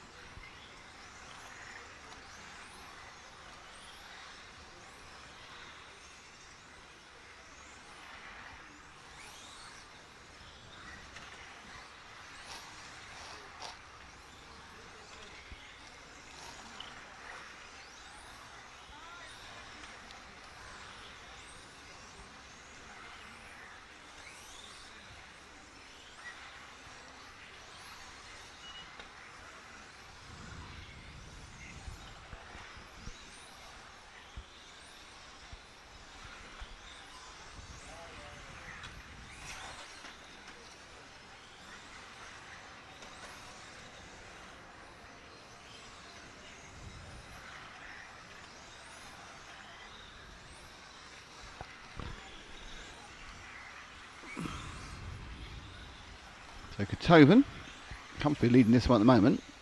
His best time's about 2 tenths faster than anybody else has done. It's the 7th of 8 heats here in Torres Novas as the man meanders across to do a bit of work.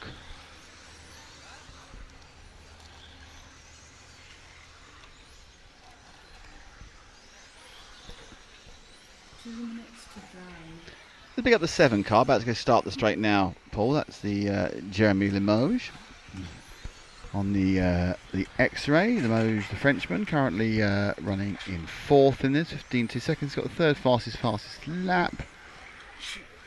And Paul sneezing. I'm not sure whether that was actually...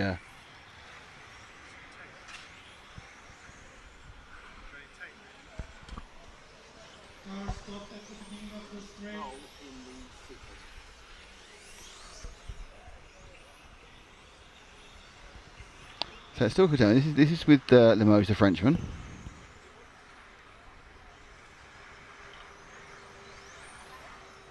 Now Bernard is saying he can see an M, but unfortunately that M is already an E for EFRA. So, sorry Bernardo. So that Montec get themselves a hairpin. Then normally all the hairpins are the centre hairpin, so it's quite a good thing.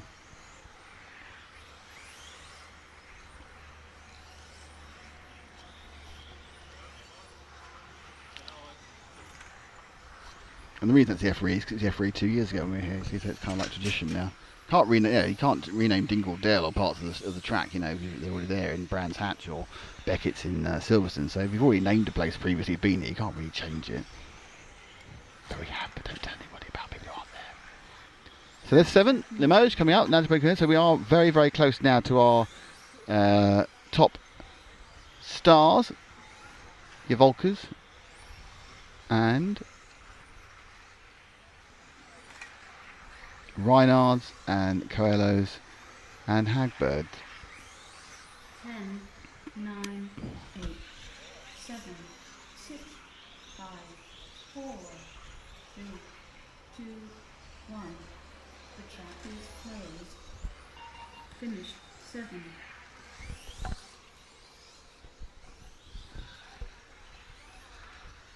Okay. 4, 6, 3. So that was heat 7. Thank you, Bernardo. That was heat 7 of 8. Number 8 coming up. This is the last heat of the penultimate round of practice today. Tomorrow it's a massive day, and today's been very quiet and very relaxing, and the rain didn't help it either. But tomorrow we've got a bit of practice to start with, and we've got 5 rounds of qualifying.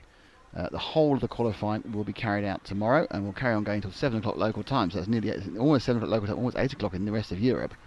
And knowing how it was last year with the way the tyres work, it won't be decided until, well, almost exactly when everything's going to happen. So there are your drivers up there.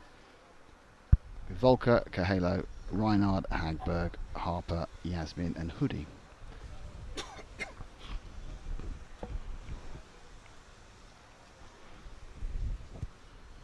So we're going to start with local boy Bruno Coelho in car 2. He's not the fastest so far today. We've seen, I think, probably Hagberg's the fastest, or Volker. But this is just practice. And the problem is, of course, you don't really know for fastest laps where they are in the tyre life. If they're running new tyres, they're running second run tyres or third run tyres, because they need to know all about this, because at some point they're going to run third run tyres. Volker has 2 cars ready, so he'll be swapping cars halfway through.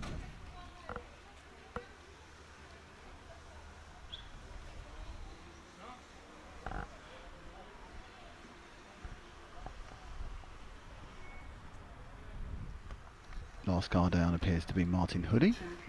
And there you go. So we'll pick up car 2, which is Coelho.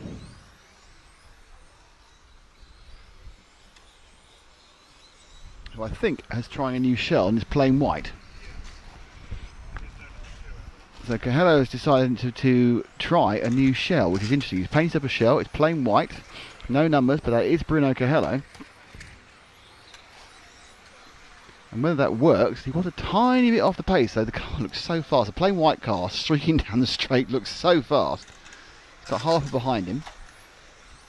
And his first time lap was 14.9, Hagberg 14.8, Reinhardt 14.9, Harper 14.9, Volker 15.1. So there's some, makes me think they're so fast off the ground that these could be a few new tyres down on there. And Cahello's already stopped, and Paul Dean doesn't like whatever it was he had. He tried. Car goes to the end, and Cahello stops. How strange. Okay, let's see. We haven't seen Martin Hoodie at all so far. He's the car about to go through the LRP switch now. And that is Hoodie, in keeping with the X-Ray tradition, not bother putting a number on the car. There he goes.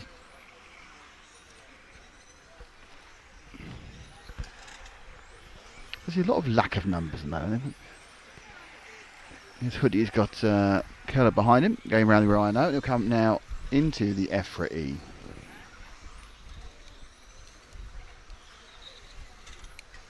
Bernardo Cosmo says he's going to be here tomorrow. Bernardo, come and see us. We're at the end of the straight. We're just by the Montec hairpin, actually.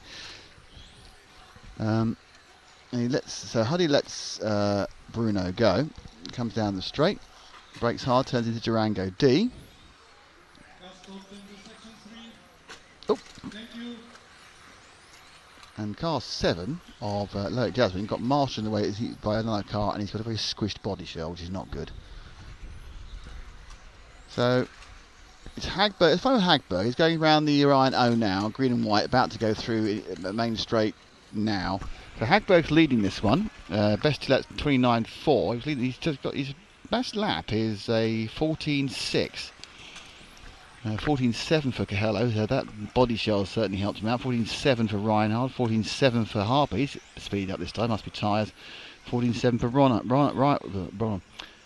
Ronald. So the distance between the fastest and the slowest in best lap times of the top 5 is 13 hundredths, and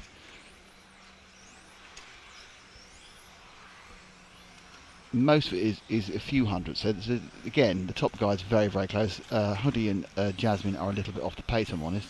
Not compared to you or I, but just compared to the rest of the people here. Hagberg was second here 2 years ago. The car looking very good in these conditions. It'll be cooler tomorrow morning, but they will be racing in temperatures like these tomorrow. Runs tight round, hops up. Brakes hard, turns into the Durango D. Takes a huge amount of curb through the switch there. And that round was a 14.766. So he's just turning laps now, which aren't far off the best of all. So tyres are hanging on nicely now with 3.5 minutes to go. I'm sure Paul's giving you some super tight action of Hagberg as he comes down beneath and through the EFRA E.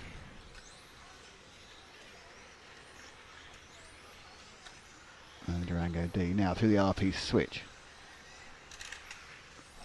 Montec hairpin, so this is what it looks like if you are Alexander Hagberg's car, and he's just throwing everything around. He's taking huge amounts of curve, and we would think be huge amounts of liberties, but he's getting away with them all. Nice and wide, comes down.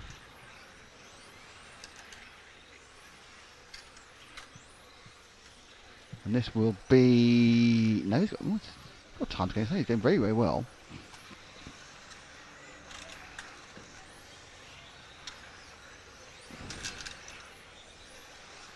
Hello below me with the white cars backing it in.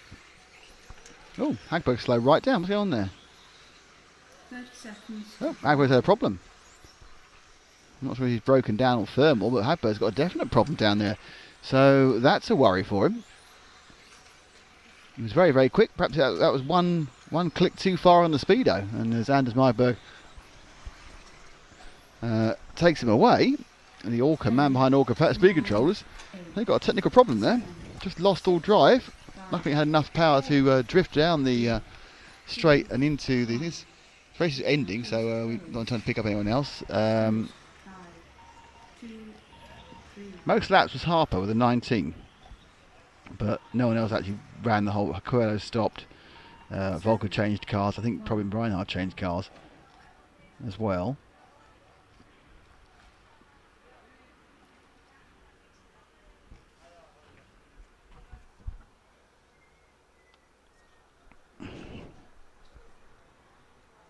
So this is getting ready now for the few minutes break and the final practice round of the day. And there is an opening ceremony. Don't worry, we're not going to make you watch it. We will take some pictures of input on the EFRA website. The EFRA Facebook site. Thank you for being with us. We are RC Racing TV. I'm Nick Damon. Matt McCallum is hiding in the pit somewhere doing some clever work. Paul is behind me looking a bit hot. That's not hot in a way, sort of way, just hot in a sweaty sort of way. Because he was sharing a room, I think he'd be worried if I started calling him hot in that way. Oh no, he's happy with it. Okay, he'll say any port in a storm says. We are RC Racing TV. We are at the EFRA 1/10th Electric Touring Car Championships, the ISTC Championships for 2015 here in Torres Novas in Portugal, 100 kilometres or so north of Lisbon. The weather is glorious. It's been all other kinds of weather so far today, but at the moment it's lovely. We are here thanks to LRP, Team Orion, Team Durango and the DTC 410 and Montec, the Italian manufacturer of body shells amongst other things. And we have a little bit of a break now whilst we wait for the next heat to begin in about 4 minutes. Bernard Cosmo said, will you do a pit walk today? Well, if you go back to the beginning of the stream, we did a bit of a pit walk then. We did a long interview with Jürgen Lautenbach and a shorter interview, there's still a few minutes, with Ronald Volker and Alex Hagberg, and I'm sure we'll go wander about tomorrow. That's a very, very compact day with the 5 rounds of qualifying, but we'll certainly make sure we get some other things happening rather than just race action. I have to get some sort of spreadsheet written overnight so I can keep track of who's where in the various round by round qualifying.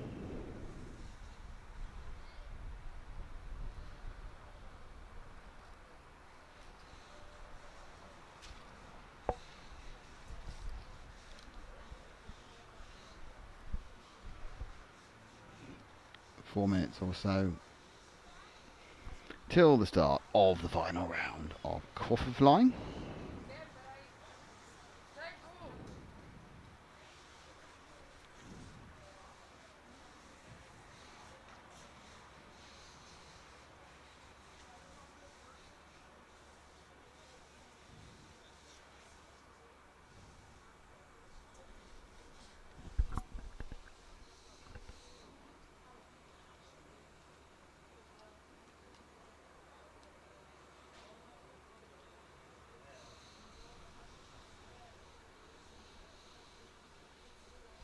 As Adrian Contact says, results modified is so close. It is very, very close, but it's interesting. You get to the events like this, and it all seems very, very close, and suddenly someone during qualifying can just be breakout and just suddenly have that little extra.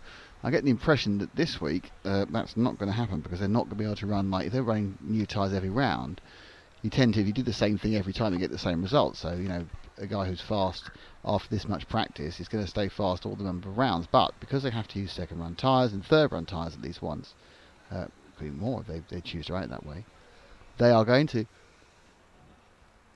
really have to manage the tyres, manage the strategy of the tyres, and we will see people in the first heat who will pull out after 2 laps because they don't want to upset the tyres. You stop recording, by the way.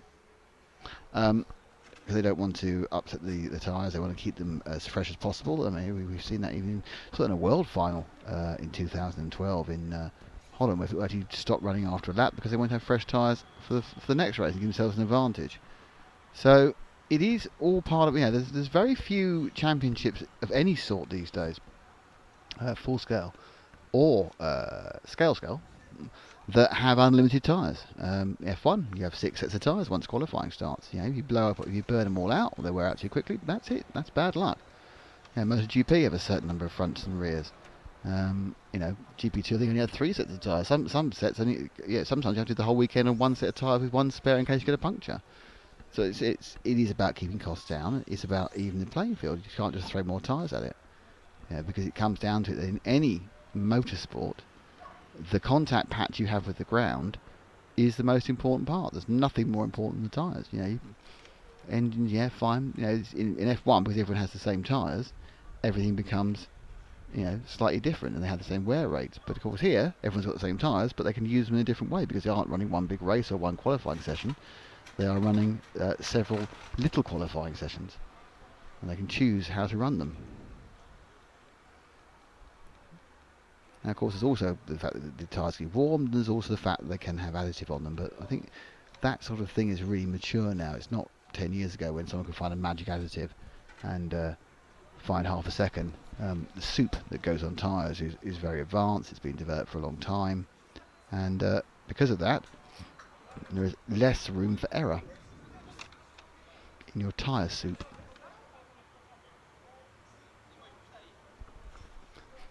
Paul's sitting down doing no work. Talk to me, Paul.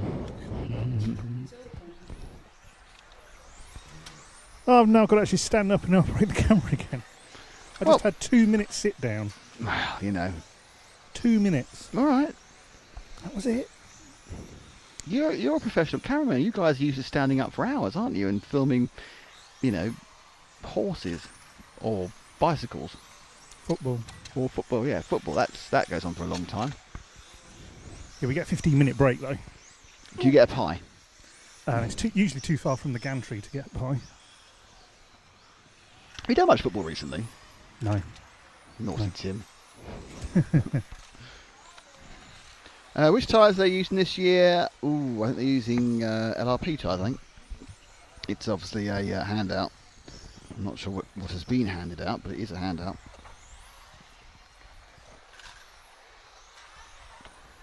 I will check on that one because I should know. I think it's LRP, but it might be Nosram. It might be something else, but I will check that. And report back tomorrow when I've checked it. Nosram G36, thanks Bernard. I thought it was an LRP or Nosram tyre. Because actually they're the same thing, LRP and Nosram, but don't say anything to anyone.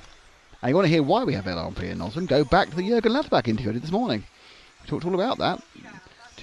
One company, two brands.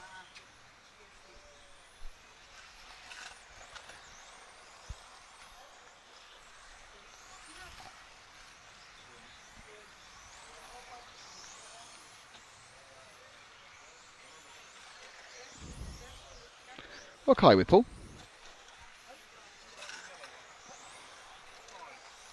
So we're currently with the 5 machine of Rue de Almeida, of this first of the 4 spec, 10.5 unboosted, is what is spec in EFRA rules for touring car.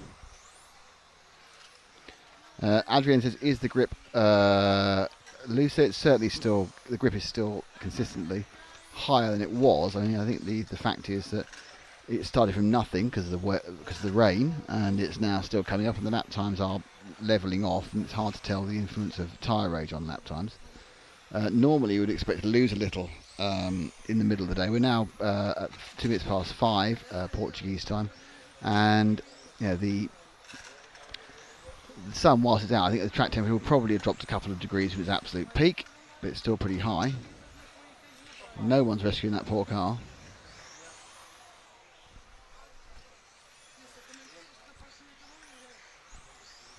It's beneath the Montec M comes our Rita Medea. Oh, she's finally got to him, thank you. She's a very nice lady, the woman who's marshalling. She's done most of the marshalling so far today. Let's find car 1. I think for all this time we've been doing, I don't think we actually covered car 1, which is Elder Silver. There he is, white into red beneath us. About to go around the Orion O.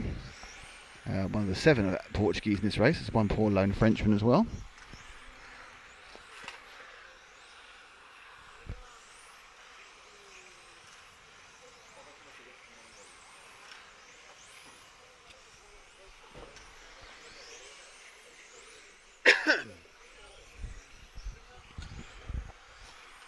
So Silver is lapping in around 16.2. So he's about 1.3 seconds slower than, perhaps 1.4 seconds slower than we saw with the fastest guys in modified. So it's a narrow spread, but it's quite noticeable. Now the slowest guy in this race has a best of a 17.3, which is another 1.5 seconds behind. So that is a big gap, obviously 3 seconds a lap in what is a relatively short lap. Like a short, some of the laps are, But it's an interesting track. I mean, I think the thing we need to stress is that I'm not sure how well this comes out. I think it doesn't. I'm looking at it now. I don't think it really comes out at all. Is that actually the track is on quite a big slope.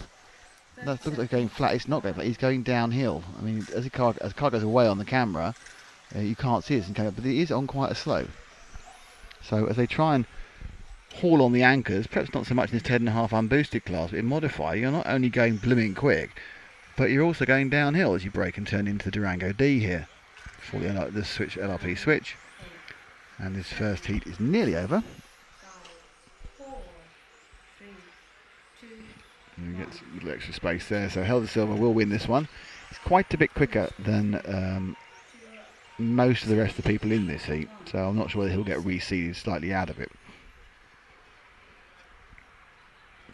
There's a dead car that our host, Mr. Cardozo, will try and fix. You haven't started recording, have you? Good. No, don't. It's fine. It's muted. So unmute it. It's the switch.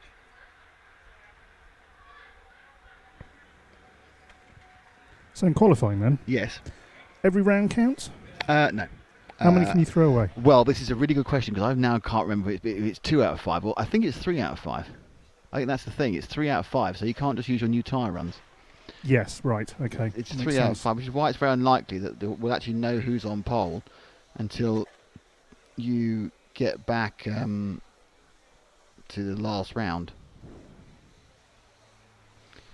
Record for the fastest lap is from Volker, and it's a 14.425 seconds, so it's a bit slower. I think Bernard's comparing to the overall fastest lap.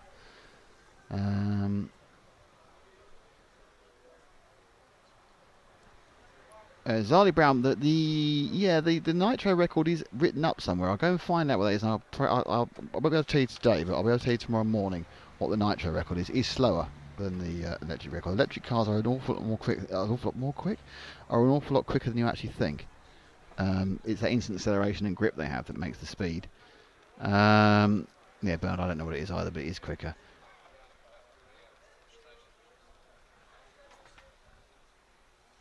There you go, it's 5 years ago, it's 15.2, so it's about 7.7 back. I think the speed that Volker, that 14.4, it was cooler, and of course they've resurfaced the track at the back of the straight there, and that is quite a new bit of surface. It's not a major difference, it's not on a corner, but it is still weeping a little bit the tar, as all new Time Academy circuits do. It's kind of like a big conversation going on beneath us in Portuguese. Not sure what it's about.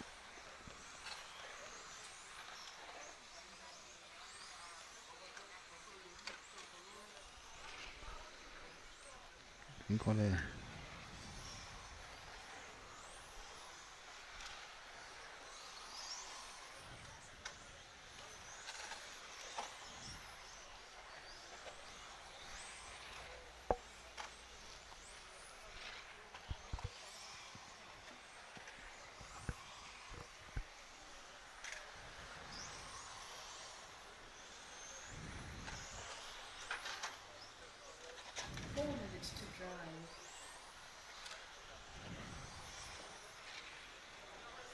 So it is. What car are you with, Paul? So with car 5, which is Steve Favrel of France. Let's drop to car 2, who's on the main straight now, blue and white, getting towards the end of the main straight, going around the Durango D. That's Frederic Santos of Portugal. I'm pretty certain we haven't seen him so far today, so it's only fair to give a bit of air time to everyone then. And give air time to falling over into the EFRA E area.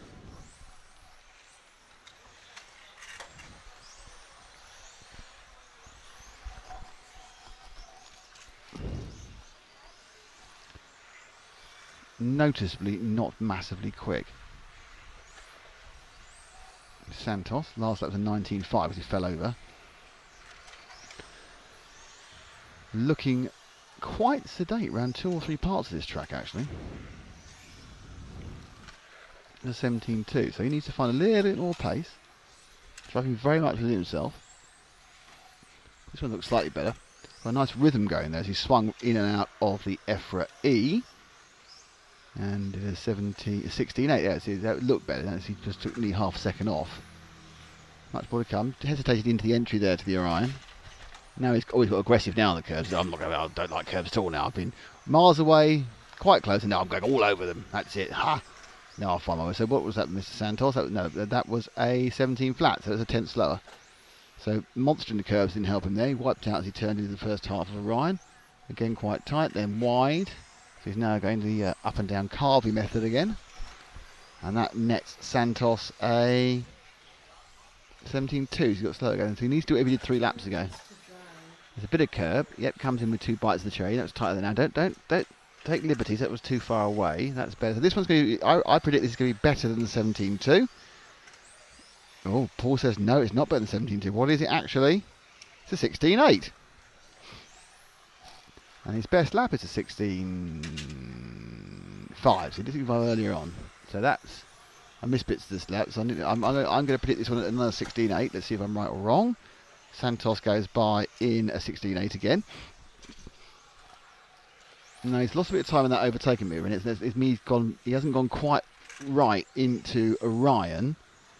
Nicely through the EFRA, so I'm going to say this is a 16.9 for Santos, and he's actually done a 16.9. Whipped nicely through the Montec hairpin. Too wide on the entry. Lost some time there. This is probably, I'm going 17 flat for this one because it looked messy, but I might be wrong. No, that was his best one yet, 16.78. So I got it completely wrong. He was very quick during the Montec part of it. Been caught up by the 5 car of Steve Favrel. This is another quite consistent lap. He just turned in badly for that, so it's about 16.9, I would think. Yep, 16.944, and now he's being worried by Favrel, so he needs to let Favrel through. It's going to cost him quite a bit of time, but let him through. Yeah, this is going to be around about 17.4, I would think. As he got confused, I'd let someone through. 17.7. There we are. So that wasn't too bad. That was quite a good prediction, was it, Paul? Paul's nodding. You can't see nodding on the screen, but I feel quite happy that I managed to get those roughly correct. My visualising, literally, with my visualness and my eyes. 2, 1. The track is closed. Finish 6, 1. So that is the end of Group 2. So you found yourself a new game then? Well, I never thought I was going to. I Nick predicts. Well, no. If you want to see what a couple of laps someone's doing, and you see what they're doing one way, you kind of think that was a good or that was a bad one, because even the guys in the lower heats are pretty good drivers, and they get into a bit of a rhythm. You're not trying to predict some 7-year-old is bouncing over every curb, but I mean, following him on camera, it seemed noticeably slower on the long straight. Oh yeah, 10.5. They're not quick. They'll be 10 miles an hour down, I think. Yeah. But theoretically, a well-driven 10.5 will be exactly the same speed as an Apex as all the modified guys will. Because the ultimate limit to how fast you can go around the corner when these cars are exactly the same tyres and exactly the same weight is exactly the same. You know, how quickly you get to and from the corners, that's where the modified comes up.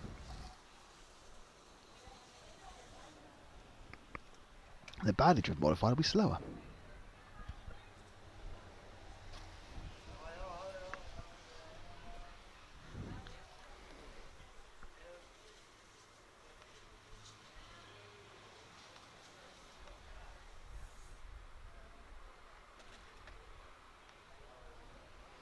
So those of you stuck with us today, thank you very much. It is a quiet and practicey day. Tomorrow we have lots of qualifying. Yay! It's qualifying central.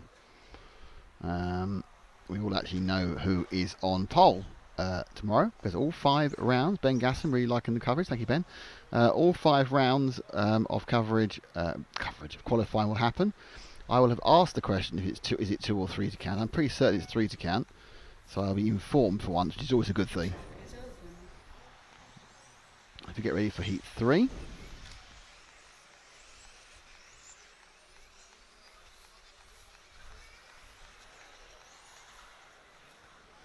Pierre-Jean Rab, Martin Hoffer in his hat.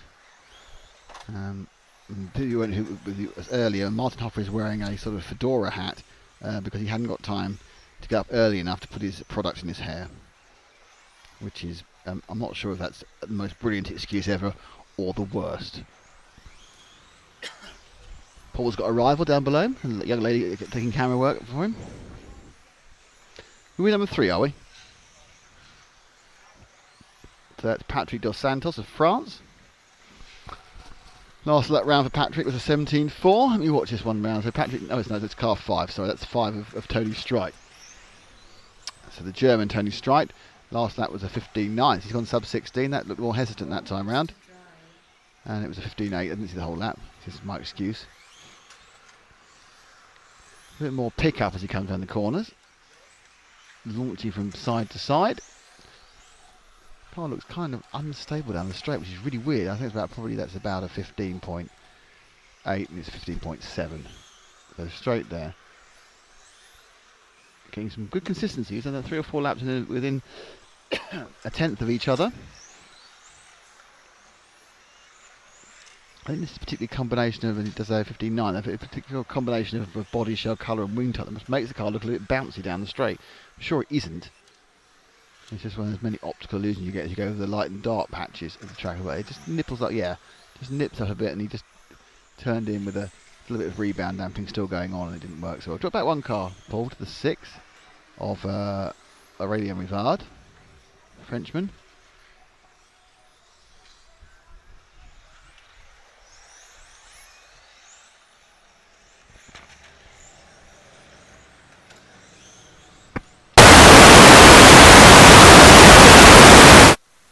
Sorry about that, we just had our RF mic go flat. So Rivard, as you can see,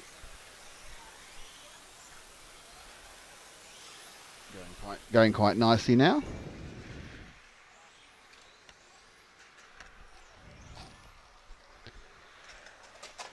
It's Hoffer who's leading. So with Hoffer in the lead,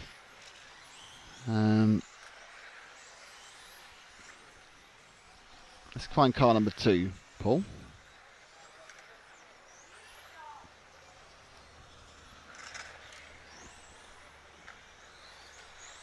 Oh, that's the first time I've seen that from anywhere. You just get that completely wrong, just stop dead straight and ping up in the air. That will cost him some time. Yeah, it cost him a second, that little accident. There's Hoffer in his hat. Getting away and leading. On for, is that a 15.6 his best time, which is a good time if he can keep it up.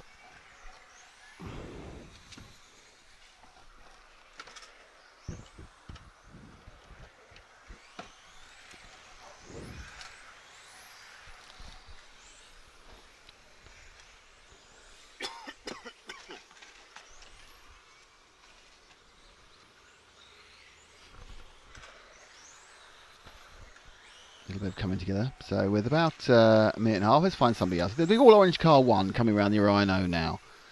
That is Jean-Pierre Rabet, Frenchman, being eaten alive down the straight. So he's not got that thing tuned in very well because he should be the same speed for 10.5.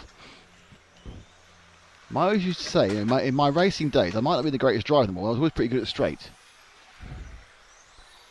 And he looked, I don't know where he was letting people through, but he looked very slow down the straight there. And this time not quite so bad. Just didn't lose too much on the car ahead of him, which I think is the number 4 car. It is of Johan Bukowski. It's the white car just ahead of him, a majority white car with a majority orange car.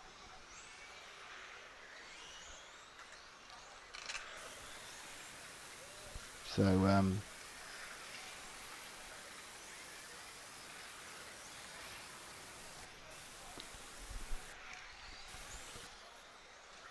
10, 9, 8, 7. A few seconds to go, and 4, 3, 2, 1.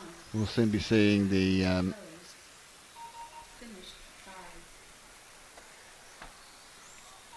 3, next out. It is the fastest of the 1, 2. That was the fastest of the stock guys.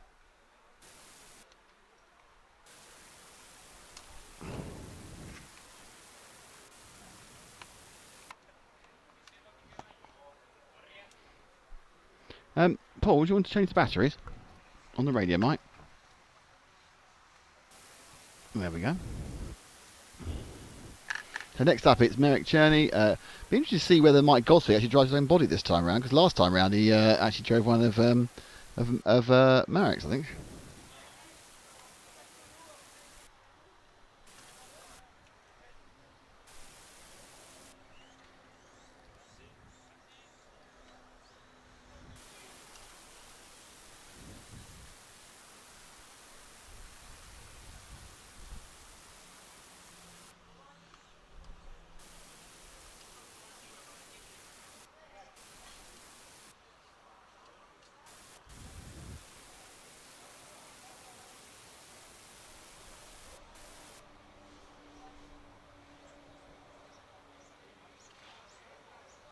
Is that on now? Do you want to speak into it, Paul? Hello, hello, hello. That's marvellous. Make sure those get thrown away. Not on the old-fashioned problem we end up with reusing dead batteries. Right, that was the excitement of a battery change live on air. How much more can you guys take? It's amazing. So we are now in the top of the heats for... The track is open. sorry, stock. So let's see if Mike Gosvig, car 4, is actually out there with his own car this time. Be interesting. Is car 4 on the track, is the question. It is! Mike Gosvig, you've given us your own car. Wow. Paul's doing anything with it. He's got himself stuck behind the parasol by the looks of it. The DeLorme power has been declared by Adrian Contat for this one, and the DeLorme brothers have been going very well. They were behind a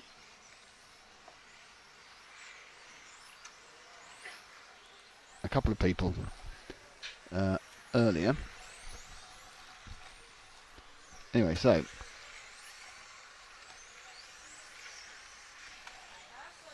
down the straight we go with Mike Gosvig, currently running in 5th overall, or 5th with the way it's timed, which is on best lap. Merrick Cherney has the best lap time. No, Jean Delorme now has the best time, 55.06.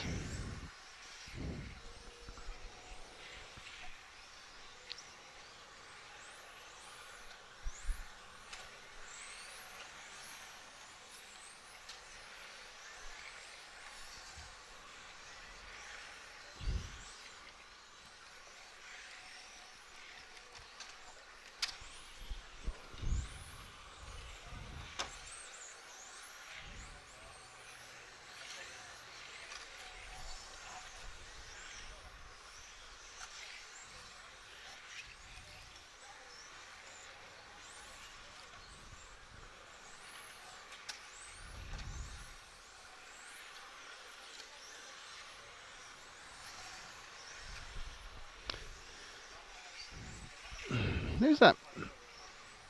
Let's drop back to the red and the orange number 9 car, which is... Oh, I wish I hadn't said that now. We're in the number 9 car, Paul? Is the orange car about to start the main straight, the black tail? Now, the reason I wish I hadn't said that is because this is a Polish driver who we've definitely not been on camera before, because his name is Bartłomiej Zambrzycki. So I'm sure that's the Bartholomew within Polish. It's Bartłomiej Zambrzycki. And we've not shown him so far. And I promise you it wasn't because of his name. So he's the number 9 car. Best lap time of a 16.2, which is about half a second off where he want to be.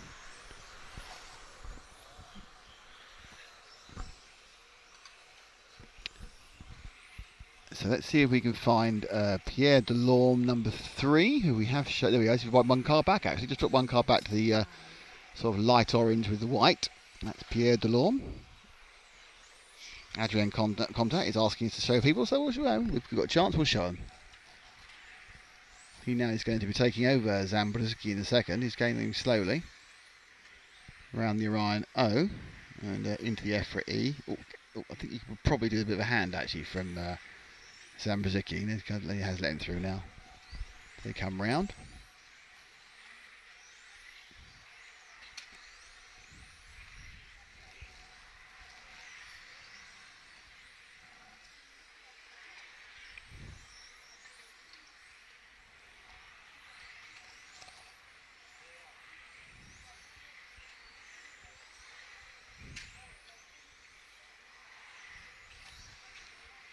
So Jean Delorme is not leading this. He's sorry. Pierre Delorme looking at is down in 5th. Jean Delorme is 2nd. Leader is Merrick Cherney. I think we've got just about enough time to pick up Merrick, who's car number 1, Paul, who's leading this on the timing.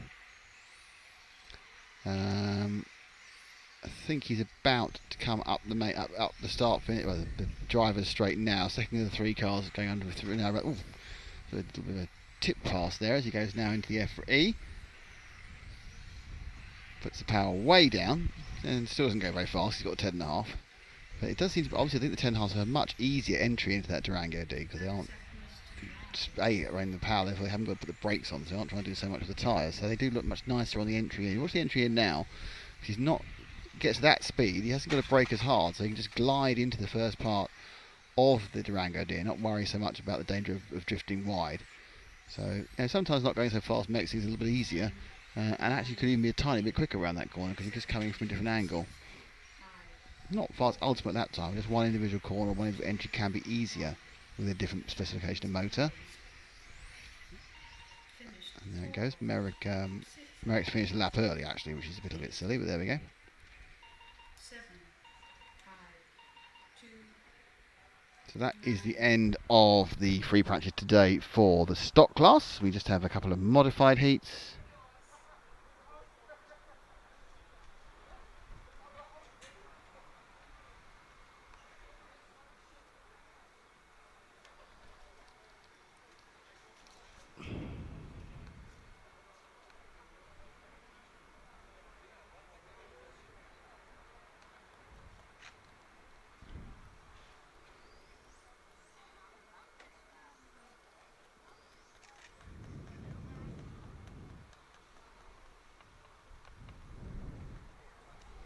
You're welcome, Adrian.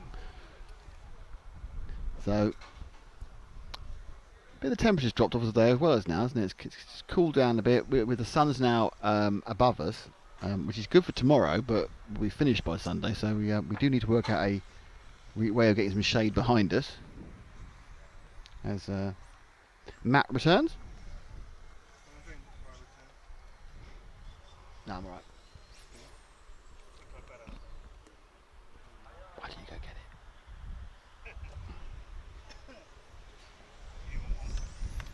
it? If you're getting it, I'll have a Coke. Coke 0. So we Matt on the camera in a second. For reasons we don't understand, Paul appears to be able to get free drinks and we don't. As Matt pokes me in the bottom, luckily with a tripod and nothing else. Have we now got a succession of shots which is going to make people cry when they see them at the end of the year? Only if we slow them down. Yeah, you may need to turn that on. Sorry, because you can't hear yourself back. Is it muted on the switch? Yeah. Really stole my thunder there, didn't you? Go on. Have we got a succession of shots that will make everyone cry? Only if we play them in slow-mo. Really? Yeah. Is it people like doing a little bit of screwing and a little bit of turning and a bit wrenching, I like to call it. Yeah, it's less liable to misinterpretation, isn't it, if you call it wrenching. Javier gave me a chewing gum. Is that Pretty Javier. Pretty Javier, okay. It's going to sound really odd out of context now, isn't it? What's up with that one? You just need turning off. Oh, it's just got a bit of a warning sign. That comes up every day about the Intel ME FW recovery agent firmware. Anyway, what have I missed? Can I be really honest with you? It's a practice day. You've missed people practicing. Alexander Hagberg looks quickest. Right. Who's going to win? I still think Mark Reinhardt's going to have a Reinhardt's. Reinhardt's. Yes, that's the one. Admittedly, the lap Is times. that the one where he has a race within a race within a race, and then he wakes up and realises it was just a race? No, isn't that doesn't have Leonardo DiCaprio in it? Did you pay? All food and drink through Paul. A race within a race within a race. Adrian Contat on the YouTube chat is telling us that the best 2 laps from the stock cars, it's Marek Czerny first with 31.113, Jeremy Dehond with 31.126, Jean Delorme with 31.22, Jan Ratheski with 31.2, Martin Hoff with 31.3. It's quite close, really, basically. So stocked pretty close at the front. Good job, someone knows what's going on. I think that probably means that my RCM's working again. It wasn't working earlier.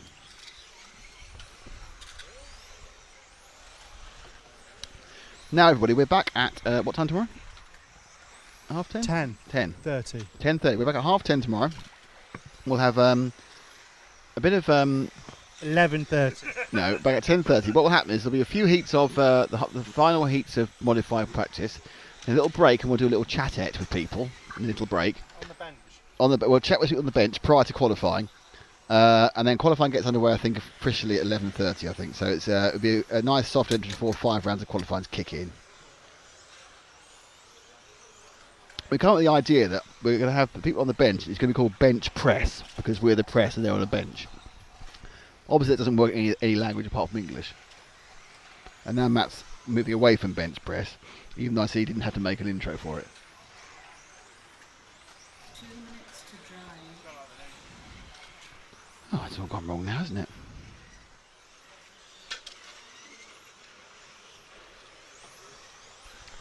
So, there's the puppy behind us.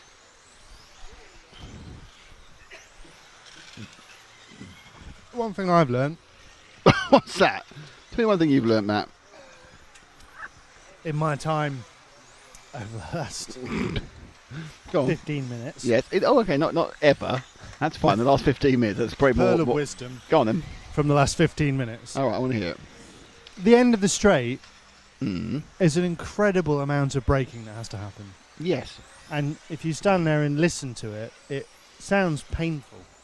And so many of them getting it wrong. And just slamming into the wall. But it is very, very slippy and skiddy. Interestingly, you have echoed something I was observing and saying, actually, I think that the 10.5s are faster on the entry into the Durango D because it's much easier to actually get them slowed down and turning at the same time than the modifieds are. They're trying to do too much with the tyres and the tyres are going, no, I can't do all those things at once. But if you stand there and look directly up the straight, you get a real panic wiggle at the end. And just about, even the top drivers do the panic wiggle. 5 seconds to dry. They can't be purposely panic every 13 seconds, surely. Squealing panic wiggle, actually. Ooh. Sounds a bit weird. Is that my screening panic wiggle? I'd rather not, thank you. No, it does look very, very tricky. Of course, it is downhill as well, which it's hard to see on the camera. But then on the front straight, 9, 8, it's uphill. 7, Yes, and it's shorter, so it's much easier to brake from the Montec hairpin. 3, 2, 1. So, The track is closed. that's the end of the first heat, which we talked through. I suppose we ought to move the sort of camera thing soon, shouldn't we? 9, 8. One thing they have added this year Mm. is extra central barriers that they've stolen from a greengrocer. Yes, there is some grass, isn't there? The sort of stuff that we're normally backing some peaches. They've got plenty of peaches here. Or any soft fruit. It's a soft fruit backing, isn't it? Not all tomatoes. You wouldn't bother with the potatoes, would you? They go in a sack. Well, you know, seems a bit unfair, but...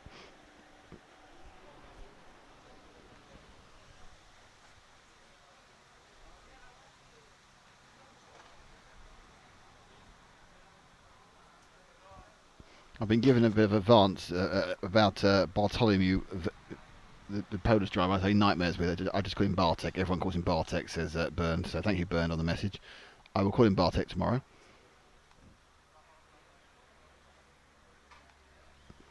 So yes, we've got a couple of heats to go, and then we'll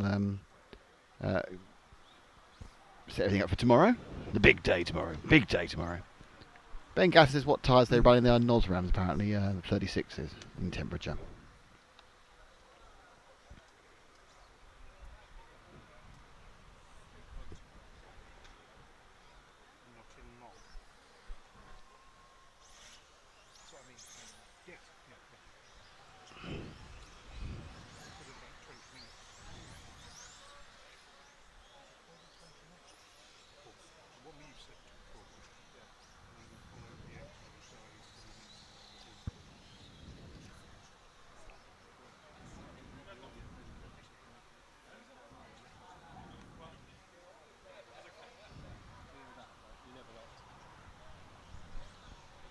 The track is open.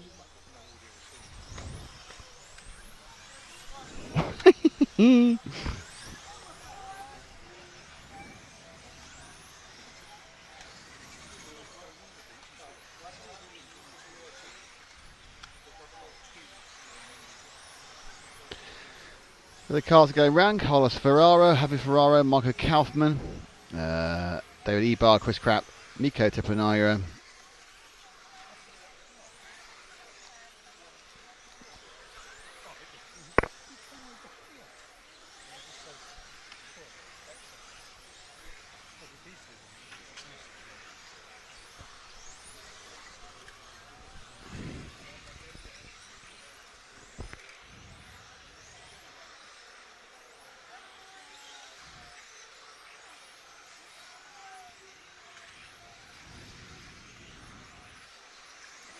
To drive.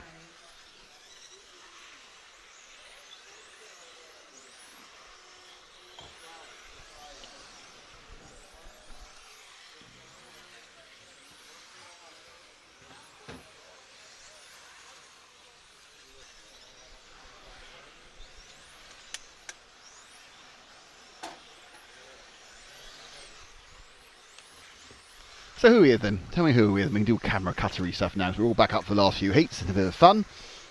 And who are we with? Car 4, which is David Abar.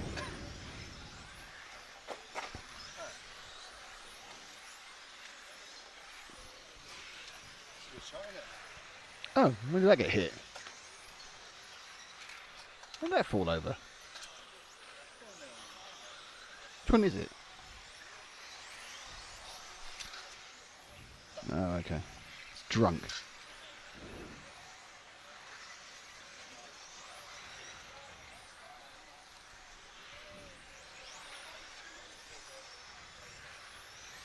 Barefoot Andreas Myberg on the track.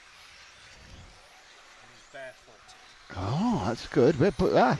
See, bit of barefoot action there for Anders, but it's fine. It's not officially started yet. You aren't officially having to wear shoes.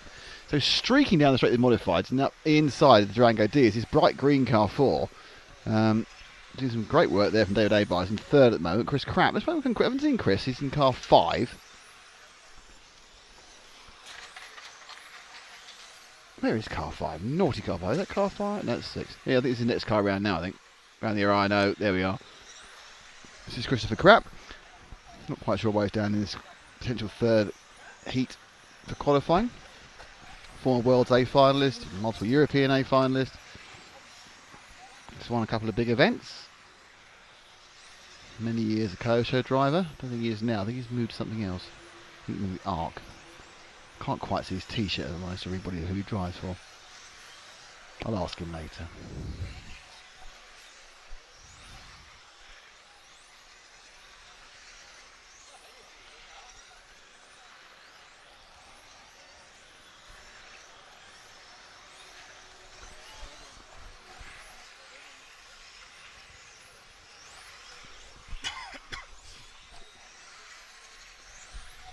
Fastest lap is a 14.957 for Tim Val. Chris Krapp, who we're with, the second best at 15.048.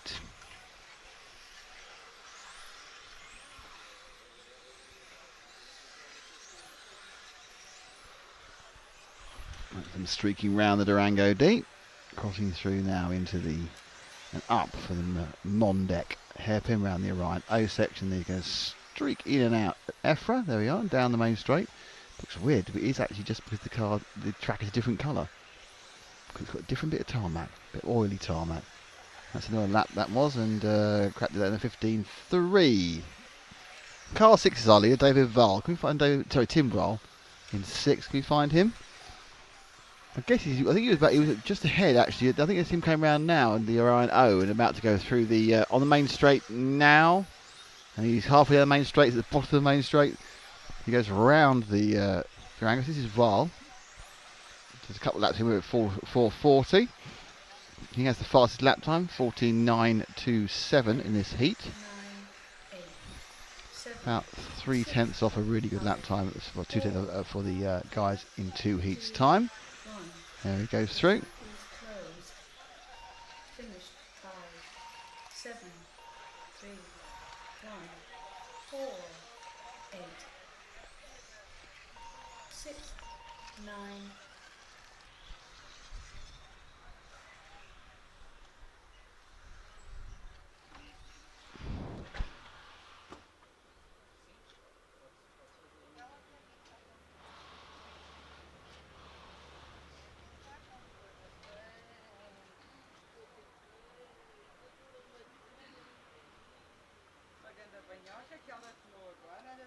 Is there 8?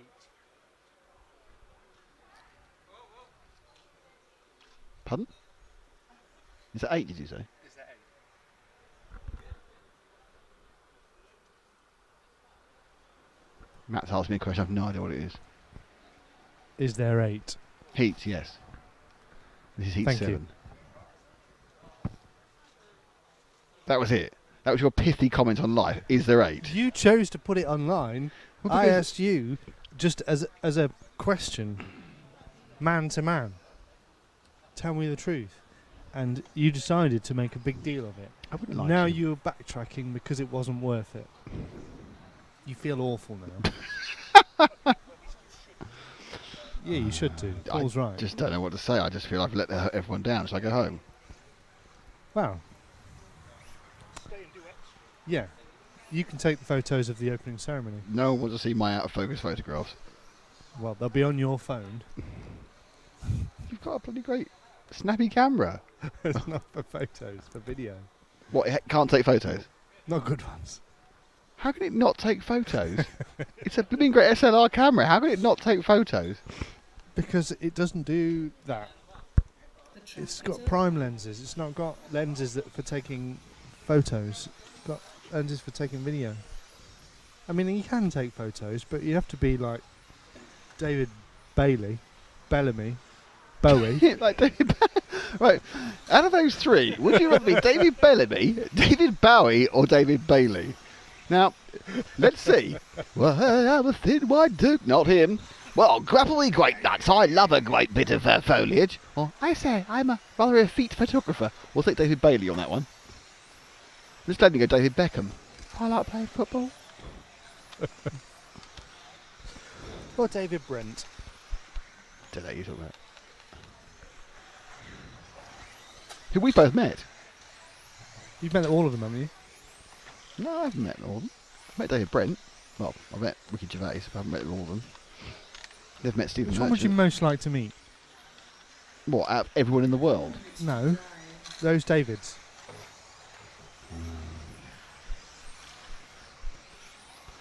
Probably David Bowie.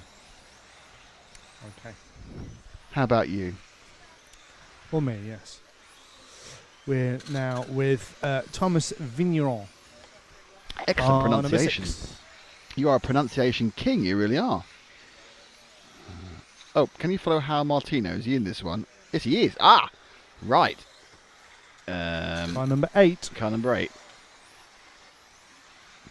Bernard Cosmo, these are the same AstroTurf grossest parts from green 2 years car. ago. Just going onto the straight now. Green car in the middle of the straight. Now in the drive. Hal Martino, D, the request. slamming into the wall. There he is. Oh dear, that's not our That's fault. got to be a record. That's not our fault. Is there a replay of that? Because that's not our fault. That is entirely down to Bernardo Cosme making us show him. He's thinking about going out again, but we all know what actually happened. He just, no, possibly maybe. I'm on camera, I'm slamming into a wall.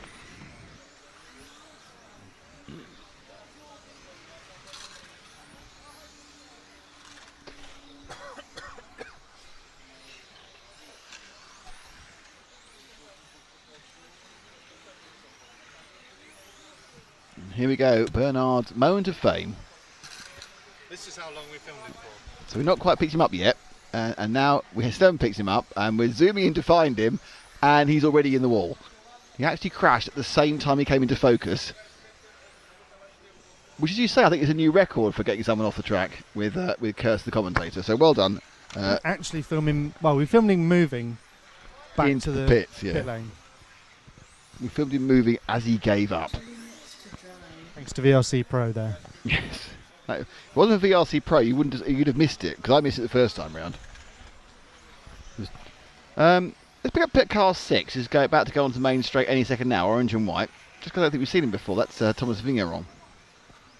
Oh, we were a minute ago, weren't we? Oh, dear. Got the curse of the repetitive vision. Bernard Costa thinks it's funny that he's made his friend crash. Adrian Combat, do you think about the speed of the stock class? Is it too fast for a spec class? Not sure. For European Championships, don't know. Probably not. I think it's probably just about right for European Championship. You could go 13.5. It's not massively slower. But drop back one car. So just behind him to the car immediately behind him.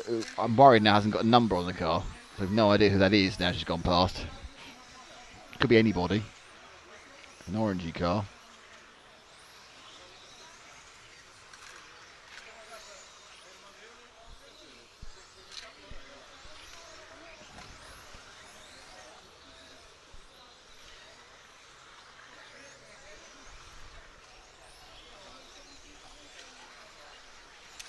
This is a mystery car. I don't know what it is. Any numbers on it.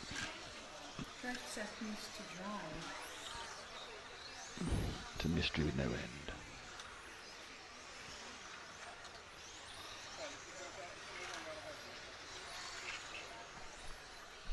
It's such a mystery. I don't know if it's actually got a transponder in. Actually, he may have changed his car and have no transponder. 7, 6, 5, 4, 3. Okay, Bernard. Yeah, we yeah. It is funny when they crash exactly as you come to them. And of course, he can watch that again and again. But it's on film. 4, 6, 3. So this is coming up to what will be the last heat of the day. And we'll be back on air tomorrow at 10:30 local time, which is the same as the UK. 10:30 UK, it's 11:30 in Europe, with a bit of practice, then a bit of chat, and then the first of the qualifying rounds, I think, gets underway officially at, hang on, 11:40 local time. So 11:40 for the first round of qualifying. That's about 12:40, obviously, in Europe. There's 2 rounds of qualifying before a very short lunch break, and then 3 more rounds of qualifying, and the day scheduled to end at 6:45 local time, 7:45 in the rest of Europe. So it's a very, very long day of action tomorrow. After today, we've been quite a disrupted long day of inaction, I would say. Paul's actually lost focus on life at that point. It's literally just gone. It's like watching someone die in a chair. It's like an old man. We'll discover him in 3 months' time, sort of slightly decomposed. Then again, he drinks enough wine to pickle himself, so it's fine. Yeah, what Paul found out was he wants to move to Portugal because he got half a bottle of wine for about €1.50, which was drinkable. You guys, I can't believe it. This is quite drinkable.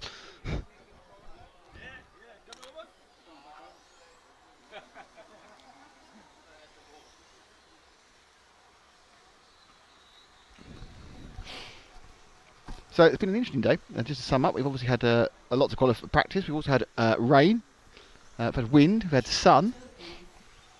basically had all the weather you can have, and a lot more than you expect in Portugal. Bruno Carrello once again using a white body car. This is the top heat. Let's see. We're not seeing much Ronald. Here's Ronald coming towards us now. Let's get some Ronald on as our European champion reigning. There's Ronald. We've looked at him for a couple of hours. There's Volker about to go down the main straight. Hard, and again, he's having the panic wiggle that Matt has described.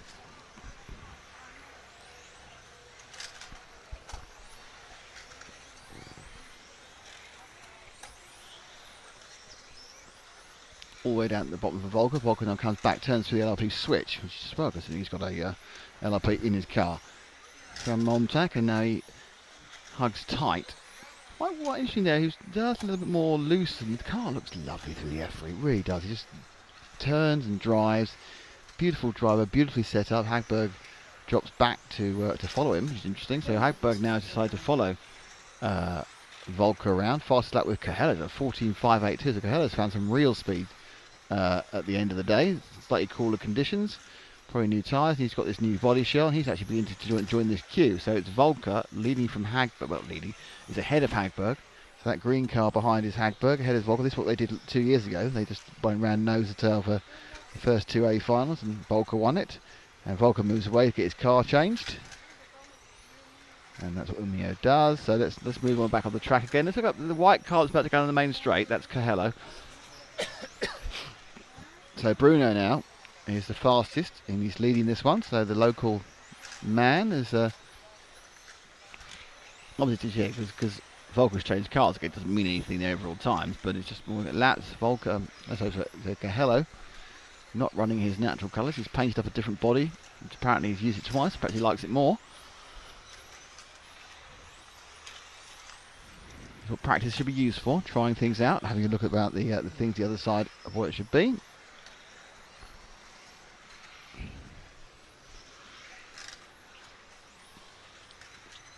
So Carrello.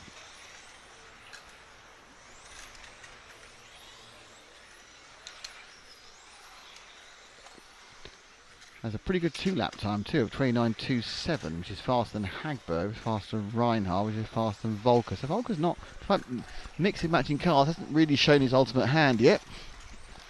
Not entirely unexpected. He's a clever young man.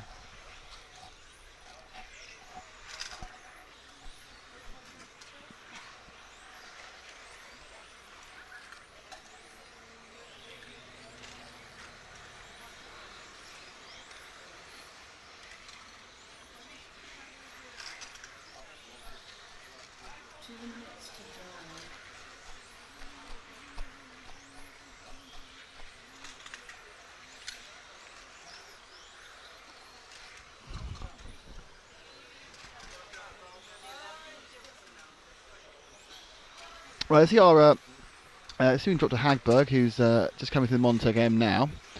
There's Alex going through the hairpin. His best lap this time round is a 14.650. Exactly the same as Volker's best lap is 14.650. They're two combined. He's got a tenth and a half up. So he's managed to find a bit of consistency.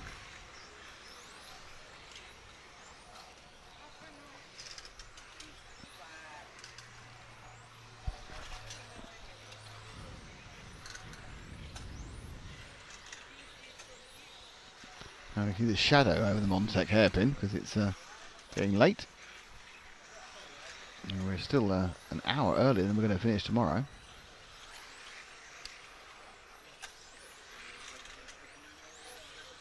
And that'll be a monster of a day and see us all the way through qualifying.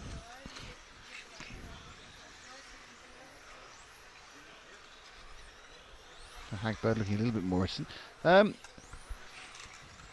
Carrello's got a problem. Maybe he flamed his thermal, I think, which is not good. Let's see if we can find Reinhardt, who I think is... 30 seconds to drive. I think runners, you see the 3 car. Yeah, he's in the white car with stickers coming around the Rhino now. About to go onto the main straight now. So Ryan's stickered up. So Reinhardt has also got an all white shell, so he's had to move away from his preferred shells because he's changed the design of the body. Gone all white, but he has put his sponsor stickers on the all white shell. 7, 6, 5, 4, 3, 2, 1. The So Reinhard, I think, has just finished. That was a 15-second lap. He finished that one. So that's the end of the qualifying there. Practice. So that was Bruno who took that one quite easily and didn't complete the distance again. So he's going to have to have a little look at the speed control settings, but he had a 14.582 as a fastest lap and a 29.278 as a combination lap. So that is it for today from RC Racing TV. Thank you very much for listening to us. Thank you to LRP. Thank you to Team Orion. Thank you to Team Durango and the DETC 410. And thank you to Montec from Italy. We will be back tomorrow at 10:30 in Europe, and the first qualifying with some controlled practice, some interviews, and then the first qualifying popper is at 11:40. So thank you all for watching. You can, obviously, as soon as I press stop on the streaming, you can watch all the day again, including our very long and independently assessed pretty good interview with Jürgen Lauterbach of LRP. But it is for now. We'll see you very soon tomorrow morning, 10:30, which is 11:30 if you live in mainland Europe, apart from Portugal where we are, which is 10:30. Thanks all. Bye.